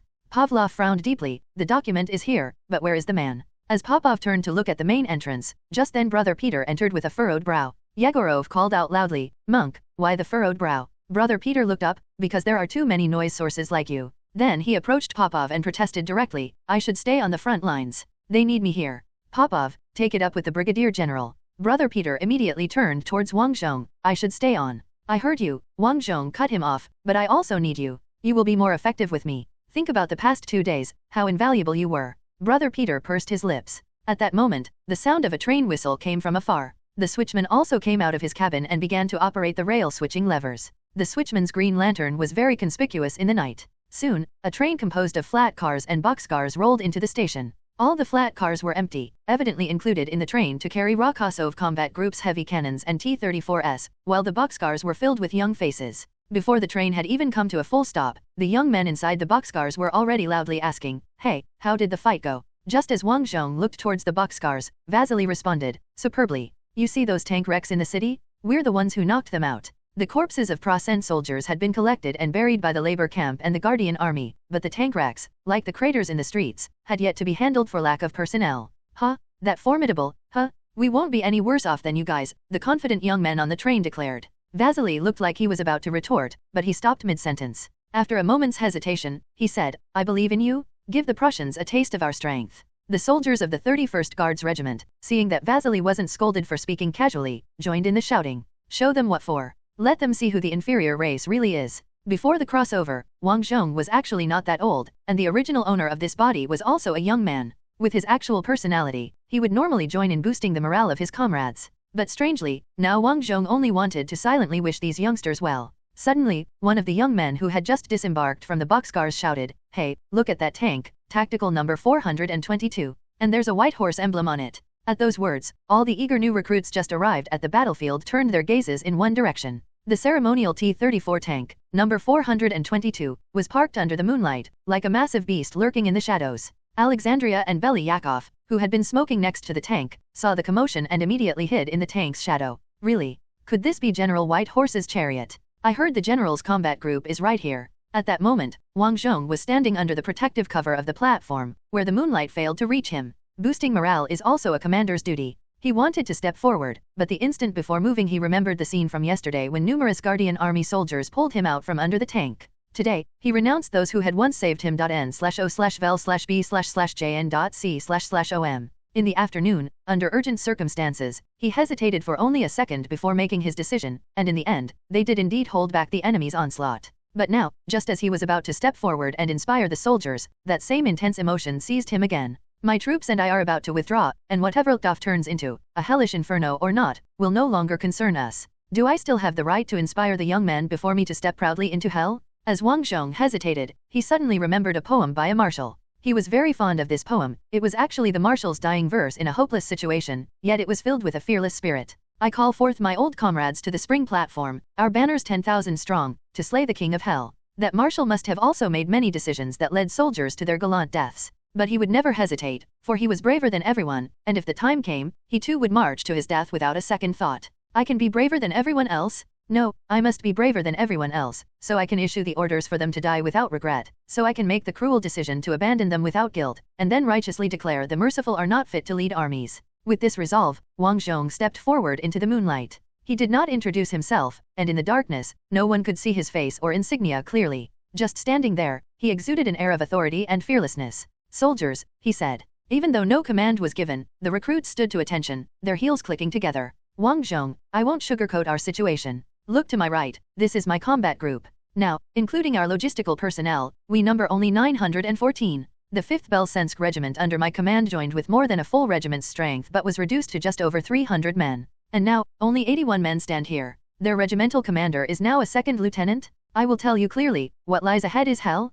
Staying here means facing hell? Does anyone want to back out? Wang Zhong scanned the entire platform. Not just the newly arrived soldiers were looking at him, but also the railway workers and train drivers stood at their posts, watching him. No one expressed a desire to quit. Wang Zhong, why? Answer me, why do you step into hell? Suddenly someone shouted, for the Tsar. Wang Zhong, no. Pavlov was shocked and stared at Wang Zhong with wide eyes. Then someone yelled, for the Eastern Holy Church. Wrong too. Wang Zhong replied without hesitation. Popov was shocked and stared at Wang Zhong with wide eyes. Wang Zhong scanned everyone again. Vasily suddenly said, for Auntie's mother. Wang Zhong pointed at Vasily, right. But that's too abstract. Wang Zhong paced the platform with hands behind his back. What is Auntie's mother? Think about it. Think of something concrete. Auntie's mother is the squirrels frolicking in the birch forests, the fish swimming freely in the Dnieper River, the wheat waves on the black earth. After listing these examples, Wang Zhong felt it was still not quite enough, so he added 2 more. The bright songs of maidens, and the beef stew with potatoes served by grandmothers.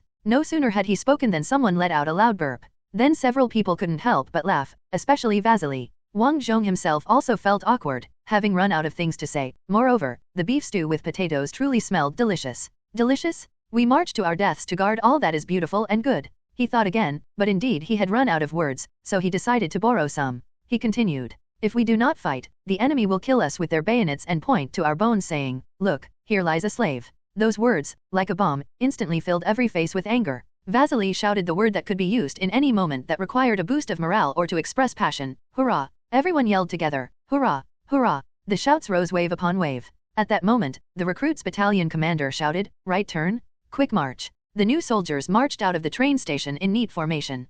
Popov stepped forward next to Wang Zhong. Next time, could you please not steal my job? Wang Zhong, which son of a bitch told me that boosting morale was the commander's job? At that moment, the station master came over. Hurry and load your equipment onto the train. We're departing now. If we leave before dawn, we can still get out of the enemy plane's range. Wang Zhong turned back and ordered, board the train. Pavlov handed the watch in his hand to Yegorov. Board the train in this order. The labor camp and railway workers will help us secure the tanks and heavy artillery. After saying that, he turned to Wang Zhong. The commanding general's carriage is carriage number 1, right next to the anti-aircraft carriage. Wang Zhong, I didn't see any passenger carriages though. Pavlov smiled faintly. There aren't any. Your carriage has fewer people, and it also has tables and beds. Seems acceptable? Actually, Wang Zhong was quite curious to try sleeping on straw. After all, he had no idea what kinds of hardship he would face in the future. It might be good to get used to it in advance. Just then, his hand was suddenly seized by someone. Immediately after, something as bulky as a big cotton-padded coat wrapped around him, and the chilly night wind that had been blowing disappeared, replaced by warmth. Wang Zhong was startled and hurriedly turned around to see which demon was gnawing at his hand. It was Ludmila, clutching Wang Zhong's arm like a pillow and craning her neck up. Wang Zhong, don't do this, we're both in uniform. Ludmila, as if she hadn't heard him, said, your essay clearly deserved 0 points, yet you can speak so well. Miss, you've got it all wrong, Wang Zhong thought. That part that ended with beef stewed with potatoes was my actual level. The cool part afterwards was if we do not go to war, the most famous modern poem by the poet Tianjian, n/o/vel/b/n.c//om. All my awesome speeches were copied. Don't admire me, miss. As Wang Zhong was feeling guilty for occupying someone else's achievements, Ludmila turned to Pavlov and asked, carriage number 1 has beds, right? Pavlov nodded seriously, yes, but they are more lightweight campaign beds. Do you want me to change them for sturdy wooden beds? Wang Zhong's mind went blank for a moment. What do you mean? Why switch to wooden beds? Ludmila, no need, lightweight campaign beds are fine. Pavlov, all right. The rest of us officers will just squeeze in carriage number 2 with the soldiers. Wang Zhong was about to ask what was going on when Ludmila dragged him towards the train. At that moment, Wang Zhong finally realized what was about to happen. It was just that this development seemed so sci-fi to him, completely impossible, so he hadn't been thinking in that direction at all. Wang Zhong, Ludmila, didn't we agree to wait until after the war? Call me Lucia, or Myra is fine too, the girl interrupted Wang Zhong. Ludmila's nickname was Luda, and a more intimate term of endearment was Lucia, which usually meant that two people had truly become close. This girl meant business today? Why so suddenly? I don't know. Just looking at you during your speech, I felt it had to be today. Wang Zhong, Ludmila, Luda, Lucia, the coming years of war will be extremely arduous.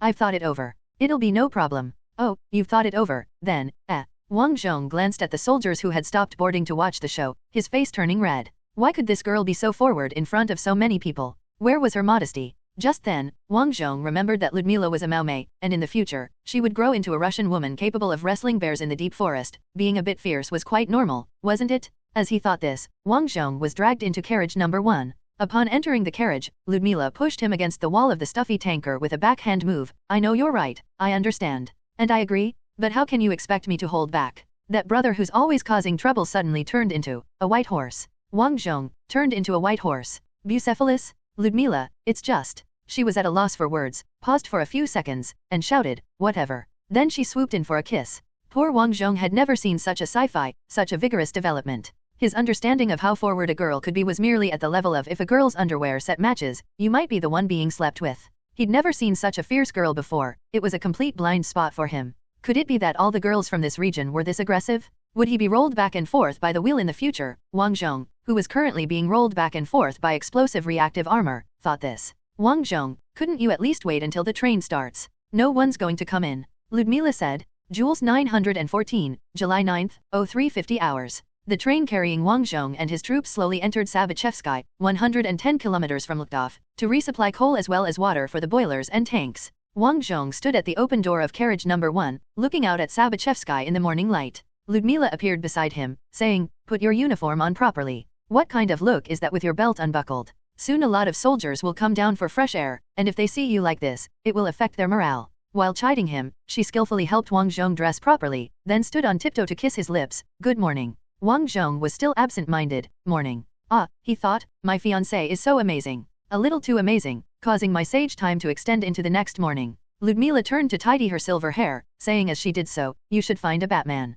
What kind of general doesn't have a Batman? Sure. Wang Zhong replied absently. Ludmila went on, too bad I'm a combat medic, otherwise, I would be your Batman myself. Wang Zhong, can a Batman be a woman? Of course, the secular faction believes that whatever a man can do, a woman theoretically can too. Didn't you also want to bring a maid before, but it ended up being your father who forcibly sent an old butler over. When mentioning old butler, Ludmila's voice stuttered a bit, then she sighed softly, if the old man could see your state now, he would certainly be weeping with joy. It seemed that the old butler always had high expectations for Wang Zhong, he speculated. At that moment, the train completed its entry into the station and came to a complete stop. Pavlov leapt directly out of the second car, stretching his neck to look towards the first car. Wang Zhong raised his hand and waved. Then Pavlov confidently came over, is it convenient? Wang Zhong, it is, what's up? I was just about to go to the telegraph office at the station to send a telegram. Join me? I'm afraid I'll fall asleep inside by myself and miss the train. Wang Zhong, sure. He leaped onto the platform with a single jump. Ludmila's voice came from inside the carriage, your dress shoes? Really, how long has it been since they were polished? Take them off and I'll help you shine them. Saying so, she threw out a pair of cloth shoes. Wang Zhong had no choice but to change shoes. Pavlov, the battlefield is also a place where the flower of love blooms brilliantly, isn't it? Humph, you're quite the romantic, aren't you? Wang Zhong teased. The bear-like chief of staff waited for Wang Zhong to change his shoes and led the way to the telegraph office beside the station. At that time, soldiers from other stuffy tank cars also came out for air, and all the young men showed a meaningful smile when they saw Wang Zhong. Vasily blew a whistle directly. Wang Zhong, show some respect to your superior, or Popov will punish you with the task of hauling manure. Popov also got off the train. Hearing Wang Zhong's words, he turned his head and shouted, don't just take a breather, go relieve yourselves if needed. Don't end up peeing in the tank cars later. And if you need to clear out from last night's beef stew with potatoes, do it quickly. The train needs to take on coal and water, so we're stopping for half an hour. Wang Zhong, are we stopping for that long? Yes. Pavlov nodded. I plan to use this time to ask the front army's headquarters via telegraph about our arrangements after we get to Archsukov.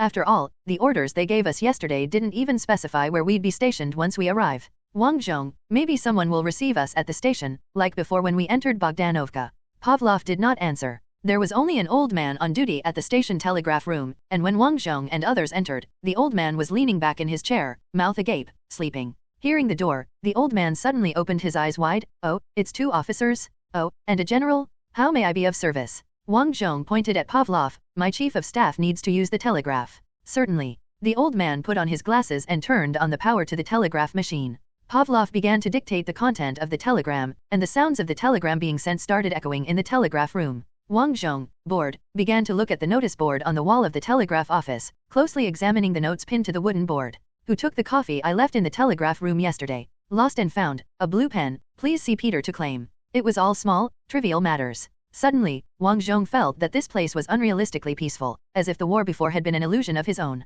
Until he saw a note, "Collective memorial service for car group 54 to be held tomorrow, please attend punctually." This note was just mixed in among a bunch of trivial ones, not noticeable unless looked at closely. Indeed, no one could stay out of the war. At that moment, Pavlov finished dictating and exhaled in relief. "Now we just wait for a reply from the other side. Hopefully, they're on time. If they really forgot to arrange accommodations for us, that would be a headache. I hope the soldiers who have been through fierce battles can at least get a good night's sleep." Wang Zhong nodded. "Yes, indeed. Certainly can't get a good rest with only straw on the train." Last night, Wang Zhong had actually slept very soundly, except that his camp bed shook a bit too much. For the next while, both men sat quietly waiting.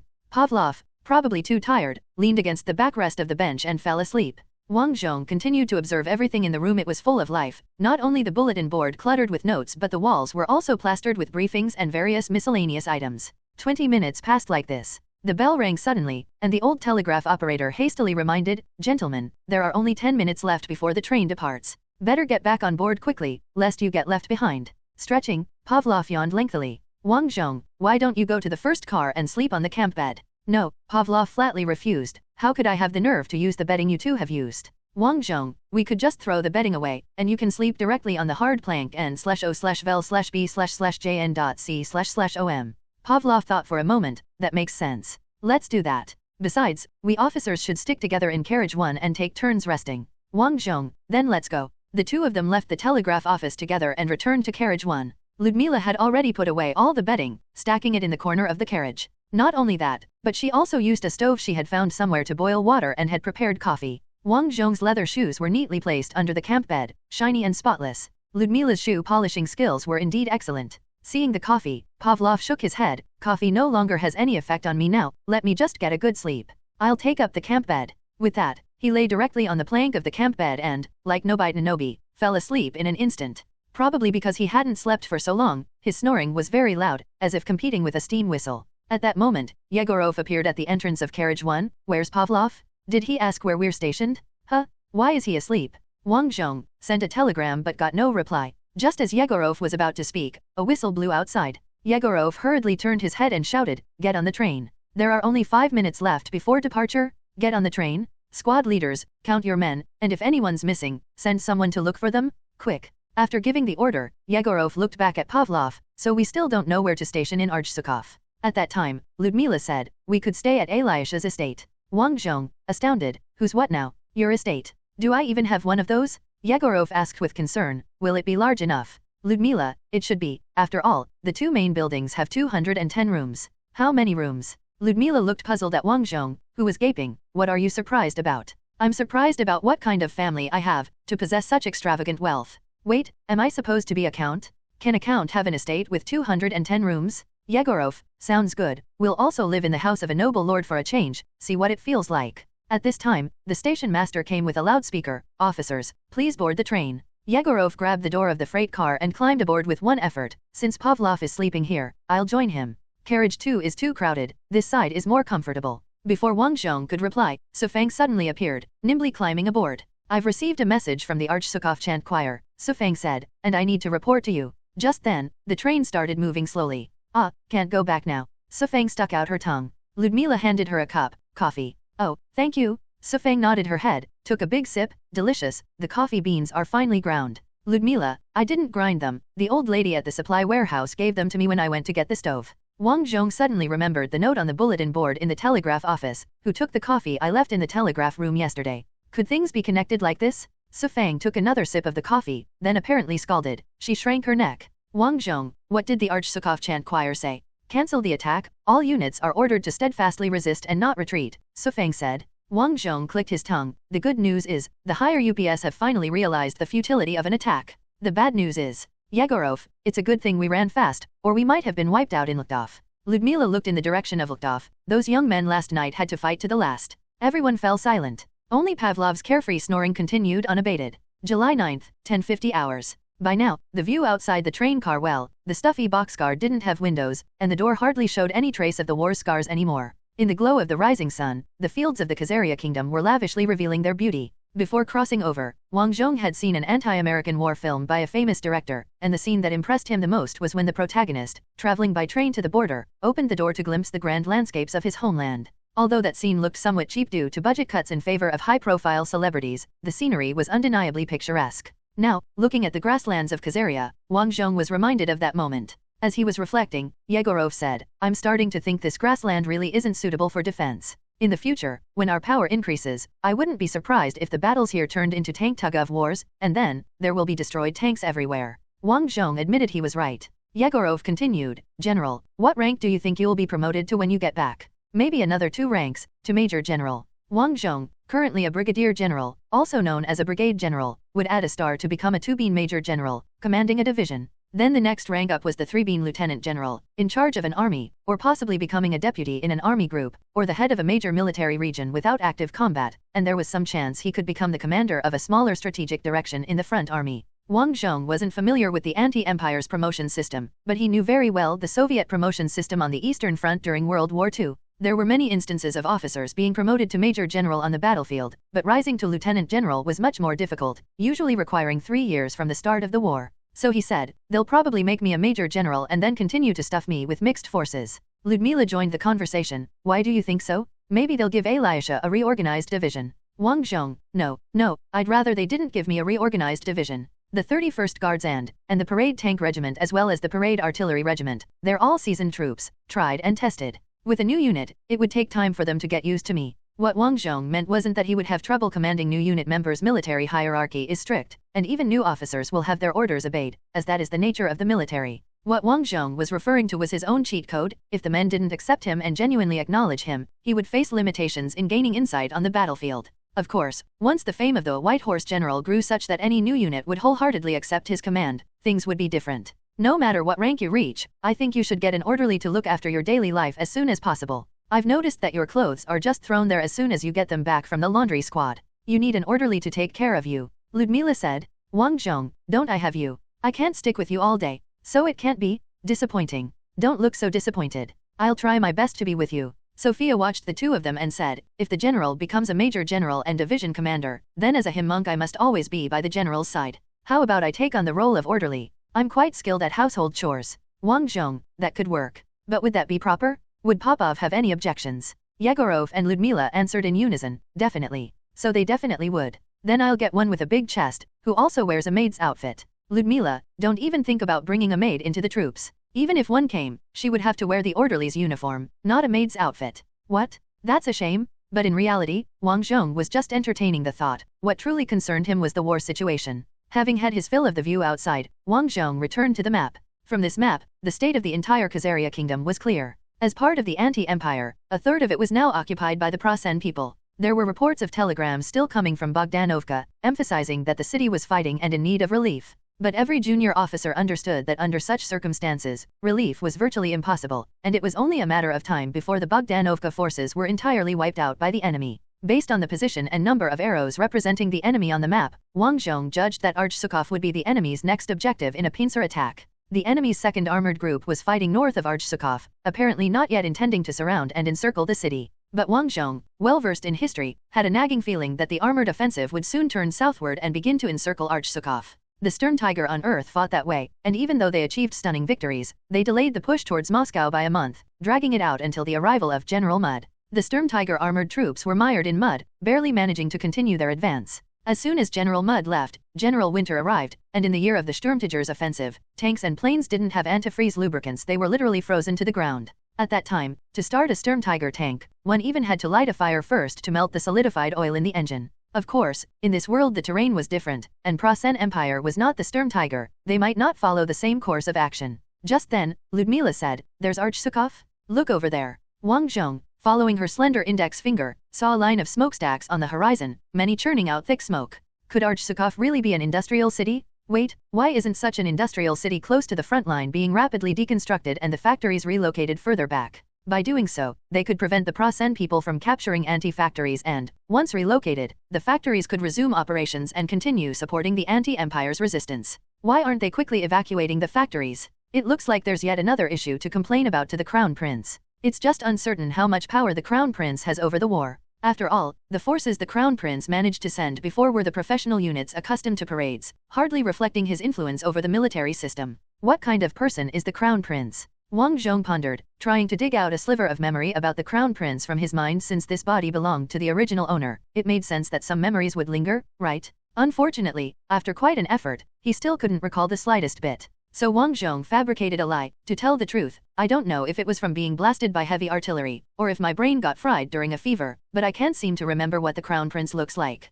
Ludmila, it shows, you were about to ask whether he was a man or a woman. Wang Zhong could certainly detect the mocking tone in Ludmila's words, but still cheekily asked, so can you help me recall a bit? Ludmila shook her head. You both entered the Reserve Infantry Officer School in the same year, and later studied together at the Suvorov Military Academy. You two were bottom of the class, one last and the other second to last. Is the Crown Prince that bad? Now a distinguished general of the anti-army, Wang Zhong thought somewhat arrogantly, even though his status as a well-known general was due to support from the Crown Prince, who acted as a transportation commander. At that moment, Wang Zhong noticed more railway tracks appearing alongside the current ones, and soon the train flashed past a deserted small station. Yegorov, we're reaching Vaishore, it'll start slowing down soon. Wang Zhong, you're quite familiar with the railways near Archsukov. Of course. I fought many battles here during the Civil War. Back then there weren't as many railroads converging here, but Vaishore had rail access at that time. Forces of the sanctified faction were holding Vaishore, constantly trying to launch attacks on Archsukov.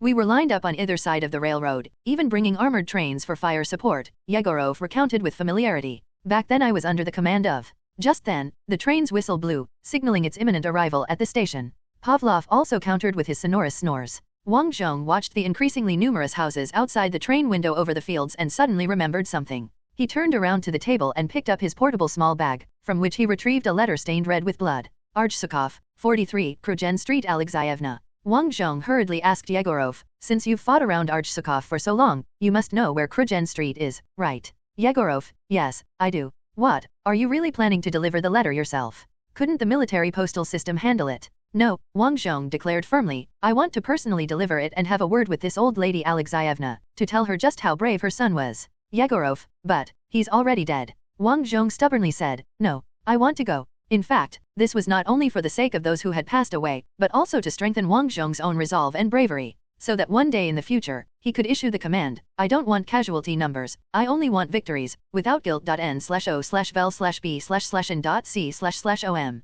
Ludmila, looking at Wang Zhong's side profile, suddenly laughed, Elisha, I never knew you had such a tender side, just like I never knew you were a speaker. Sufan, so you didn't know either. Ludmila, now I do, and I know which way he leans to. Wang Zhong, let's not go into details on that. But Yegorov curiously asked, General, which side do you lean? I prefer. Let's not talk about that either. Wang Zhong adopted the bearing of a general, let's talk about the letter. Yegorov, 43 Krugen Street, I actually do know where it is. Once the troops are settled in, I'll take you there on your signature white horse. Suddenly, Wang Zhong had an illusion that he heard a horse's neigh, which should be impossible. Bucephalus was mixed in with pack horses and mules carrying supplies for the troops, staying in carriage number 11, its whinny could not possibly travel against the wind to reach here. The train then began to slow down, and the surrounding countryside scenery swiftly diminished, soon morphing into a cityscape mingled with black and red. Everywhere one could see garrison troops and the assembling Guardian army. Unless in formation, they all uniformly gazed towards the train. Yegorov commented, I bet they're staring at the red flag on your tank.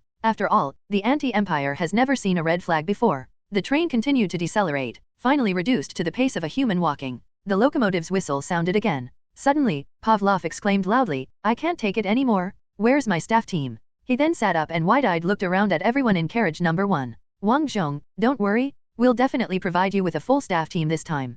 Pavlov was clearly still confused, his brain not quite kicking into gear yet. He looked at Wang Zhong, really? Then I want a 9th grade civil servant? At least 9th grade. Wang Zhong, how about a 6th grade one? He wasn't familiar with the civil servant rankings and just counted up one level according to the sequence of 3, 6, 9. Finally awake, Pavlov retorted, "Stop joking, General. A 6th grade civil servant could serve as a school affairs committee member at a university? They'd have authority over professors." "Really?" Right then, the platform outside abruptly came into view. Next, the sound of martial music rose, playing Farewell of the Slavic Woman. Clearly, a welcoming ceremony was prepared at the station for Rokosov's combat group. The train gradually came to a halt amid the sounds of military music, and just before it completely stopped, it gave a violent shake. Having already ridden in a stuffy boxcar from Bogdanovka to Ltov, Wang Zhong had once hit his head from such a shake, but now, experienced, he had braced himself against the door in advance. Ironically, his head was now covered in bandages. He'd got those driving a tank, so one less bump made no difference. As soon as the train had come to a full stop, Wang Zhong was about to disembark when he suddenly noticed a large group of fellows in flashy military uniforms on the platform.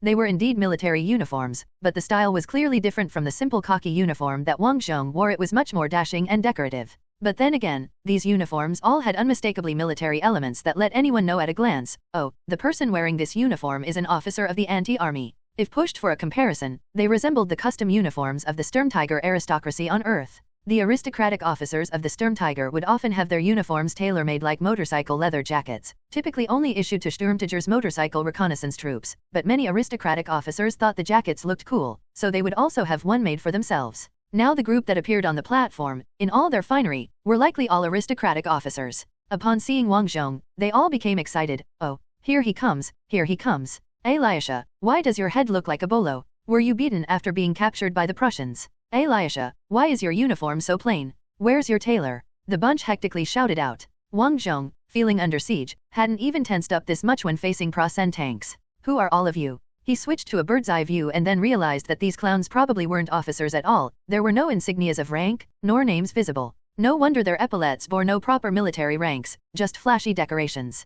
Damn it, running into a bunch of civilian cronies was unexpected. Just then, Ludmila leaned in and whispered in Wang Zhong's ear, "These were your friends before we went to Ekaterinburg for studies. You can say you don't recognize them any longer." Wang Zhong looked at Ludmila with confusion, unsure why she suddenly came to his aid. Could it be that she actually saw through it? Does that mean her likeness for me has nothing to do with the original owner of this body? At this moment, someone in the group also recognized Ludmila, and it would be more surprising if they didn't, considering Ludmila's silver hair and features were memorable to any man. "Luda," someone called out, "come to the dance tonight, many are waiting to dance with you." Wang Zhong frowned. These people, the front is in such a state, yet they still dance? Wang Zhong felt a sense of division, with the secular faction of the Eastern Holy Church inspiring the people to bravely resist the invaders, while the aristocracy, representatives of secular power, indulged in peace and luxury. How could you defeat the Prussians with such vermin? Yegorov seemed to be accustomed to the presence of the nobility, and promptly jumped off the train to organize the soldiers to disembark. Wang Zhong noticed that the disembarking soldiers were eyeing the dandies with unmistakable hostility.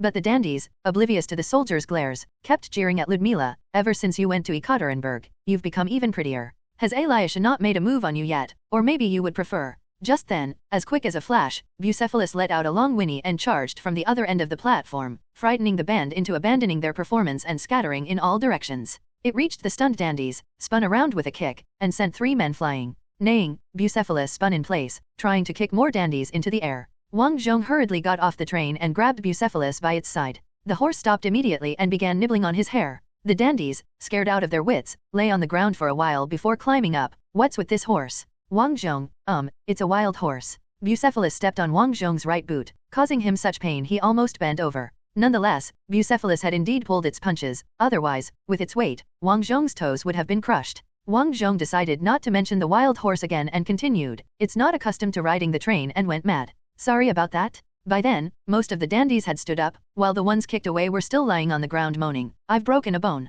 My back." One unlucky fellow had a brown stain on his trousers and an unmistakable scent was wafting from there. Vasily stepped off the train, pretending to admire the scenery. "Oh, why is there a familiar smell in the air? Filipov, do you smell it?"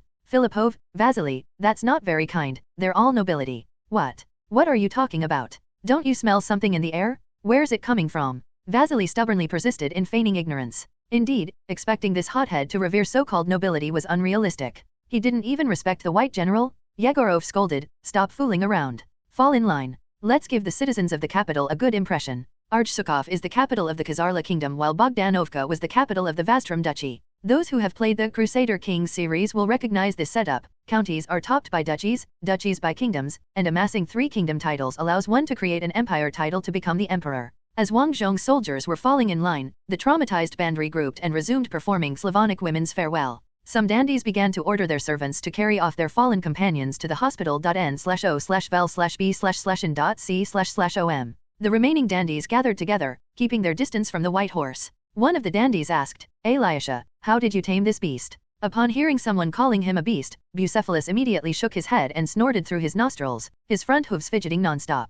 Wang Zhong knew that this meant he was pleased. He didn't like being called a wild horse, but enjoyed being considered a beast. Bucephalus had a complicated heart of a young girl. Wang Zhong looked doubtfully at his beloved horse and began to suspect, could this world hold mystical forces capable of turning ordinary rockets into missiles, enable ordinary people to acquire keen hearing? Could there also be mystical forces that turned horses into heroic spirits? If I really were a chosen one of the Eastern Holy Church, wouldn't it be normal to ride a horse with divine attributes? As he was thinking this, Bucephalus began to nibble on his hair. I must be overthinking it, it's just a bit mentally unstable. Wang Zhong pushed his enthusiastic horse away and said to the dandies, "Sorry, my horse has gone mad." A few of the dandies exchanged glances, and the one who just called Bucephalus a beast said, "It's okay, you used to like feisty ones, both horses and women. Is that my character setting?" Another dandy nodded, "Right, you even said that Luda was too tame, which is why you didn't fancy her and left her alone." Huh? Delving deeper seems to lead into a complex NTR cycle? Never mind that, Lucien now has feelings for me. Wang Zhong shook off the unnecessary thoughts, determined to politely dismiss the group of dandies. Just then, as the military band transitioned from Slavic women's farewell to Tsar's hymn, Wang Zhong was puzzled. He noticed that all the soldiers were saluting towards the station's main building. Wang Zhong looked over and then saw a person whose name he could recognize. Ivan Nikolaevich Antonov, with the rank of captain, and a subtitle in parentheses, Crown Prince of the Anti-Empire. Wang Zhong examined the Crown Prince carefully. Just an ordinary good-looking Russian guy. The name, patronymic, and surname all followed the male format. When the Crown Prince saw Wang Zhong, he immediately opened his arms to greet him. "Elisha, my dear friend." Wang Zhong also approached warmly. "Ivania, my dear friend." As they hugged, Wang Zhong felt Ivan wasn't a female. It's a bit of a pity. No, not at all a pity. I already have a lovely fiancé. After embracing Wang Zhong, Ivan turned to Ludmila and merely performed a standard gentleman's greeting. "Ludmila, I'm in uniform, so no hand kissing." It was then that Ivan snapped to attention, saluting Wang Zhong and Ludmila. "I salute you, General Sir." The local dandies, left on the side, looked at each other in confusion. "Wang Zhong, I salute you, Your Highness. Without the technical equipment you provided, we couldn't have survived." No sooner had he spoken, Wang Zhong's troops shouted in unison, "We salute you." Ivan looked at the troops in surprise. "It's astonishing, they seem just as loyal to you as your own unit." "Vasily, reporting to Your Highness, we are indeed loyal to the general." Ivan was even more surprised. "Is that so? You actually managed to earn the respect of the troops." "Wang Zhong, you didn't know." "No, I thought your battle achievements were all boastful, because look, I've been listening in on the high command meetings, and we've been winning all the time, haven't we?" "Wang Zhong, Your Highness, the reports from the front armies might lie, but the front line doesn't. We have been retreating all along, and even this Archsukov is now in danger." "How could that be?" The Crown Prince laughed. "Isn't this a peaceful place? Here we've gathered 700,000 troops, 700,000 of them." Upon hearing that number, Wang Zhong's heart cooled by half. That's it, the number of troops in the Kiev encirclement matches up. Now all that's left is for the second tank group to the north to make its turn. But, if things really do develop this way, doesn't it mean that Ekaterinburg could be saved? No, this isn't the time to worry about that. I need to get my own troops out of the encirclement first. Wang Zhong grabbed the Crown Prince's hand. "Ivania, it's really dangerous now. The Prasen troops love encirclements, and they will." The Crown Prince said with a smile, "Here we have 700,000 troops, as well as the natural defense of the Dnieper River, and Duke Myshakin's troops in Shepetovka can cover Archsukov too. Rest assured, we will inflict a heavy blow on them here.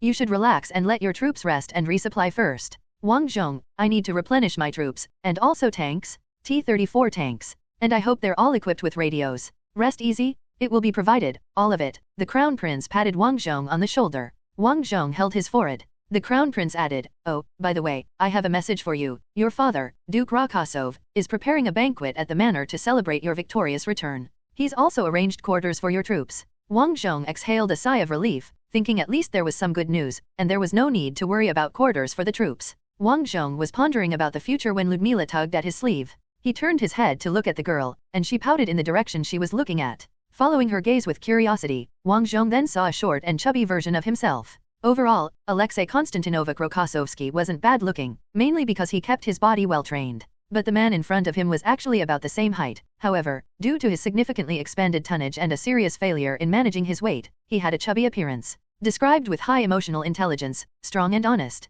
But even with such a big difference in build, Wang Zhong still had the feeling, my god, he looks so much like me. So, even without looking at the name, Wang Zhong knew this person must be a relative of his. He glanced at the name, Peter Konstantinovich Rokosov, Major General, Duke Rokosov. Based on the patronymic Konstantinovich, Wang Zhong deduced that this man shared the same father with him. It's a tradition among the anti-empire nobility that the first in line of succession, even without actually inheriting any land, would still be granted an honorary title. Meaning, this could be his brother, the first in line to inherit, so he is also called the Duke though without actual inheritance. Peter looked at Wang Zhong, quickened his steps, and came over with open arms, my dear brother, Elisha. N/O/vel/B/jn.C//OM. Wang Zhong was hugged tightly and nearly had his chest crushed. Are you trying to murder your brother, fatty? After releasing Wang Zhong, Peter was still very excited, his mouth trembling as he spoke. Not that Wang Zhong was paying close attention, it's just that being fat, any slight tremor was magnified through the layers of fat, immediately obvious. Peter, when the choir received the dangerous news about you being in Pinyi, I rushed to use all possible means to suggest to the subordinates to send you reinforcements. I didn't know what they'd sent until I received the news that you had arrived at Bogdanovka, then my heart was finally at ease. Tank number 67 KV-1 was what you sent? But why does it seem from Peter's statements that he doesn't have the authority to give direct orders to the troops below? And as a major general in Archsukov, how could he issue orders to the troops in Bogdanovka? He shouldn't have jurisdiction there, right? Just as Wang Zhong's suspicion arose, it was immediately resolved. Because Peter was too fat earlier, Wang Zhong could only notice his front and overlooked the staff officer insignia on his shoulder. This guy, though wearing the rank of Major General, is probably a senior staff officer in the front army staff. With some maneuvering within the command office, it is indeed possible to give some hints to have the troops dispatched. No wonder only one KV-1 came to the support. Turns out the defenders of Bogdanovka had only casually sent some reinforcements to satisfy the superiors. Everything started making sense. Peter took Wang Zhong's hand. It's good you're back. Father and I just want you to be safe. You really don't need to boast so much. Peter, I've already managed to make arrangements with the personnel department, and they will soon transfer you to the logistics department. Wang Zhong frowned, looking incredulously at the chubby man in front of him who resembled him. What happened to the Western nobility protecting their people? You relocate your own kin to the rear during a national crisis, and you nonchalantly announce it in public. What would the sons of the commoners who gallantly died for their country think? The feeling of alienation he just experienced came flooding back. Wang Zhong remembered the valiant members of the Guardian Army who died in the defense of Lukhtov, along with the active men, women, and children. Had the call to action that motivated everyone back then nothing to do with the nobility but was down to a belief in national survival? Wang Zhong's fondness for the citizens of Anti increased by 1,000 points. He shook off Peter's hand. I won't leave my troops. I will fight until Prasen is completely defeated, turning Plosiny into ruins, washing my tracks with the blood of the Plothin Emperor, and then eating pickles on his dining table. The dandies around obviously misunderstood Wang Zhong's words, taking him for the typical braggart, and whistled in response. But Peter looked at Wang Zhong with incredulity, staring intensely.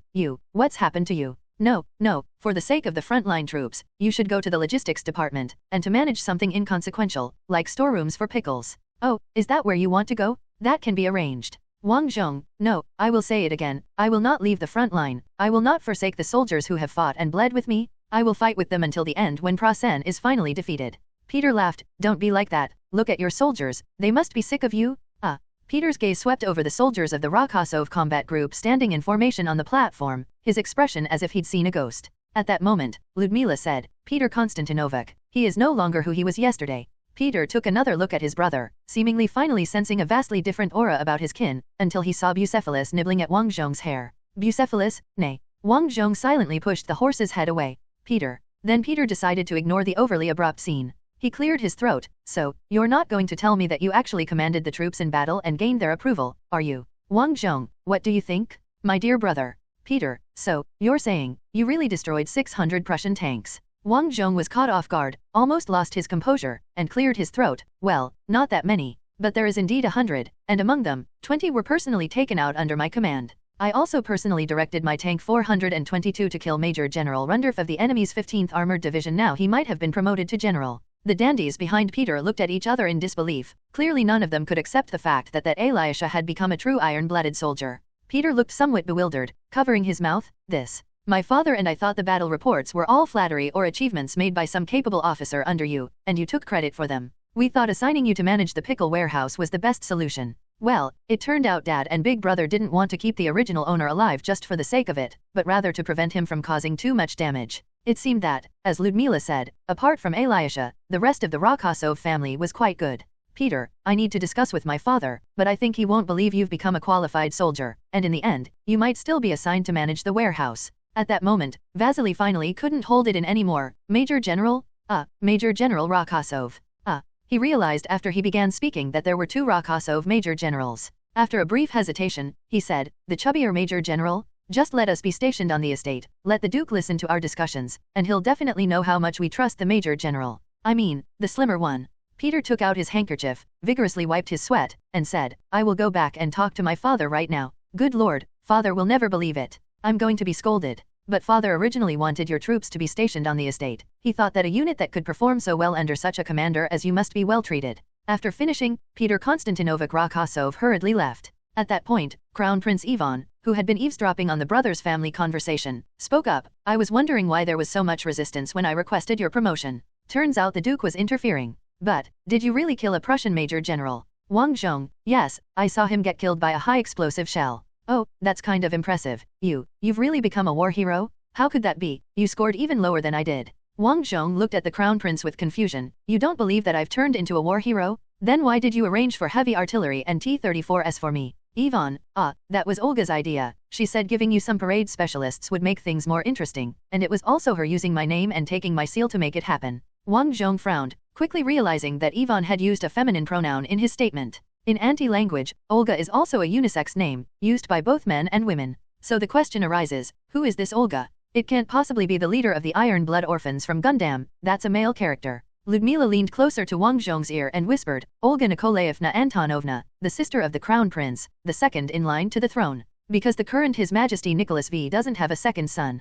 Crown Prince, you guys even forgot about Olga, she's always complaining about you, calling you cow dung. But then when the frontline battle reports came in, I gave them to her just for fun, and she actually read them very seriously. Then she proposed to send you some fancy but useless equipment, to make you look like a fool. Well, I was wondering why the Crown Prince didn't seem like the kind of person who would send me so much reinforcements. It turns out it was the princess's doing. And this fool was still out of the loop. The Crown Prince continued, how about it? Did those parade equipments come in handy? Were the Prussians stunned when they appeared on the battlefield? I originally wanted to send those stylish T-35s as well. After all, you used to adore the T-35, saying it was majestic and powerful. But then Olga scolded me and sent T-34s instead. That thing is no good, it looks weak. The T-35 is much more formidable. Wang Zhong then seriously asked, is Her Highness Olga Nikolaevna Antonovna also in Archsukov now? Of course she's not. Her Majesty has forbidden her to come near the front lines. Now she spends every day at St. Ekaterinburg giving speeches to the soldiers and personally handing out hot water and the like.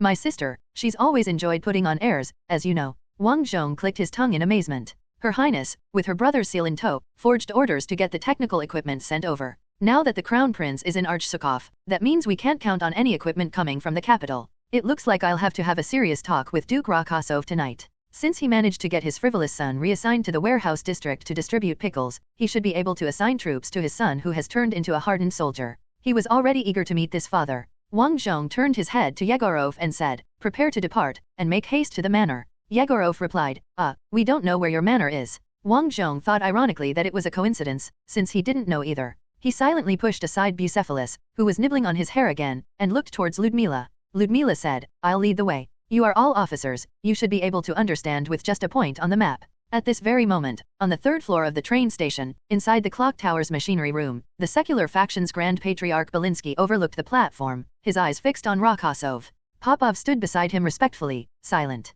Finally, Belinsky spoke. He is indeed a soldier dedicated to saving our country from peril, but is he really willing to be with the common people, as you say? There is no shortage of nobility amongst the officers who are willing to share blessings and hardships with the common soldiers, considering it a basic quality of a good officer. How can you prove that this Rakasov is any different from them? Popov answered, through observation, I believe that he is not cut from the same cloth as those nobles. Because of this, even the commoners are willing to follow him, to resist the invaders under his command, and to boldly go to their deaths. N/O/vel/B/in.C//OM. Belinsky remarked, we still need to observe him more. And he also needs to present more achievements. Killing a major general and destroying a few hundred Prasen tanks is not proof enough. This war is a brawl between two steel giants, and we are far weaker. Therefore, we need even stronger commanders. At the very least, we need to thwart the Prasen offensive this year and turn the situation from a rout into a strategic standoff, so the Federation and the United Kingdom will provide us with assistance. Popov responded, Your Grace, talking about these matters with a mere bishop like me serves little purpose.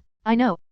I just wanted to mention it, to make you understand the importance of the mission. At that moment, Rokosov's combat group in the station began to move. Belinsky said, "Go quickly, the church will do its utmost to replenish the combat group. I mean, if you don't mind the recruits being passionate youths with nothing but bravery and zeal." Popov suggested, "Then perhaps fill Yuka Divine Arrow Company's ranks with prayer soldiers and launcher operators." Belinsky replied, "We can meet that request, go back and wait for the news." With that, the Grand Patriarch waved his hand. After saluting, Popov turned and left. At that moment, the bishops in the shadows of the gears who had been eavesdropping stepped out. One of them said, "One of our core beliefs in the secular faction is that there has never been a messiah, or rather, each of us, every single person, is the messiah." The Grand Patriarch laughed, "Exactly, which is why we need to identify capable individuals among the people. This is not contradictory, Bishop Chernyshevsky. It does not matter if he is a noble or a steelworker, what matters is military talent. To stop the onslaught of the Prasen devils, it is a necessity." The Grand Patriarch looked back at the platform once more, gazing at the young faces that had become resolute through the crucible of blood and fire, and softly repeated, "It is a necessity." Wang Zhong's troops were currently advancing towards the Rokosovsky family's manor according to the route provided by Ludmila. Wang Zhong had intended to ride in tank 422, but Bucephalus pulled at his hair so fiercely that he had no choice but to saddle up Bucephalus and ride the horse, with the tank following behind. The Crown Prince was also mounted on a robust sorrel horse, proudly trotting beside Wang Zhong. Curiously, passers-by on the road didn't even bother to tip their hats to the Crown Prince, as if he wasn't the Tsar's foremost heir. The streets of Archsukov were much more peaceful and serene than Wang Zhong had expected. Previously, when Wang Zhong and his troops entered a city, there was a desolate feeling, with little sense of the residents' livelihood, but Archsukov was bustling with life, with numerous pedestrians in everyday attire on the streets. Wang Zhong was surprised. The performance of the dandies at the train station already hinted at the decay typical of a dynasty's end, but where was the expected atmosphere of streets littered with frozen bones? Before setting out, Wang Zhong had thought he would see streets full of beggars, destitute people selling off their children, and bread in the bakeries costing 500,000 rubles each. Yet, these clean and tidy streets, with rosy-cheeked, well-dressed civilians, seemed off, didn't they?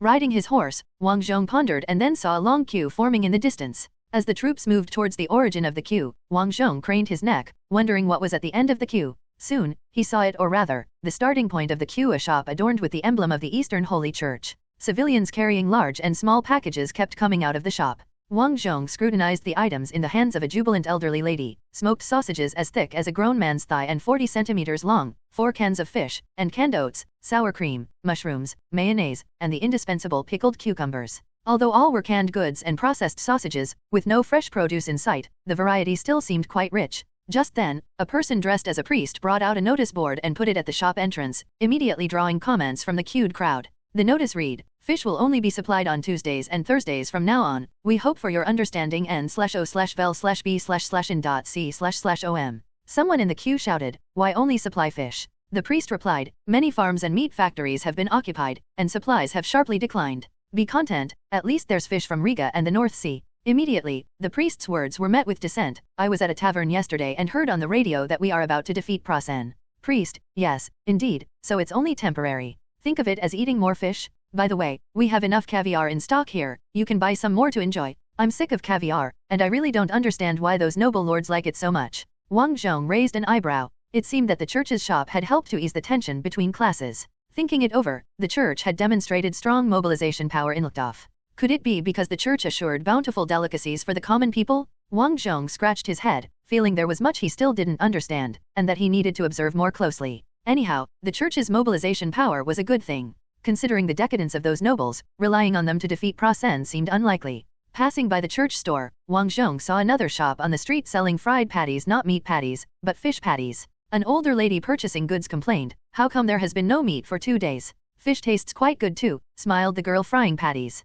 "We'll have meat patties tomorrow." "All right then, I'll take some fish patties today." "What kind of fish is it?" "Cod from the North Sea." Wang Zhong walked past the fish patty shop. He continued onwards, and there were several more shops like this one. Wang Zhong fell deep into thought. At that moment, the march of the troops suddenly halted. Feeling puzzled, Wang Zhong spurred Bucephalus forward, overtaking the stopped infantry to reach the very front. He saw that the road had come to an end, a metal gate imposingly bisecting the asphalt road. Emblazoned on the gate were the family crest and Auntie's slogan, "Private property, no trespassing." Yegorov at the forefront of the troops said, "According to Miss Mailahovna's directions, this is your manor, but are we expected to climb over and open the gate ourselves?" Wang Zhong had no idea what was happening. The gate didn't even seem to have an intercom. How were they supposed to get it open? Just then, on the other side of the gate, a formation of maids paraded in double files along the road towards them. Seeing the procession of maids, the face of Alexei Konstantinovich Rokossovsky, the ironclad warrior and god of war adorned with the Penii, Uktov's guardian, bearer of the red banner, and rememberer of soldiers' names, unexpectedly revealed a smile of happiness, softened by the wreckages of war.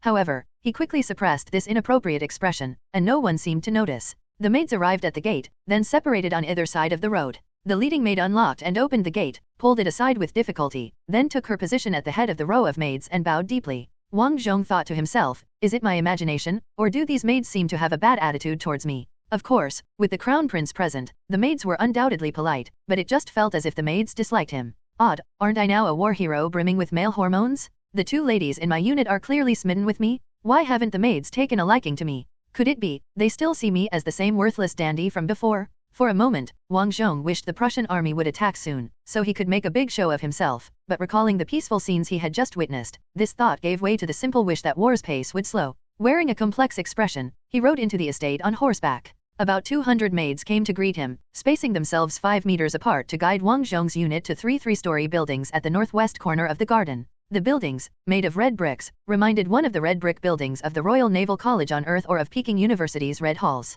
The parade ground enclosed by the 3 buildings seemed to be able to accommodate 3,000 to 5,000 soldiers at once. To the north of the buildings stood an arsenal and a parking lot. Yegorov exclaimed, "This is practically a barracks? I fought near Archsukov during the Civil War and even stayed in the city. How come I've never heard of a barracks here?" No one answered Yegorov. Wang Zhong directly asked a maid standing by the road, "When was this barracks built?" "This is a barracks from the period of the Civil War," the maid replied. "We've already cleaned it up yesterday. Please arrange to move in. Dinner will be served in the guest house in 2 hours. The Crown Prince said, "That's perfect. Get the troops settled and ready for dinner, and we'll go to the main building to see your father." "Weren't you going to continue commanding your troops? If you don't go over and tell the Duke now, you'll be soon keeping company with pickled cucumber jars." Wang Zhong kept a straight face. He didn't want to end up in the storage room, so he said to Yegorov, "I'll leave the rest to you, I'm going to meet my father." As he said this, Wang Zhong felt a bit awkward. He still resisted calling another man dad, but he couldn't call him his foster father either, so he just had to go along with it. Yegorov waved his hand. "Remember to requisition more troops for us, as well as technical equipment,"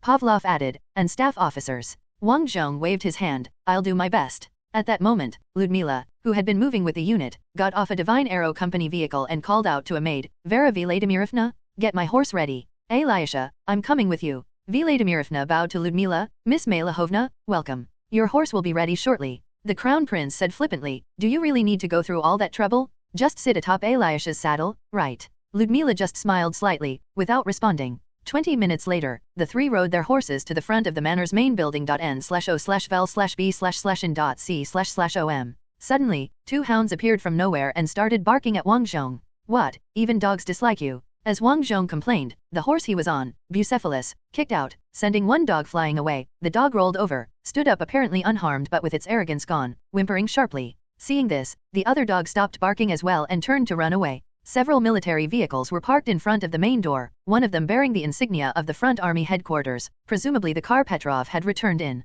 Passing by a gardener trimming the flower beds, Wang Zhong heard him grumble, "Great, the little demon's back." "Little demon? What, am I Xiao Yuer from the legendary twins?" Ludmila, who also heard the gardener's words, laughed. "Everyone still thinks you're the same person that both humans and dogs despise." Wang Zhong replied, "You're the only one who doesn't despise me, this human and dog despising guy." A secret crush confirmed. "I just treat you like a mischievous little brother," she retorted. Reaching the front, the coachman had already been informed and was waiting. They would take the horses to the nearby stables and see to saddling and grooming, ensuring the horses were in top shape. Watching Bucephalus being led away by the coachman, Wang Zhong casually asked, "How many people are on this estate?" "There should be about 300 to 500 servants," Ludmila replied. "Ever since the end of the Civil War, the servants have been getting paid, and on the Empire's records, we've transitioned from lords to farm owners, employers." Right after she had finished, the Crown Prince lamented, "What a pity, back when they were serfs, you could lash them at your leisure. Whipping anyone who didn't work hard? Now it's just dull." Wang Zhong glanced at the Crown Prince, thinking to himself how quickly the guy went from buddy to wastrel, or rather, it seemed just the sort of mischief 2 wastrels would enjoy, hence their friendship.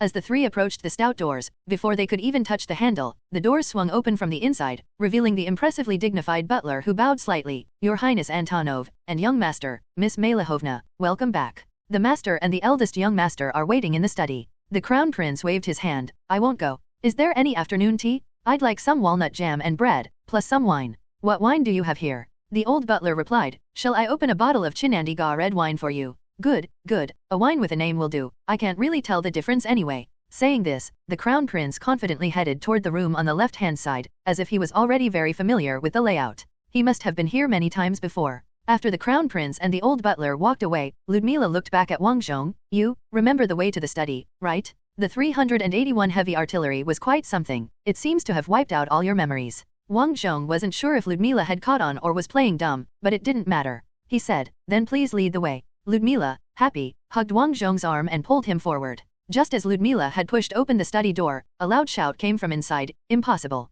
Do you think I don't know what Alyosha is? No, absolutely impossible." After the girl pushed the door, Wang Zhong could see Petrov, wiping sweat from his brow, saying, "But I saw his subordinates trust him a lot." "What can you see?" The Duke, in full military garb and with graying hair, scolded from in front of the window. "You're just an armchair strategist? Always a staff officer at the headquarters, never led a soldier in your life? You must be mistaken. And take a look at these battle reports. What? Destroying 600 Prasen tanks, single-handedly charging and killing a Prasen major general. Do you believe that?" All Petrov could do was wipe away sweat. The old Duke, and besides, Alyosha is an infantryman? How could an infantryman command tanks and achieve such impressive military success? Wang Zhong thought because I've played War Thunder and had cheats. Of course, he indeed did not know how to operate a tank, which put him in jeopardy. In the future, if possible, he still needed to learn the skills for each crew position in a tank. At that moment, Ludmila spoke up, "Uncle Konstantin, I can prove that Alyosha has changed." Duke Konstantin Alexandrovich Rokossovsky turned around, looking skeptically at Ludmila. "Luda, my dear Luda, my sunshine and spring blossom, I really want to believe you, but you've lied for him since you were 6 years old."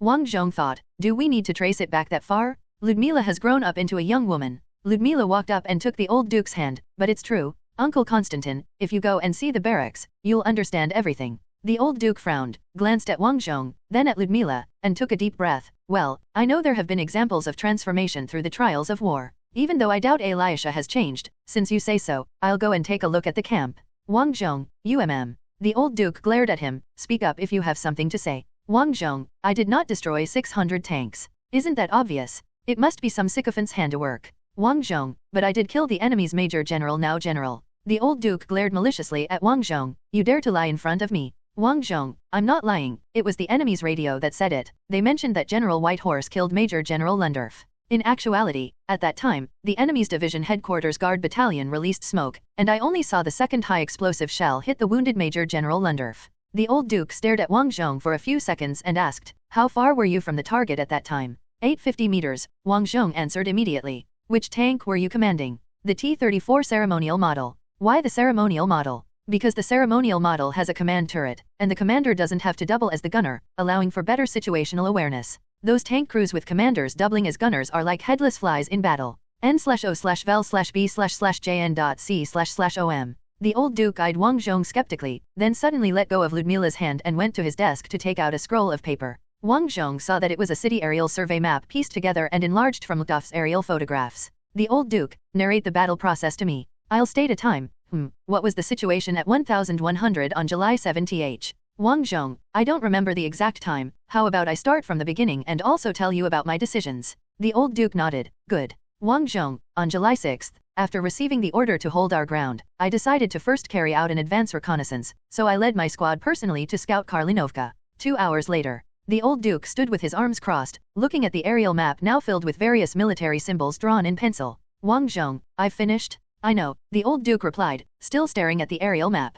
After a long while, the old man asked, "How the hell did you graduate last in your class?" Wang Zhong confidently said, "Compared to theoretical strategizing, I'm better at actual combat. If I'm last in class, it shows there's a problem with our military education." Wang Zhong finished speaking, and Ludmila hesitated to continue. Duke Luftwaffe noticed this and said, "Luda, just speak your mind n/o/vel/b/jn.c//om." Ludmila nodded. "All right." He was hit by the main gun of an enemy battleship, directly hit, so he lost some memory. His personality has also changed. Wang Zhong couldn't tell for a moment whether Ludmila was covering for him or really thought that. Duke Luftwaffe frowned. "A concussion, perhaps. It's possible. I've already seen my fair share of personality changes due to shelling in the Civil War, but all those changes were for the worse." But the old man immediately shook his head. "But such things are unpredictable, although I still doubt whether a concussion can turn an uneducated troublemaker into a shrewd and capable general. Yet the fact is right in front of us. Compared to him being possessed by Saint Andrew, a concussion seems more reasonable." Wang Zhong pursed his lips, unable to explain the matter. He thought it might deepen the suspicion to lie about it, so he chose to stay silent. Duke Luktov sat down behind his desk, picked up a letter. This is a letter to the front army headquarters. It says that my son is uneducated and may lead to the unnecessary sacrifice of many soldiers, causing the Empire to lose a large amount of technical equipment, requesting that he be sent to an insignificant place to guard pickles. Having said that, the Duke took out a match, struck it, and lit the letter, throwing it into the ashtray on his desk, watching it burn slowly to ash. The old man unbuttoned his military tunic's disciplinary buttons, opened the collar wider, and looking at Wang Zhong, asked, "How many men are left in your unit?" 914, including logistics, artillery, armored troops, and the non-combatant staff of the headquarters. Only that many, Luktov mused. I've been retired for a long time and am not too familiar with the latest military equipment or this blitzkrieg thing. I have no immediate plans to return to the army and cause trouble for everyone. However, as a retired general, I can still offer some help within my capability. Go ahead. Wang Zhong, please tell the front army headquarters that Arch-Sukov is at risk of being encircled. The enemy's second tank group is to the north. If they complete the encirclement, it's over. Duke Luktov shook his head. The decision to hold Arch-Sukov is His Majesty the Tsar's. The Grand Patriarch has even come here personally to boost morale. Even if the enemy is indeed likely to encircle from the north, the front army headquarters will surely say that we should fight the enemy here. It's the only way not to provide others with an excuse and to make His Majesty the Tsar happy. Do you understand? Unless someone can persuade the Tsar, or someone can make the Grand Patriarch decide to give up Arch-Sukov, the army won't retreat from here. Besides, in my personal experience, it's difficult for the enemy to complete such an encirclement. Do you know how large an arc that is? Luktov indicated on the map. Wang Zhong, it might have been impossible before, but technology has improved. Didn't you see the actions of the Prussian army in Carolus? Duke Luktov frowned. I've seen it, but all the generals believe that result was due to the lack of will to resist from the Carolus army. All the generals. You better not worry about this, you can't influence it, and neither can I. The old man said with a sigh and a touch of helplessness in his smile. Wang Zhong, understanding, changed his request. My unit needs replenishing, including experienced veterans, technical weaponry, everything.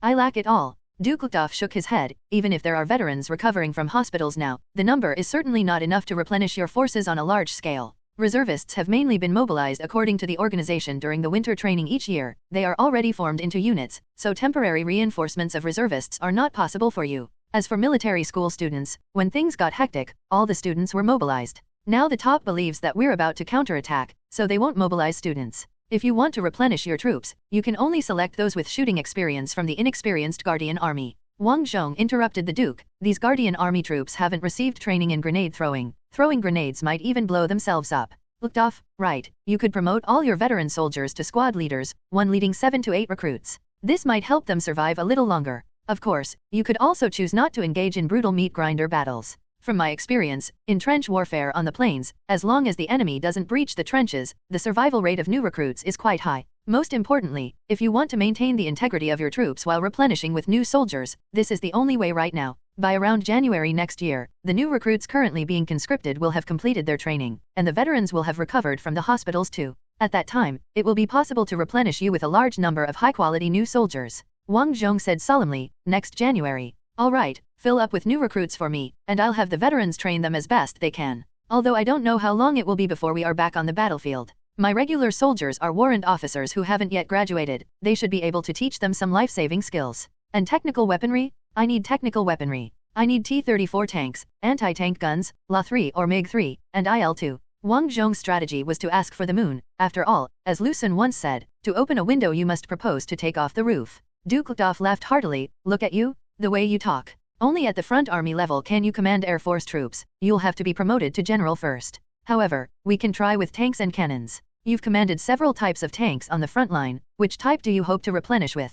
Wang Zhong, T-34, but the parade type T-34, without a separate tank commander and radio. Without those, an excellent tank's combat effectiveness drops by at least 50%. Old Rokosov shook his head. I can get you tanks that have already been produced, but I have no way to make the factory produce other tanks. T-34s, you say? I'll see if I can manage to get you 2 battalions. More than that is probably not possible. Wang Zhong, I hope to get company command vehicles equipped with radios. That's not possible. Old Rokosov flatly shook his head. But you can do this. Focus on using the company command vehicles, all fitted with the best tank operators, to form a special tank company. For the rest, if you think their combat effectiveness is inadequate, have them carry out lower intensity missions. Wang Zhong thought it over and it made sense. In fact, in Luktov, half of the remaining tanks in his unit were radio-equipped due to being pressed by the battle conditions. It was basically a forced popularization of radios. It would be better to concentrate their use from the beginning. Old Rokosov, anti-tank guns.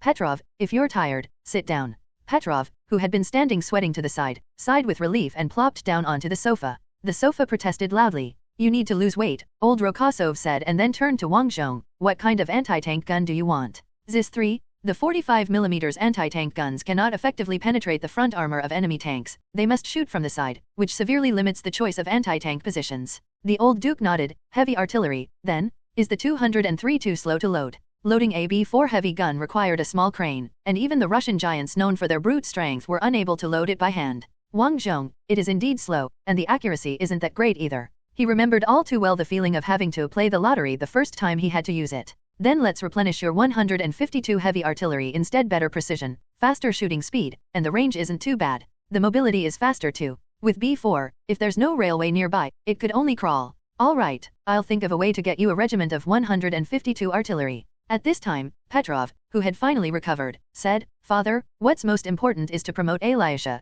give him a division's establishment, and then resupplying him will be much easier. You think I don't want to? Old Rokosov cursed. Those pig-headed fools are still using a court struggle mindset to think about issues. I believe in Elisha, but they don't. They'll oppose promoting the foolish son of the Rokosovsky family to the rank of Major General. Saying this, the old man began to bang on the table, almost to the point of tearing off his shoe to smash it. After knocking, he sighed, forget it, such things can't be rushed. I have to write to some old friends. It should be settled in 3 to 5 days. I'll first bring your brigade up to strength. Infantry, T-34s, heavy artillery, anti-tank guns, get them all. I'll handle this matter, and you two brothers can catch up. Wang Zhong looked at the chubby Petrov, who seemed quite content. He got almost everything he had wanted except for the planes. Staying here wouldn't bring him any more goods. The matters such as modifying the BT tank chassis to upgrade the Su-76 self-propelled gun, the old Duke already said he couldn't do it. That would have to wait until he met someone who could. With that, Wang Zhong turned around and walked happily towards Ludmila, who was waiting by the door.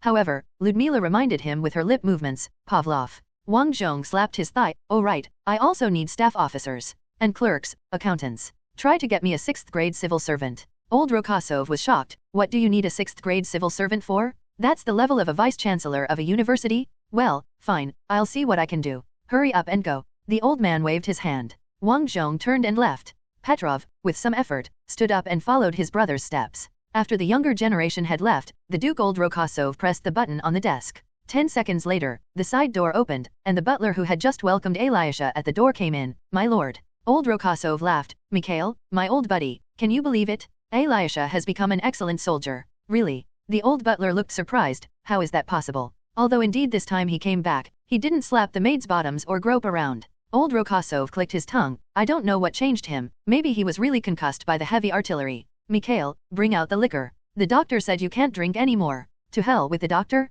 Anti-people should die drinking at the table. To hell with the doctor? Bring the vodka, and open a can of fish for me. Using fish as a drink snack, that's an anti-tradition. Emerging from the Duke's study, Wang Zhong took a deep breath. The issue of troop reinforcements was solved partially, at least. What remained a concern was the encirclement. If he couldn't influence the decisions, at the very least he needed to take more troops with him. As Wang Zhong pondered this, Ludmila came up to him, took him by the arm, and led him to the terrace next to the Duke's study. You know, with your brows constantly furrowed in worry. Since these are issues that can't be solved right now, why don't you just do what you can handle first? Wang Zhong replied absently, gazing out at the scenery from the terrace. At that moment, Petrov said, Then I won't disturb you two any longer. I still have work at the headquarters. Goodbye. Ludmila waved and then poked Wang Zhong in the waist. Goodbye, Wang Zhong said. After Petrov had left, Ludmila asked seriously, Is it really that dangerous? The Crown Prince said we have 700,000 men. Even if they were 700,000 pigs, the Prussians couldn't capture them that quickly, right? Hearing this, Wang Zhong's heart sank to the bottom because in his memory, the last force that was referred to as XX pigs that couldn't be caught in XX days had already been annihilated.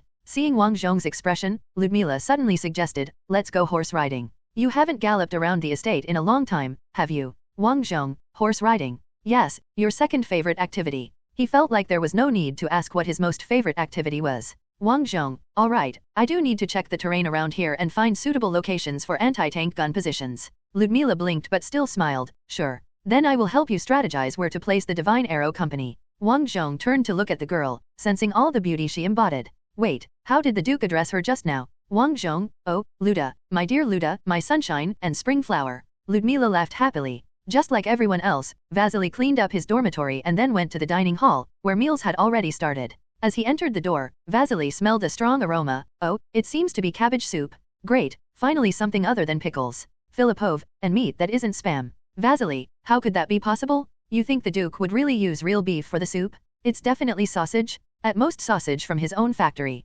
Dmitri turned to ask, do you hate sausage or something? Of course, I don't hate it. 25% beef, 70% pork, plus 5 kilograms of eggs and milk. I love sausage so much that I can recite its recipe. Vasily shook his head, but it gets tiresome if you eat it all the time. At that moment, the people in front of the line had reached the soup pot, and the maid scooped a large heap of beef that had been cooked until tender into a bowl. The soldier who got the bowl exclaimed, wow, it's really made with beef. And they didn't skimp on the onions and carrots either. The soup is so rich it's almost no longer watery. The maid then asked with a look of what is this country bumpkin surprised at, do you want sour cream? We can add sour cream? Go ahead, put a lot on. So another maid spooned a thick dollop of sour cream into the soldier's bowl. The young man walked away delighted, not even bothering to take bread or oatmeal porridge. Vasily and the others watched their comrade walk by, their eyes fixed on the soup that looked incredibly delicious. Vasily, by golly, they really did slaughter a cow. Filipov, and there's sour cream, too. Just then, 3 maids, working together, pushed a cart in. On the cart was another huge soup pot. In the soup pot was a thick, red stew. Filipov nudged Vasily, you're the professor's son, what kind of soup is that? It smells quite good. Vasily said uncertainly, it looks like it might be Karko chicken stew n/o/vel/b/jn.c//om.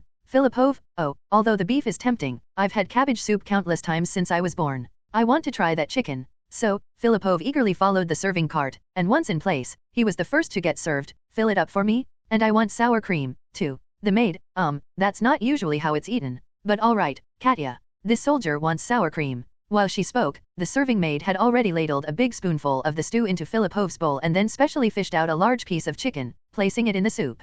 Filipov inhaled deeply and immediately showed an expression of ecstasy. It smells amazing. My mouth is watering. Vasily looked at his friend with a frown. Really disgraceful. Is it just chicken, onion, and tomato soup? They even added vinegar. It's already a sour soup, and then you add sour cream, sour enough to kill you. As he was freely expressing his disdain, Dmitri suddenly grabbed him. Look over there. Vasily turned his head, following Dmitri's pointing finger, and saw an ice cream machine. Wow, he scampered over. Can you eat this for free? Maid, of course. This is all provided by the Duke to treat you brave fighters. Vasily decisively said, give me 10. The maid immediately began to operate, and soon the first ice cream was in Vasily's hand. He licked the ice cream contentedly, like a happy child. At this time, the maid making ice cream said, you all must have gone through a lot, with so few of you left, the count must have really screwed you over, huh? Vasily stopped licking his ice cream. In fact, the entire dining hall suddenly quieted down. Many didn't know what had happened, but they were held back by the comrades who did. The ice cream maid asked in confusion, what's wrong? I won't allow you to insult the general, Vasily said with thunderous emphasis. At that moment, a priest came over. Vasily, come on. She just doesn't know what we've been through. Can't you just explain nicely? We are the Imperial Guard. Look at your cloak. Even if you're angry, you must speak kindly to the common folk. Vasily put down the half-licked ice cream. Then, let me tell you all about it. It all started when the general had set up a fake minefield. Someone couldn't resist making a snide comment. Shouldn't it start with you picking up manure? Then 7 or 8 hands pressed down on the shoulders of the one who'd made the interruption. All right. My bad. I shouldn't interrupt at this time. He backed down immediately. Those Prasen devils, Vasily began, are extremely rigid. The general had already crossed swords with them at Piniyi and destroyed 40 tanks. So, he knew they were all inflexible idiots. Hence, the general ordered me to write on 40 wooden signs, minefield, beware. It must be said that Vasily, as the son of a music professor, did have some talent. As he spoke with great animation and spittle flying, the story of General Rokossovsky's battle against the 15th Armored Demon Division came vividly to life. However, when he got to the part about his trick mines blasting the enemy meters into the air, someone couldn't sit still anymore. You're just blowing your own trumpet? I know for a fact that you were stuck guarding the general's captured enemy radio for 2 days. Vasily, I was guarding the radio, that's why I was closest to the general, and knew every decision. Nonsense. Our tank troops were the closest to the general? Alexander Yefimovich, come and tell us about the general leading you to charge the formation and kill the enemy's major general. Alexander quickly wiped all the soup out of his bowl with the bread in his hand, stuffed it into his mouth, and started to chew as he stood up. This incident, we have to start with our tank. Our tank was originally meant for young masters on spring outings to enjoy the scenery, specially equipped with a spot for them to view the countryside. Guess what? The general thought this was great. The position was perfect for surveying the battlefield. So, during the battle, the general was sticking his head out the whole time, bullets from the enemy whizzing by sounding clang, clang on the tank armor, and the general was not scared at all. We charged through the enemy's armored forces like that, and suddenly the general shouted, "Turn left, full speed ahead." I was targeting those Prasen Devils tanks through my gun sight, and then with the tank's turn, everything in the sight went topsy-turvy, and just like that, the enemy's division commander was right there in the crosshairs. With the general's shout of fire, I fired, and a high explosive shell landed right at the enemy major general's feet. Boom, he was blown to bits. Others let out sounds of admiration as if they were hearing such an exciting story for the first time. At that moment, someone picked up a champagne bottle from the table, a toast to the general. To the general. We don't recognize anyone but him. As the men became passionately roused, the maids looked at each other, unable to believe that the once detested and disdained Alexei had become the commander they all worshipped. At this time, Vasily said, "The general can even write poetry." Then, the usually arms-folded head maid couldn't contain herself and yelled, "On that point, we girls are well aware, every maid with a bit of looks here has received a sonnet from the young master." A maid couldn't help but snort with laughter. It seemed that the sonnet was so poorly composed that everyone couldn't help but laugh when they thought about it. Vasily pulled out a notebook. I'll read it to you all. Although this poem has many grammatical mistakes, the content is beyond reproach. After my modifications and edits, it's like this. The hero's song rolls with the smoke, surrounded by green hills. Listen closely. Here, Vasily read a version rhymed in the anti-language. The maids of the Rokossovsky family were not completely illiterate. At the very least, they had attended Sunday school, and the younger ones had even studied up to 10th grade at the common schools established by the church. They could tell the level of the poetry. The maids looked at each other. Was this still the same Alexei Konstantinovich Rokossovsky they knew? Wang Zhong and Ludmila spent a joyful picnic afternoon on their own estate. When they returned in front of the stables, Wang Zhong astutely noticed the maids' attitudes toward him seemed to have changed. When they had first entered the estate, all the maids had been guarded and hostile, but now the older maids looked at Wang Zhong with some confusion, while the younger ones did not hide their curiosity. What's going on? The maids were busy setting up the venue for tonight's ball in the garden, so there were maids everywhere. Wherever Wang Zhong went, he felt people talking about him behind his back. Turning around, he saw the maids arranging the venue in an orderly manner, not even speaking. It felt like a classic mermaid moment. Wang Zhong was curious, so he turned his head and asked Ludmila, "What's going on?" Ludmila shrugged. "Maybe something happened while you were napping on my lap at noon." Wang Zhong replied, "What's the difference between that and not saying anything? Obviously, something happened, right?" He was about to stop a maid to ask for clarification when the crown prince appeared. "Why did you leave me after coming out from the duke's place?" Wang Zhong exclaimed, "Ah, that's because you fell asleep on the sofa after drinking, and you were sleeping so soundly that I didn't. That's because you were in there for 2 hours? You got scolded badly this time, didn't you?" Wang Zhong was somewhat embarrassed. How was he going to tell the crown prince that his slacker brother had suddenly become a top student? The crown prince yawned and turned to look at the venue. Such a small dance floor can only accommodate one band. It seems like another meet and greet for the bigwigs. And here we have a much bigger maze. Wang Zhong turned his gaze towards the maze in the garden. He vaguely remembered that in Western aristocratic balls, this kind of maze game essentially provided opportunities for mischief. Girls would enter the maze first, followed by boys who would find them, playing out a you chase me, I chase you, catch me, and you can hee scenario. By the time they emerged from the maze, everyone's attire would be disheveled. The crown prince continued, "It's a pity that you, Elisha, are usually so good at this, always able to find the prettiest ones among them." Wang Zhong suddenly remarked, "Nonsense, I've never found Lucia." Ludmila said, "I've never participated, how could you possibly find me? Not only that, but every time you bring a tuft of a girl's hair to me, it's almost annoying me to death." Wang Zhong was shocked. What kind of high-level play was this? "Do you keep those tufts of hair?" he asked. "Of course not." Ludmila raised her voice a bit. N/O/vel/B/jn.C//OM. The crown prince added, "It's a shame, otherwise you would receive several tufts of hair again today." Wang Zhong replied, "Not anymore." Ludmila said, "He won't." The crown prince looked at Wang Zhong suspiciously. "Elisha, what's wrong with you? Ever since you came back, nothing seems right." Wang Zhong confidently said, "It's your illusion." Just then, he saw several strong men placing a clay pot on a lit bonfire in the distance. Driven by curiosity, he approached and asked, "What's inside this clay pot?" Actually, Wang Zhong could smell the aroma of spices. It must be some dish, but the decorations on the clay pot were so curious they piqued his interest. The worker carrying the pot said, "It's a braised dish that needs to stew for hours, and it also has to cool naturally. It's the most troublesome dish for tonight's dinner." Wang Zhong reached out to open the pot and saw that it was brimming with vegetables, including eggplants, potatoes, bell peppers, carrots, and more. The aroma of spices became even more intense once the lid was opened, making Wang Zhong wonder if the chef had thrown in a handful of masala. Seeing this dish, the crown prince exclaimed, "This is Grand Patriarch Belinsky coming tonight." The worker respectfully bowed. "You're right, the Grand Patriarch is coming." At that moment, a blue-capped judge appeared. He quickly stepped between Wang Zhong, the others, and the clay pot. During the stewing process, it cannot be opened. After it's removed from the fire, the chef has to taste it first. Wang Zhong said, "All right, I was just curious, not deliberate." The Crown Prince also said, "I can vouch for him, it wasn't deliberate." The judge glanced at Wang Zhong, nodded, and after covering the pot again, he stood guard over it without moving an inch. After walking away from the clay pot, the Crown Prince muttered, "What does the Patriarch want with you? Did you commit some sins that need confessing, or did you hype up your battle achievements so much that you incurred divine punishment?" To this day, the Crown Prince still thought Wang Zhong was a packaged war hero. Wang Zhong was too lazy to get more entangled with his mischievous friends. After all, the gear was a gift from the second princess, and from now on, it was more important to curry favor with her. At 2030 on July 9th, nearly all the nobility of Artsukov had gathered at the banquet hosted by Duke Rakosov. Just as the Crown Prince had predicted, it was a simple meal aimed at chatting about the situation. The nobles with high military ranks were all discussing affairs, and the progeny brought along to get familiar with social occasions were bored to tears and started chatting idly. Now that's the situation.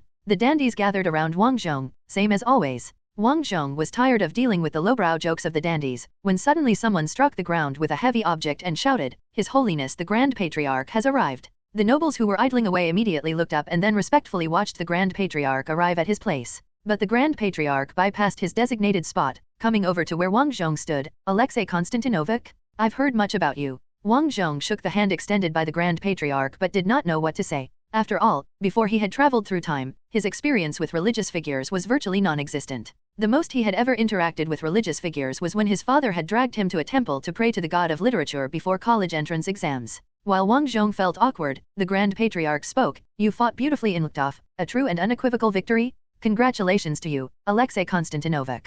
The venue fell silent. After a brief silence, General Skorobo, the commander of the Artsukov Front Army, spoke up, "Your Holiness, the Grand Patriarch, the rumor of the Major General being killed is merely heresy spread by the pagans. In fact, according to intelligence gathered by the Front Army, the 15th Enemy Armored Division did not cease its operations afterward." The Grand Patriarch Belinsky said, "If the death of a division commander could paralyze an entire force, then the Prussians wouldn't have us in such a difficult position." The word difficult immediately caused an uproar. To say we are in a difficult position. Isn't the front line at a great advantage? But many noble families are already in mourning. But look, Alexei has returned. If he could escape, then the enemy must not be all that formidable. Wang Zhong frowned. At this point, General Skorobo stepped forward and said loudly, "Gentlemen, the front line has indeed suffered a minor setback. We've lost the Grand Duchy of Vostrom and 200,000 troops. But our great mother Auntie still has such vast lands and so many troops available. Now in Artsukov, we have assembled 69 infantry divisions, 11 cavalry divisions, 21 armored divisions.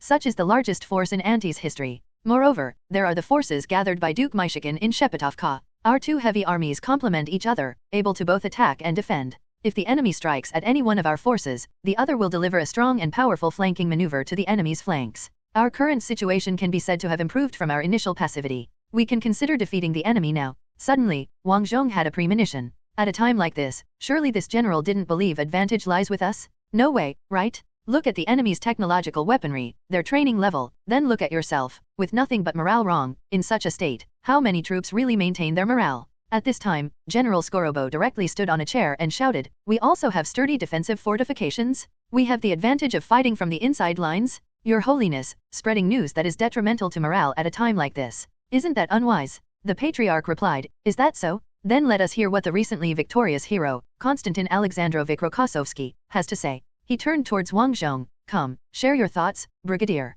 Wang Zhong heard undisguised laughter among the nobles. Someone was murmuring, using the opinion of a brigadier to oppose a general. "I heard that Duke Rokossov's second son scored 0 on his graduation exams. Damn it, thought Wang Zhong, how can someone graduate with 0 points? I might have been the last in class, but at least I passed the threshold for graduation." But right now, Wang Zhong indeed felt as good as 0 points, being just a modern person who had only played war games. He stepped forward, cleared his throat. "The Prussian army is an elite, modernized force." General Skorobo interrupted, "We are modernized too. Didn't you just go on a killing spree thanks to the superiority of our armored forces? We have 4 regiments of T-34 tanks, they'll give the Prussians a tough time." Wang Zhong replied, "The T-34 is indeed an excellent tank, but its poor design has introduced huge flaws. Its tank commander and gunner are the same person, which means during combat the commander has to keep his eyes on the gun sights all the time, with no spare moments to observe the surroundings. In contrast, all Prussian tanks have a dedicated commander and are generally equipped with a commander's cupola. In tank engagements, they are more likely to spot T-34s and take the initiative.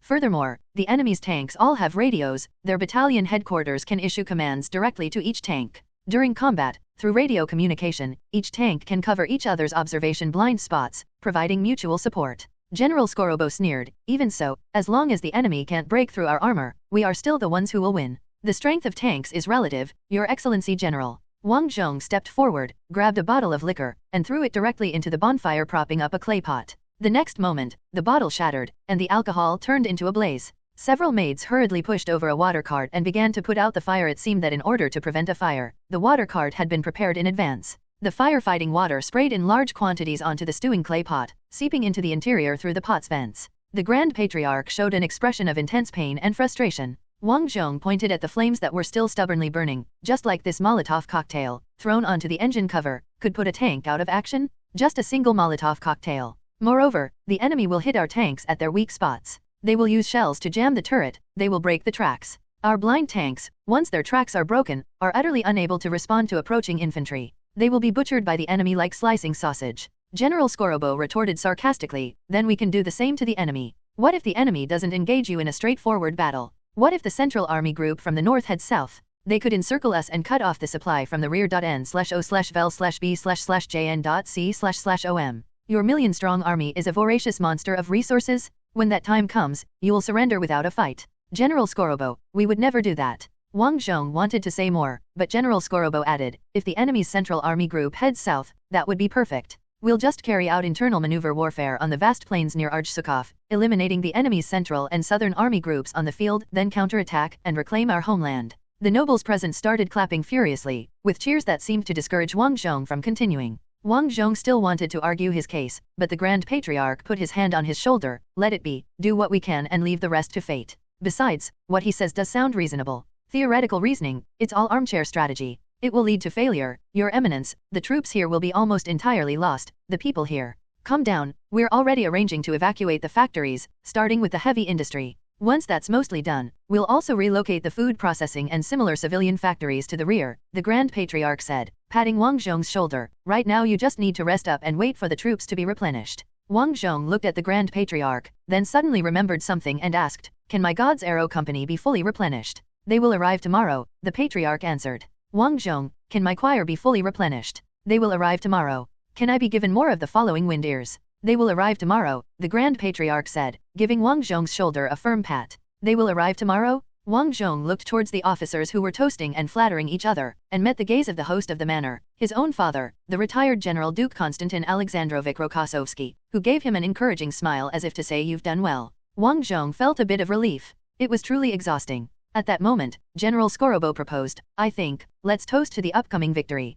The attendees all raised their glasses. Wang Zhong didn't want to raise his, but seeing that Duke Rokossovsky had also raised his, he could only join the toast. After everyone drank up, General Skorobo said, oh, yes, there's another piece of good news. We will soon receive support from 4 more army groups. With this, in facing the enemy before us, we will have a numerical advantage. Wang Zhong thought to himself how that could be. It must be that the front army had over-optimistically estimated the damage caused to the Prussians, or they had too little intelligence on the enemy. At that time, General Skorobo proudly announced, the advantage is ours. Wang Zhong raised his glass and said with sincerity, Chairman's brilliant foresight. Just as everyone was lavishing praise on General Skorobo, Grand Patriarch Belinsky made a follow-me gesture to Wang Zhong and walked toward a corner of the garden. Wang Zhong followed without hesitation, while Ludmila glanced at the 2 men and chose to stay put. The Patriarch's guards spread out and formed a security perimeter, and the nobles attending the banquet occasionally glanced over but quickly averted their eyes. The Crown Prince also occasionally looked toward his close friend, his face flashing with confusion, probably because he couldn't understand why the Grand Patriarch would have anything to discuss with his friend, who had never been known for piety. No sooner had Wang Zhong reached behind the Grand Patriarch than he heard him say, do you really have to ruin my stew? Well, that was the only place with an open flame. The Patriarch shook his head and changed the subject, you've fought well these past few days. Any particular moments stand out to you? Wang Zhong was puzzled. What did he mean? He wasn't asking about the insights or lessons from the battle, but rather if there was any memorable moment? What if the most memorable moment for me was seeing my fiancé bathed in moonlight? How should I deal with that? Of course, that was just his private grumbling. No matter how beautiful a moonlit fiancé was, it couldn't compare to the experiences and insights gained while walking the line between life and death. Without hesitation, Wang Zhong recounted the despair he felt hiding under the BT-7, watching the boots of the Prussian army all around him, and the shock when he was later rescued by the sweeping charge of the Guardian army. Of course, there was also the heart-wrenching decision to sacrifice them for the sake of victory. The Grand Patriarch, with a stern face, listened to Wang Zhong's story, then finally spoke, I've heard many confessions and prayers. If there's even a trace of falsehood or pretense, I can recognize it instantly. So I know that everything you said comes from the heart, that it's your true feeling. But I would also like to know, how did you come to terms with it? Or does it mean you'll never? Wang Zhong, as long as I am braver than everyone else, when the time comes for me to sacrifice myself for victory, I'll do so without hesitation. As long as I can do that, I can sacrifice others for victory without any burden. The Grand Patriarch nodded. That's one way to solve the problem, not a bad approach. I'll keep an eye on you and hope you don't betray your beliefs. Well, my leisure time is almost up, go on and enjoy the banquet. Don't be too tense, indulging in good food and the warmth of a lady tonight won't make the future any worse. Having said that, the Grand Patriarch walked toward the garden's main gate. The guards immediately closed ranks and followed behind him. Although the Grand Patriarch was initially heading toward the garden's main gate, after a few steps he saw a maid from the Rokossovsky family about to take away the stew's clay pot and turned to go over. He didn't mind the heat of the pot, opened the lid immediately, and inhaled the aroma of the stew. The guards came forward to stop him. Your Highness? This hasn't been tested for poison. The Patriarch was conflicted for a while but eventually put the lid back on and stood up straight. Noticing Wang Zhong's gaze, he explained, this is a dish full of sunshine and vigor, a true delicacy. But alas, my knights won't allow me to eat it. He spread his hands and walked away, shaking his head. Curiosity piqued, Wang Zhong was about to go over and take a look at the stew, but the maid quickly threw the stew and the clay pot together into a food waste cart. Wang Zhong. Ludmila came over and took Wang Zhong's arm. Come on, the Grand Patriarch already said that enjoying ourselves tonight won't affect the overall situation. I think you should relax too. Look at your forehead, you've got wrinkles. Wang Zhong thought that wrinkles were better than going bald, anyway. But the Grand Patriarch was right, it was better to take the opportunity to relax. Of course, he couldn't just relax by himself, so Wang Zhong called out to a maid standing nearby, hey, you, come here. The maid jumped, then came over hesitantly, looking scared. Wang Zhong, send all of today's delicacies and drinks to my troops, make sure it's enough. Maid, it's already been sent, the same as here, and there's a lot more. The Lord personally made sure of it. The Lord took care of it. Wang Zhong pointedly refused to say dad, since he had his own father back on Earth. The maid, not noticing the oddity in Wang Zhong's statement, nodded. Yes, he personally made sure. Wang Zhong was reassured by this, but then he thought of something new and said, and send a band over there too. A band. The maid was shocked, as it seemed the Lord hadn't thought to send a band. Wang Zhong nodded. Yes, a band. Wars may come and go, but music lasts forever. Maid, I'll go find the steward. Wang Zhong nodded, and the maid quickly turned and ran away as if escaping. Ludmila, you didn't even touch her this entire time. Wang Zhong, should I have? No, you shouldn't, but you used to always touch them, their butts and breasts and /o/vel/b//n.c//om. Wang Zhong looked down at his own hands, no wonder he would become so proficient. The next day, Wang Zhong came to the troops' cafeteria early in the morning. He mainly wanted to see how the troops were fed, to ensure it wasn't an endless supply of pickles. Providing a rich diet for troops can greatly improve morale, which is why every participating Earth nation sought ways to diversify their food. As soon as he entered the dining hall, Wang Zhong spotted Vasily and the others gathered together, sipping oatmeal porridge and munching on sausages, while Dmitri held a sandwich loaded with fried eggs and ham in his hands. Auntie's sandwich wasn't made with 2 slices of bread but rather a whole loaf with a hollow carved out to stuff the fillings in, which seemed to be made with quite a hearty amount of ingredients. In front of Filipov lay an opened can of fish, which seemed to swell up after fermentation. It reminded Wang Zhong of cans of surströmming from Earth, though this can didn't have that impressively pungent odor. It seems pretty decent. While Wang Zhong was observing the soldiers' dining habits, he noticed that all of his soldiers had risen to their feet. General. Wang Zhong waved his hand and made his way to the self-service food counter. Then he saw piles of caviar cans stacked up at the pickup point. Turning his head, Wang Zhong asked Vasily and the rest, why aren't you guys eating caviar? Before his transference, when Wang Zhong used to attend buffets that cost over 100 per person, caviar was always distributed in limited amounts at set times, and each person could only take 1 plate, which merely contained a small precious portion. Vasily frowned, tired of it. A few years ago, when caviar first became unlimited in supply, we ate it every day at home, spreading caviar on bread, on sausages, mixing it into vegetable salads. It was always about caviar. The other few nodded in agreement. Well, can there be such a thing as too much caviar? Vasily continued, and champagne. I remember champagne used to be so precious when I was a kid. My dad, a professor, would only have a glass after concerts. And then suddenly, champagne became worthless, on the same level as beer. Filipov agreed. Yes, it happened all of a sudden. I heard that the tribunal set up a special champagne factory that mass-produces champagne. The wineries posted articles in the newspapers saying the factory-produced stuff was just horse piss, and then they got shut down by the tribunal. Wang Zhong raised an eyebrow. Is that so? Although the soldiers were tired of it, Wang Zhong had never seen enough caviar to get fed up with it, so he decided to strike while the iron was hot. He opened the first can of caviar. Previously, his impression of caviar was of a slim container that, once opened, revealed just a layer of roe. Generally, a can would only contain 10 grams. But this can was something else. Upon opening it, he found a heap of roe that looked to be almost 250 grams. Seeing so much caviar, Wang Zhong's mouth was nearly watering. He wasn't particularly fond of caviar, but the incessant hype had turned matsutake mushrooms and caviar into symbols of gourmet delicacies, so the sight of a supersized matsutake or a heap of richly hued caviar would make him drool. The group seated together all noticed Wang Zhong's expression, and Vasily, representing them, asked, "General, do you have a particular fondness for caviar?" Wang Zhong, caviar, and matsutake mushrooms too, I'm quite partial to them. Having said that, he carried his caviar, bread, oatmeal porridge, and Susie's thick soup over to Vasily's table, picking up a knife, ready to spread the caviar on his bread. Just at that moment, several unfamiliar staff officers walked into the dining hall. From a distance, they spotted Wang Zhong's brigadier general badges and briskly made their way toward him. The leading colonel saluted and said, "Sorry to interrupt your meal, sir." Wang Zhong glanced at the colonel's briefcase, then at the uniform being held by the man behind him, and roughly guessed what was happening. To be honest, it was a bit fast. Did the Grand Patriarch do something last night? It seems my answer made him really happy. Wang Zhong put down his knife and wiped his hands. No problem. Official business comes first. What's the matter? The colonel took out a document from the briefcase and read, "By order, in consideration of Brigadier General Alexei Konstantinovich Rokossovsky's outstanding performance during the military operations in Ltov from July 6 to July 9, it is decreed to promote him to the rank of Major General." Wang Zhong was an old hand at this and asked after nodding, "And the other order?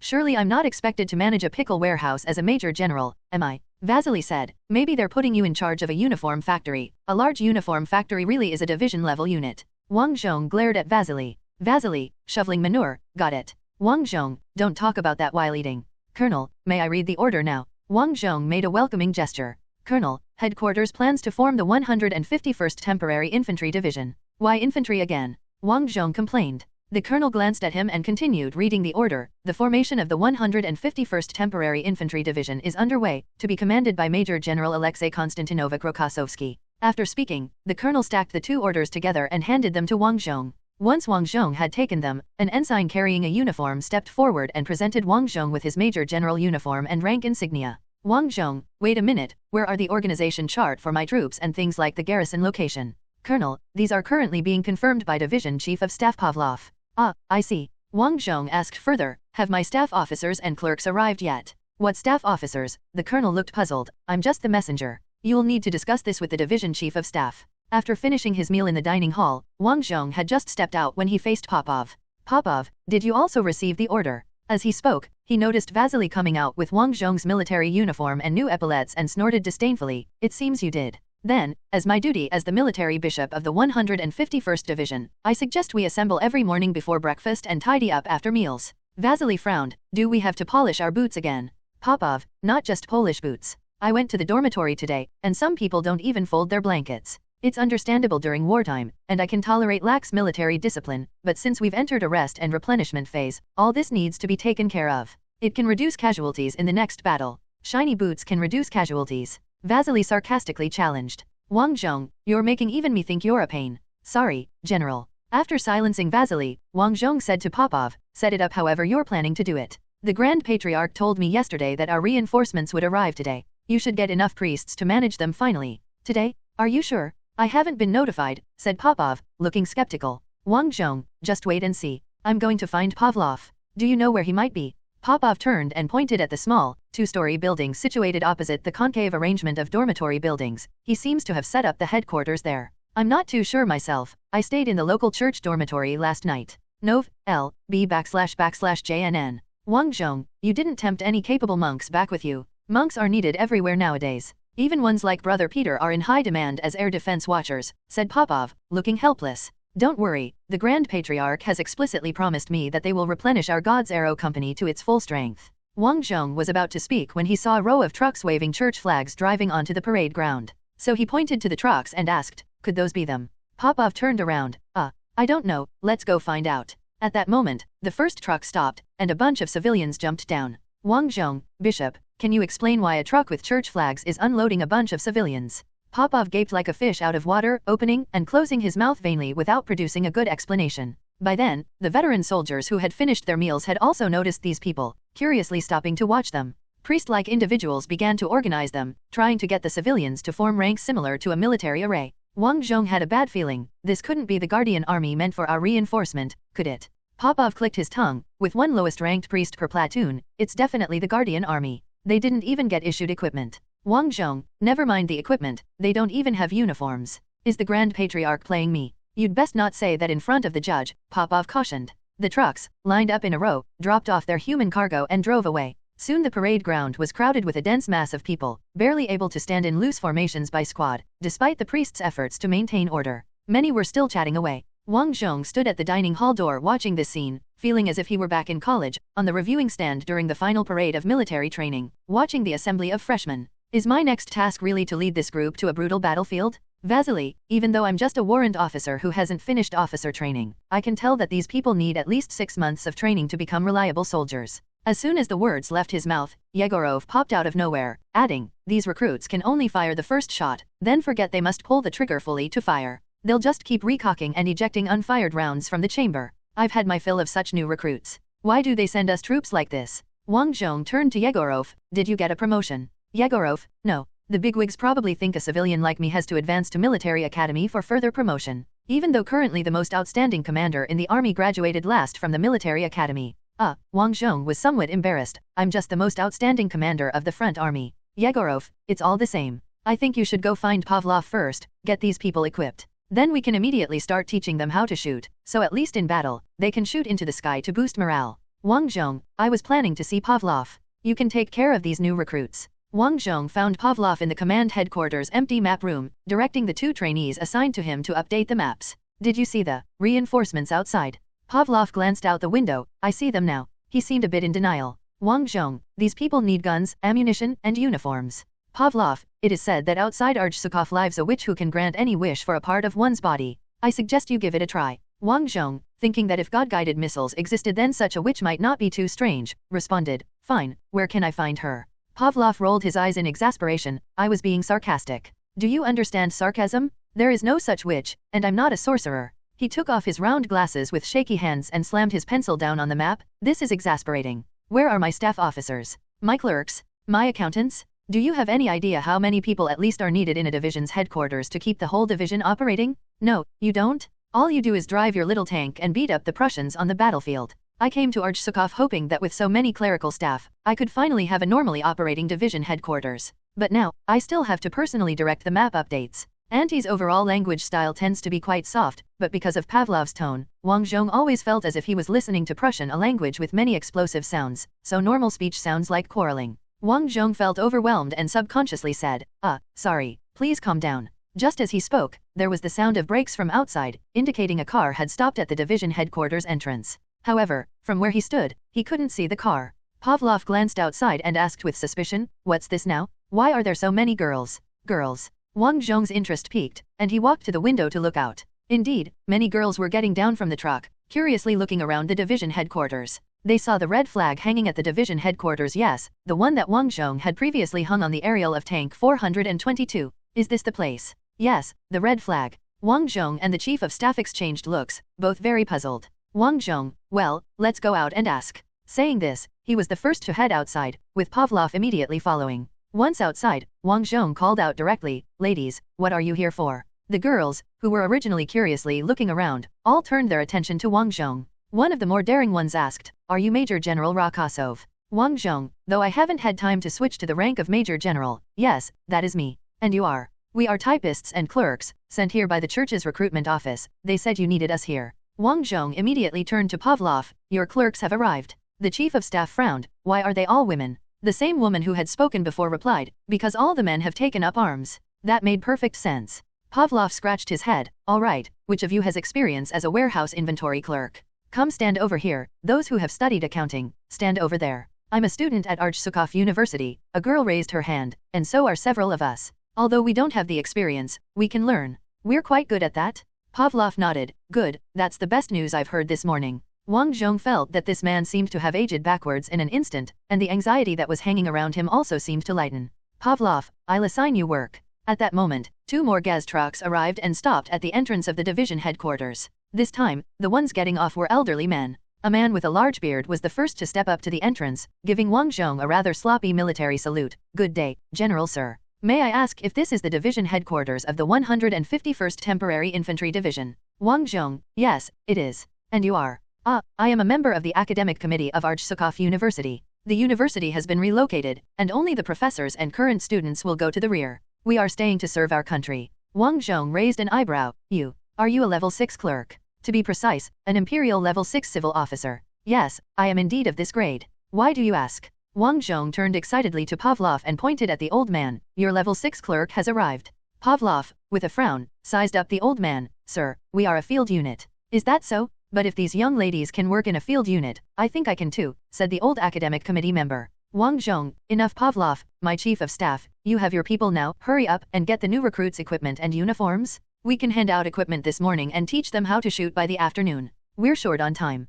Pavlov, even if we have people, it's not possible to produce equipment that quickly. You're pestering me here. It would be better to plunder from the local supply depot. Request a bit. If you're the one requesting, remember to get us some gas trucks as well. If no trucks, mules and horse-drawn carts will do. Also, we need civilian laborers, 2 for every combatant, understand? Wang Zhong nodded. Right?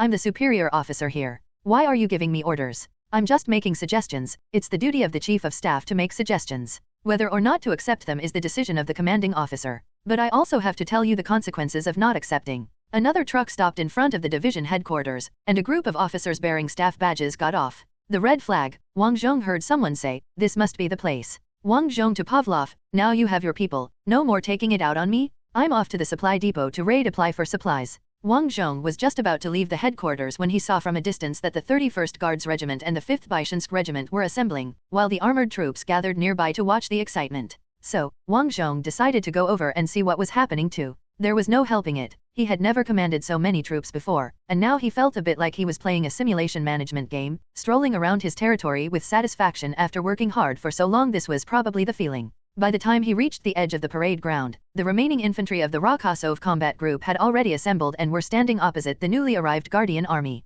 Pavlov stood between the two groups with a megaphone and shouted, "These are the remaining infantry of the Rokosov combat group. They will become your instructors. You will train with your current organization for now. After all, the division headquarters doesn't have the time to compile new rosters right now, and we don't know which companies you will be assigned to, so it's simpler to train this way. Right now, if you go to the front lines, you'll quickly turn into fertilizer. You wouldn't be of any use at all. The instructors will teach you basic tactical movements, basic skills." Wang Zhong thought to himself that being an instructor was a good thing, and after giving it some thought, it was actually quite beneficial. First of all, dispersing troops to act as instructors meant there was no need for new rosters. Pavlov's division was currently busy absorbing new members, and it might take a few days before they could get down to that task. Secondly, instructors only needed 1 gun to demonstrate all operations, and with 5 guns, they could let the recruits practice in turns, so the demands on supplies were relatively low. One had to say, Pavlov had experience. Pavlov began to allocate instructors to each member of the Guardian army with a roster in hand. At this time, the armored troops who were spectating nearby spotted Wang Zhong and hastily straightened their uniforms and lined up. Wang Zhong waved his hand. "All right, there's no need to line up every time you see me." Everyone relaxed, and then Gunner Alexander Yefimovich from Vehicle 422 asked, "We heard that you've been promoted to Major General, so why are you still wearing the insignia of a Brigadier General?" Wang Zhong replied, "I haven't had the chance to change it. You all know I don't have any orderlies right now, so I'll have to go back to the barracks and change it myself later." Alexander then asked, "We heard that the new troops you're commanding is an infantry division, so what about us? You're not going to hand us over to another general, are you?" Just to make it clear, the Crown Prince requested that we always follow you, and even if you transfer the troops, you shouldn't transfer us. I heard that the Prasen troops have a tank platoon in their division headquarters. I think we can learn from the enemy's advanced experiences. The other crew members became anxious. How is 1 platoon enough? Absolutely, an armored company is needed to ensure security when facing the enemy. Don't abandon us, General. Wang Zhong reassured them, "You don't have to worry, no one is going to snatch my troops from me, not a soul. Alexei, always take in but never let go. Not only are you not going anywhere, I need to bring over a whole armored battalion." An infantry division with an armored battalion was quite normal, wasn't it? If this were a game, mixing an armored battalion into an infantry division would bring a heap of bonuses. The armored soldiers seemed much more at ease. That's good then, other generals would just send us to our deaths. Yeah, the generals above us know nothing but to order us to launch an attack. I feel like they have no clue about how to use armored troops. Exactly. Our original 23rd Tank Army is gone, without any significant military achievements. General, with just 1 ambush, you achieved more than our entire army. Wang Zhong furrowed his brow. Really? Did the 23rd Army really have no achievements? Several armored soldiers who had transferred from the 23rd Army's BT tanks shook their heads together. Most were eliminated by the Prasen Air Force. On the rare occasion we encountered the enemy's armored forces, they were destroyed from distances over 1,000 meters, without ever getting close to the enemy. Wang Zhong sighed. Even though the BT series tanks were technically behind the enemy's Mark III and IV, the news of an entire tank army being wiped out still pained him.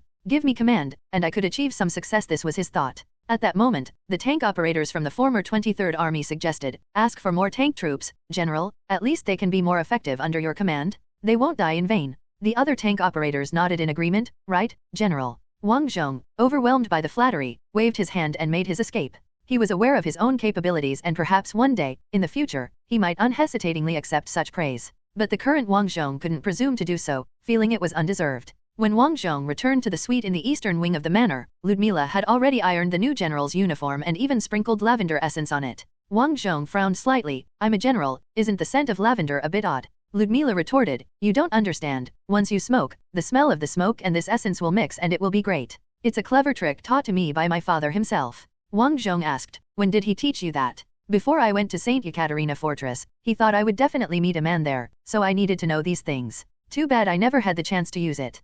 n/o/vel/b/jn.c//om. Wang Zhong uttered an O. Come here. Ludmila commanded with an irrefutable tone as she picked up the coat. Wang Zhong had no choice but to approach and let his fiancée fuss over him. About 15 minutes later, he stood in front of the mirror in his spotless new military uniform. Ludmila commented, fewer decorations. Look at the other generals, they at least have a sash, and you are all modesty. She gestured across Wang Zhong's chest. Wang Zhong shrugged. I'm not fighting for medals. I know, Ludmila said softly as she kissed Wang Zhong's cheek. Okay, now you can go and be busy with your things. Wang Zhong, Grigory. His guard immediately came in through the door, still carrying that captured Prasen submachine gun. He really seemed to like that weapon. Wang Zhong, prepare the jeep, we're going to the logistics command. Grigory brought his heels together as a substitute for a salute, closed the door, and left. Ludmila, didn't your father say he would help you allocate troops? Wang Zhong, you're calling him dad already? Isn't that a bit hasty? Ludmila, okay, didn't Uncle Konstantin say he would help you allocate troops?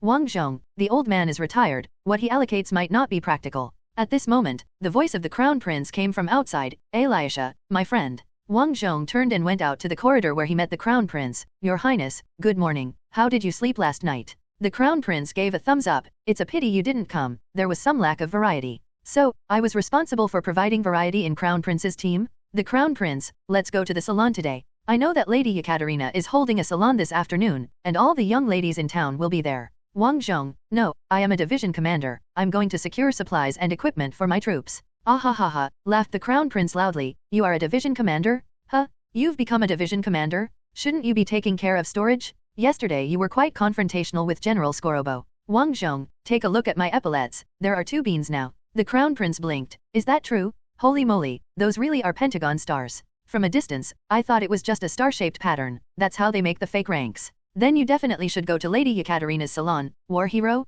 The young ladies will fall for you. Actually, Wang Zhong was quite curious to see this falling for him in practice, but getting equipment was the priority. Wang Zhong, so, I'm sorry your highness, but I have to get to work. The crown prince stepped back, looking Wang Zhong up and down. What's happened to you? You're not like yourself. Wang Zhong, I was hit by a 381mm shell from the enemy's battleship. Over 100 people in the church, only Sergei and I survived. So, my head's a bit messed up. The crown prince shook his head. I went to see Sergei, and he seems fine. He also said that you peed your pants in battle and insisted on exchanging trousers with him. Damn it, can I just go and shoot this Sergei? Ludmila turned to the side. Wang Zhong, which hospital is Sergei in? The crown prince, he's staying at the Duke Vladimir's house. Wang Zhong remembered, Sergei Nikolaevich Romanov was the Duchess's man toy. Now that the Duchess was a widow, it made sense to take him back home. The crown prince, want to go see him? The Duchess also quite wants to see you, who survived that disaster, and she's planning a dance tonight. Wang Zhong, no, I don't have time. Apart from equipment, I have other places to go, I'm very busy today. His other task today was to be a postman. Archsukov, 43, Krugen Street Alexeyevna, the letter had to be delivered to this lady, probably a lady. The crown prince shook his head. You've changed, you're not Elisha, who are you? Ludmila stepped forward. Who else could he be? He's Elisha. The crown prince suddenly became a bit hysterical. That's impossible. Elisha and I are the same, we're both prodigals. We should be living the high life together. I can't accept this outstanding soldier you've become. I cannot accept it. Seeing the crown prince on the verge of breakdown, Wang Zhong quickly soothed him. Your Highness, look, when you graduated from the military academy, your scores were higher than mine. What I can do, you can also do, there's no need to look down on yourself. The Crown Prince didn't reply, but after a few seconds of silence, he turned and left. I will tell Lady Yekaterina that the war hero is too busy and doesn't want to grace her with his presence. You go be busy with your things. Wang Zhong, Your Highness, could you lend me your seal or something? The Crown Prince stopped, turned, and looked at Wang Zhong. What? Wang Zhong, the seal? Look, Her Royal Highness used your seal to send me tanks and heavy artillery, right?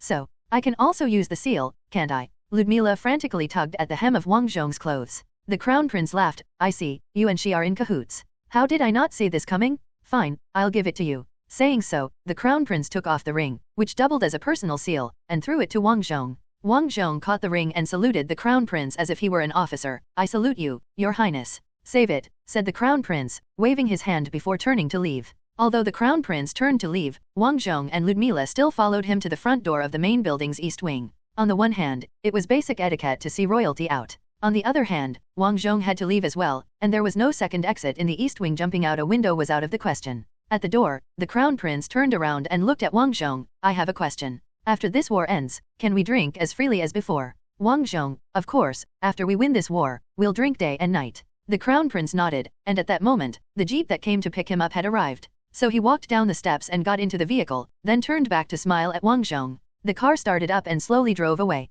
Then Grigory drove up in a jeep, stopping in front of the door. Wang Zhong bid farewell to Ludmila, opened the door, and got into the vehicle. Ludmila hesitated for a moment before she said, Deputy Knight Yuka Nyako said I could have a day off today, may I join? Wang Zhong thought it over. It didn't seem to be a big problem, and he was going to see the families of deceased soldiers later, so having a girl by his side would help comfort the female family members. So he nodded, and Ludmila immediately beamed with joy, hurrying over to get into the car. Wang Zhong cautioned, don't cling to my arm later, I'm in uniform. I need to maintain the dignity of a general. Ludmila saluted, yes, general. Only then did Wang Zhong nod and said to Grigory, let's go, to the Archsukov Logistics Command building first. The Logistics Command building was actually larger than the fertilizer plant building they used as a frontline command center in Luchthof, looking like it could hold out for a long time. In the courtyard of the building, there were anti-aircraft gun positions, but Wang Zhong highly doubted the significance of setting up anti-aircraft guns here. If enemy planes were to bomb the logistics headquarters, they would have dropped bombs already, and these guns wouldn't be effective at all. Grigory bypassed the anti-aircraft gun positions and stopped in front of the command building. The guard immediately stepped forward and saluted Wang Zhong. Please show your identification. Wang Zhong replied while taking out his identification. It was checked when I entered. Why is it being checked again here? The guard responded emotionlessly. It's the request of Major General Chekhov, the station commander. Wang Zhong didn't say much. In times like these with mixed crowds, one couldn't be sure if there were saboteurs or spies. It was no big mistake to be cautious. After showing his identification, Wang Zhong got out of the car and walked towards the headquarters, finding a huge blackboard in the lobby of the first floor with the main functions of each floor listed. Wang Zhong looked but didn't find Major General Chekhov's office, so he asked the guard who had checked the ID, where is Major General Chekhov? The Major General is usually in the allocation department. His office and the accounting staff are located together. N/O/vel/B//in.C//OM. Wang Zhong looked at the blackboard for the allocation department's location, and strode towards the staircase. The allocation department was reached quickly. Wang Zhong knocked on the door and soon a man with glasses and a clerical shoulder strap opened it. General, whom are you looking for?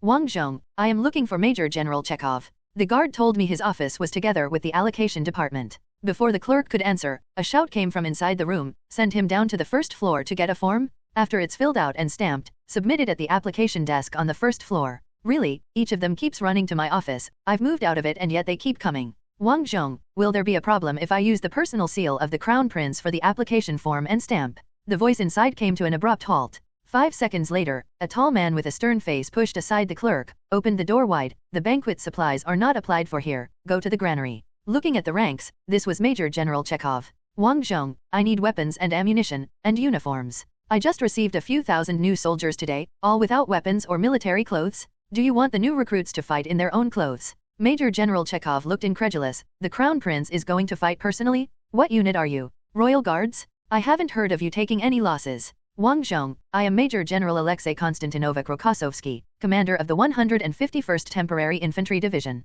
My guard's 31st Regiment and the 5th Baishansky Regiment have suffered heavy losses, and we've just received several thousand reinforcements. Do I make myself clear? Major General Chekhov frowned, reassessing Wang Zhong. You're that reformed Rokossovsky?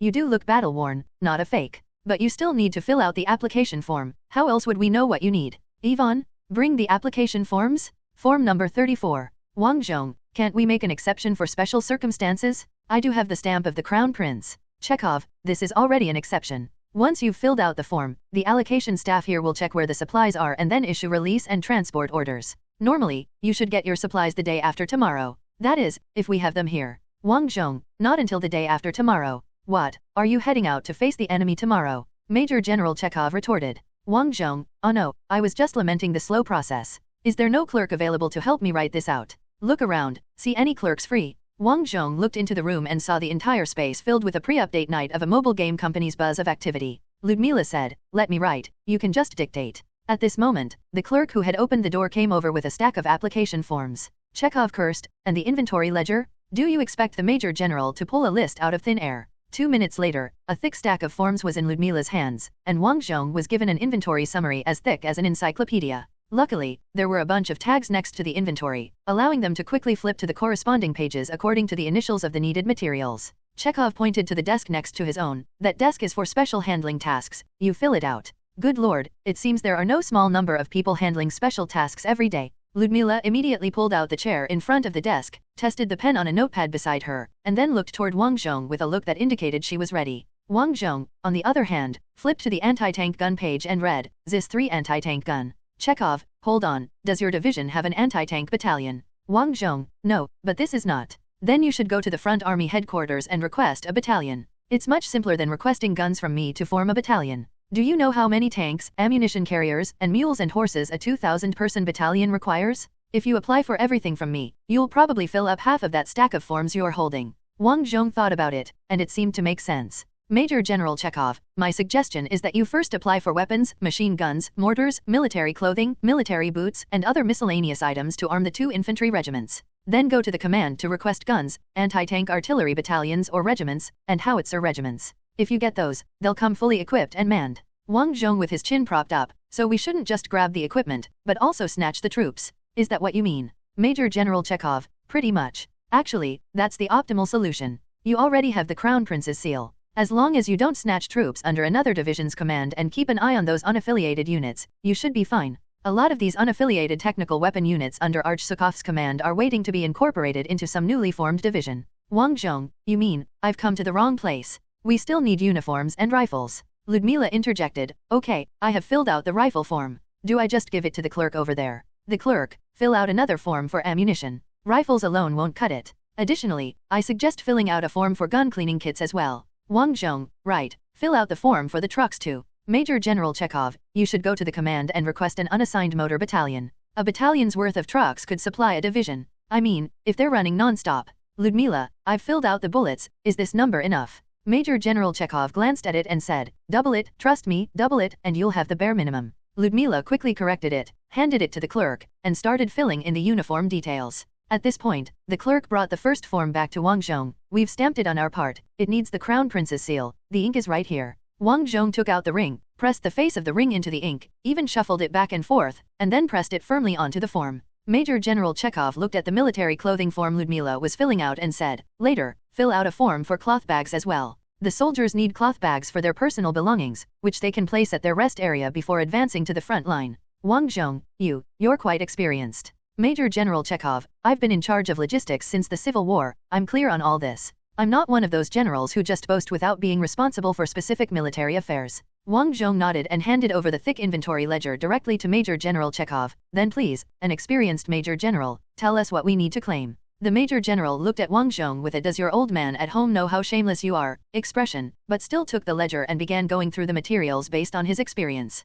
Wang Zhong stood there holding the Crown Prince's ring, waiting to stamp the seal. When the clock on the wall struck 12 noon, Chekhov closed the ledger. That should be it. We'll arrange transportation to your station after all these items are out of storage. They should arrive in the next day or two. Wang Zhong, all right, we're off to the front army headquarters to request troops. Major General Chekhov hesitated for a moment and said, did you talk back to Major General Skorobo last night? Wang Zhong, yes, but it was the Grand Patriarch who asked me to explain the situation and give my opinion. Then it's best if you avoid Major General Skorobo at the front army headquarters and go directly to the front army chief of staff. He's more approachable, and if he really has the troops you need, he'll give them to you. Wang Zhong, understood, thank you. With that, Wang Zhong saluted Chekhov. Chekhov returned the salute. Just one more thing, don't reveal at the front army headquarters that I did this special favor for you. Major General Skorobo is rather petty. Wang Zhong, aren't you afraid of him finding out by saying that about him? There are so many people here. Major General Chekhov laughed. I've never gotten along with him. We enlisted the same year, and now I'm just a logistics commander while he's a front army major general.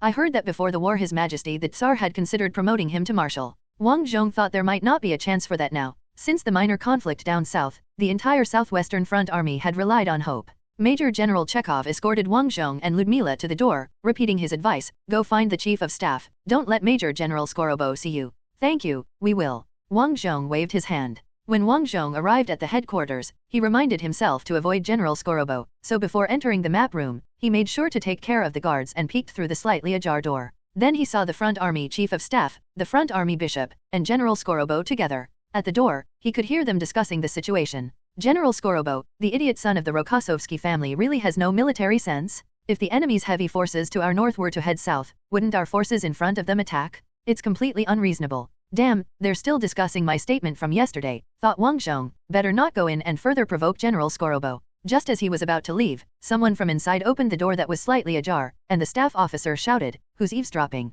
Great, even this little crack in the door didn't escape notice. Upon seeing it was Wang Zhong, the staff officer was stunned for a moment, then said to the guard by the door, why didn't you let the Major General come in? Guard, reporting, the Major General told me not to make a fuss. Wang Zhong felt extremely awkward. I didn't want to disturb the normal operations of the headquarters. At this point, General Skorobo called out, isn't this our military genius, Major General Rokossov? What Takamai insight brings you here? Wang Zhong, I don't have any Takamai insight, I am here to. He looked at the chief of staff. According to Major General Chekhov's words, the chief of staff was a good man, not like General Skorobo. But wouldn't it be too obvious to directly say he was looking for the chief of staff? Wang Zhong was hesitating when the chief of staff spoke, are you here to request troops?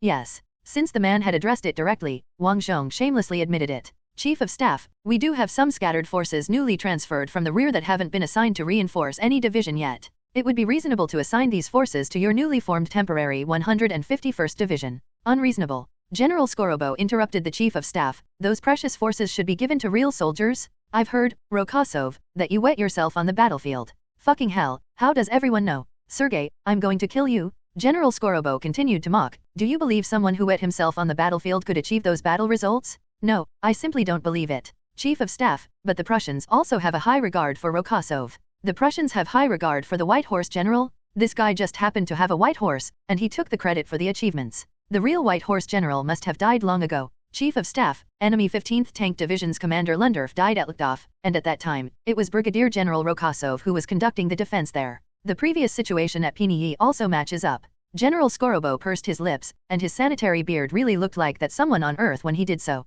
After pondering for a few seconds, the general answered, even if it's true, that would only prove he's an excellent tactician. Strategic matters, being more theoretical, wouldn't be understood by someone who ranked last in a military academy. Wang Zhong, since you've acknowledged me as a tactician, shouldn't you fill up my division with troops? Wouldn't a tactician be just right to command a division? Chief of Staff, what forces do you need? Before General Skorobo could speak, Wang Zhong raised his voice, I want a motor transport battalion, a communications company, an anti-tank gun battalion, and laborers. As for laborers, the front army bishop spoke up, you should go to the church. The church is organizing labor camps, as well as laundry and cooking squads. All personnel related to logistics can be requested from the church, as the secular faction has a closer connection to the people and stronger mobilization capabilities. So that's how it is, laborers and logistics can be requested from the church. Back at Lukdov, Pavlov had taken care of logistics, and Wang Zhong was not aware of this. Wang Zhong, then, what about the anti-tank guns? No way. General Skorobo bellowed, even if it's a 45mm anti-tank gun, don't even think about getting one.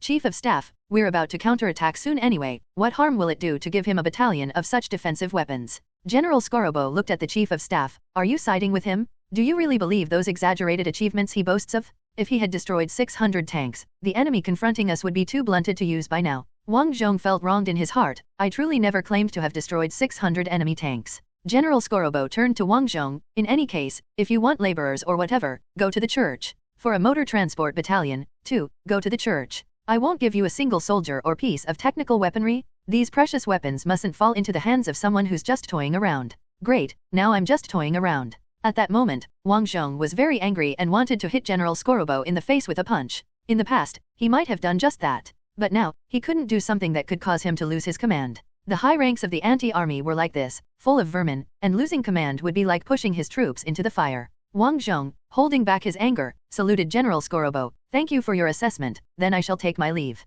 As he turned around, he heard Skorobo shout, Guard! Remember, Major General Rokosov is not to be let in without an appointment. The Front Army Chief of Staff reminded, our staff department also has his brother, Brigadier General Rokosov. It would be inappropriate not to let him in as well, right? General Skorobo cursed something, inaudible to Wang Zhong. Once outside and on the jeep, Ludmila asked, what do we do now? Wang Zhong, first, let's go to the church for the labor camp, laundry and cooking squads, and also for the army tailors and blacksmiths. If the troops had a large number of mules and horses, then it would be necessary to have blacksmiths to maintain the horseshoes, and if a horseshoe were lost, the blacksmith would need to forge a new one. From the driver's seat, Grigory turned back to confirm, to the local church. Wang Zhong nodded. Ludmila smiled. This afternoon we just might end up touring all the departments under Archsukov's jurisdiction n/o/vel/b/in.c//om. At the church, things went incredibly smoothly, perhaps due to prior arrangements by the Grand Patriarch. Suddenly a large group of several thousand logistics personnel were marching majestically towards the Rokosovsky estate.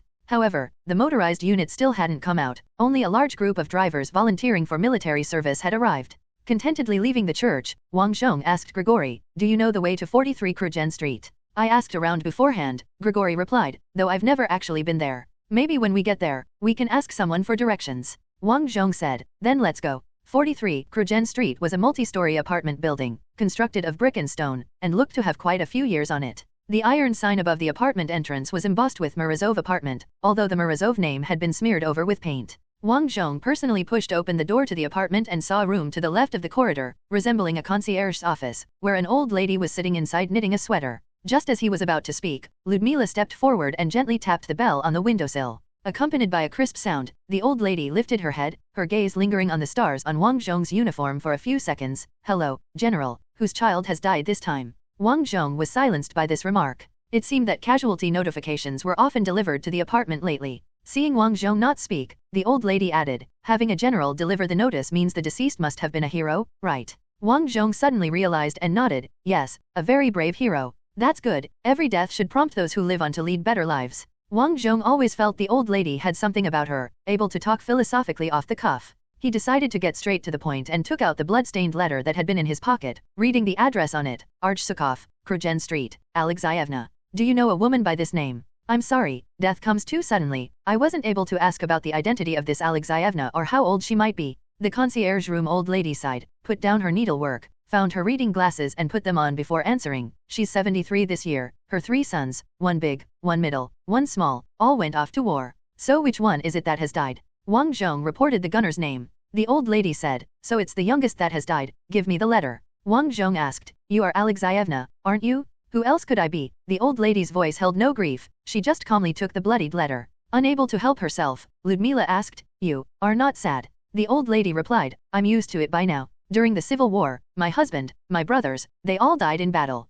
I'm quite adept at receiving casualty notifications. Yesterday, Sarapova from apartment 306 was crying so hard. All I wanted to tell her was that with war, the sooner you get used to such things, the better. While speaking, the old lady had already opened the letter, briefly scanning it before saying, he still got the tense wrong, hopeless as ever. After keeping the letter, she looked up at Wang Zhong. My youngest son is so poor at expressing himself. This entire letter doesn't convey as much as the bloodstains on it. Kind General, do you know how he died? Wang Zhong's mind immediately went to the moment the gunner died. It seems you know, said the old lady. What a surprise. Tell me, kind General. Wang Zhong couldn't refuse the old lady's request and started to recount the day's battle, remembering the moment when an armor-piercing shell hit them. The gunner was still shouting, the loader has sacrificed himself. Hurry and get someone to load. Finally, he told her how he had urged for the firing to start quickly, only to look down and realize, except for Sufang who had just joined as a loader, everyone else inside the turret was dead. Ludmila's face was filled with sorrow, so that's how it was. It's the first time I've heard you talk about combat on the front lines.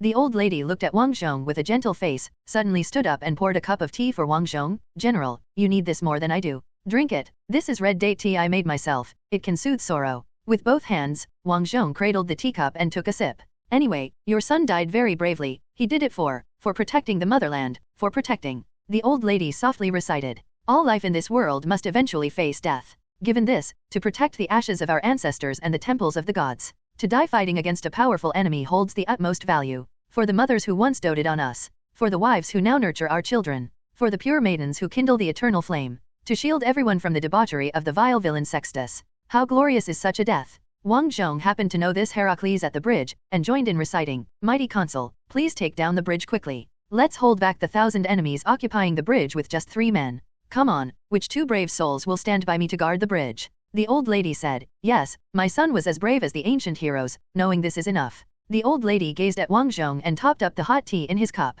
Wang Zhong took a sip, finding the tea bitter with a hint of sweetness. The old lady said, "You have many more matters to attend to, right? After all, the invaders are still rampant on our lands. Go now, General. I am just an old lady who can knit sweaters in an apartment. Other than sending off my children to the battlefield, there's not much left I can do for aunties' mothers. But you still can." Wang Zhong took another sip of tea, set the cup down, and turned to leave. He did not look back. On the way back to the garrison, Wang Zhong furrowed his brows, contemplating where to acquire anti-tank artillery. The infantry division lacked anti-tank artillery, and close-quarters combat was a meat grinder, yet the Prussian infantry were no slouches either. Previously in Luckdorf, Wang Zhong had been pushed to the brink by the enemy infantry's assault. Now, considering the quality of his troops, he dared not engage the Prussians in close-quarters combat anymore. Unbeknownst to Wang Zhong, this was actually a form of experience accumulation. Though he was an outsider to the military, through so many battles he had gradually come to understand the enemy and form muscle memory. Wang Zhong continued his calculations with a frown. To defeat the enemy in the open fields, aside from relying on tank cover and the accompanying tank ambush tactics, the most important thing was the anti-tank artillery. This is a cycle of mutual restraint. Machine gun fire points can suppress infantry in the open fields, direct tank fire can take out fire points, and hidden anti-tank artillery and tanks can destroy enemy tanks. The last is artillery, which can dominate everything on the ground, unless the fortifications are constructed like the tunnels at Shangganling, otherwise enemy artillery barrages will surely cause casualties. He also had to think of ways to counter the enemy's heavy artillery. Perhaps balloons could be used? Could observation balloons still be found nowadays? If they didn't observe and fired blindly, it wasn't certain where the enemy's artillery would be placed, as howitzers didn't have as strict requirements for position as direct fire cannons. How could he ascertain the location of the enemy artillery positions? Rely on infiltration squads? But the enemy was the Prussian army, not India. Their positions wouldn't be so easily pinpointed. And the enemy was incredibly brutal, so disguised reconnaissance was definitely out of the question. Getting close to the artillery positions, the enemy would surely open fire directly. What should he do? Ludmila had been watching Wang Zhong all this time, looking very worried but not daring to interrupt his thoughts. Finally, they reached the gates of the manor, and the guards at the door immediately opened the iron gate upon seeing Wang Zhong's car. They had been assigned to guard the entrance since yesterday. After driving into the manor, Grigory looked back and took the initiative to head toward the barracks in the corner of the estate. No sooner had they driven a short distance when Ludmila broke the silence, poking Wang Zhong vigorously in the shoulder. "Elisha, look over there." Wang Zhong was forcibly pulled from his thoughts, looking a bit bewildered as he mechanically followed the direction of Ludmila's pointing finger. He saw a row of brand new T-34 tanks parked on the lawn. These definitely weren't Wang Zhong's original tanks because no matter how much they were repainted, they couldn't hide the model left by the battlefield. The scratches caused by armor-piercing shells were very noticeable. Not only was the paint on these T-34s new, but their surfaces were also quite smooth, and there were no traces of incomplete diesel combustion around the exhaust. New T-34s. Wang Zhong broadened his view and noticed that these T-34s were arranged in 3 rows of 8 each, totaling 24 tanks. All the tank guns were adjusted to the same angle, like heads raised high during a parade review. Where did these tanks come from? Wang Zhong asked, puzzled. "Ludmila, did you forget that yesterday Dad, Uncle Konstantin said he would give some to your troops?" Wang Zhong, he said he was going to write some letters, that it would take 3 to 5 days to get results, right? Maybe the process went especially smoothly. Wang Zhong thought for a moment, then patted Grigory on the shoulder. "To the main building? I need to see the old man." He couldn't bring himself to call him Dad, but old man was fine. Grigory executed a fishtail turn and sped toward the main building with a stomp on the accelerator. When Wang Zhong burst into the study, retired General Rakasov was on the phone, making a shush gesture with his hand. "Rakasov, General, thank you, old pal. Excellent, excellent. They're all top-notch tanks. Ahahaha, he just has good luck. What skills does he have, finishing last in his class? He even wet his pants on the battlefield." Though the words last in his class and wet his pants were the same, why did it feel completely different when the old man said them? It sounded more like Versailles whitewashing. No sooner had Wang Zhong thought this than the old man burst out laughing again. "It's true, he did wet himself." Luda admitted it. "Nov. L. B /JNN. Wang Zhong turned his head to look at his fiancée. Lucia stuck out her tongue, whispering, "He asked while I was preparing breakfast. I couldn't just lie, could I? Damn it, he should have executed Sergei in the church ruins and then pulled down his pants. That way, no one would have brought this up, and Ludmila certainly wouldn't have mentioned it of her own accord." The old man laughed heartily again before finally hanging up the phone. Then, he erased his smile and looked towards Wang Zhong. "See what's on the lawn?" It's a pity that T-34s are now in short supply, exactly because of your achievements. Everyone knows they are useful. Moreover, they seem to believe that your achievements are all due to the T-34, not because you're capable. I feel that my promise to arrange for 2 battalions for you is probably not going to happen now. You'll have to make do with these 6 companies. Just as Wang Zhong was about to respond, the old man continued. Also, you mentioned that the observation model is more useful. I reported this to my old buddy, but he mocked me mercilessly, claiming that as an infantry general, I don't understand tanks. He also said that you, also an infantry general, don't understand tanks either. The other armored troops who have used them all praise them.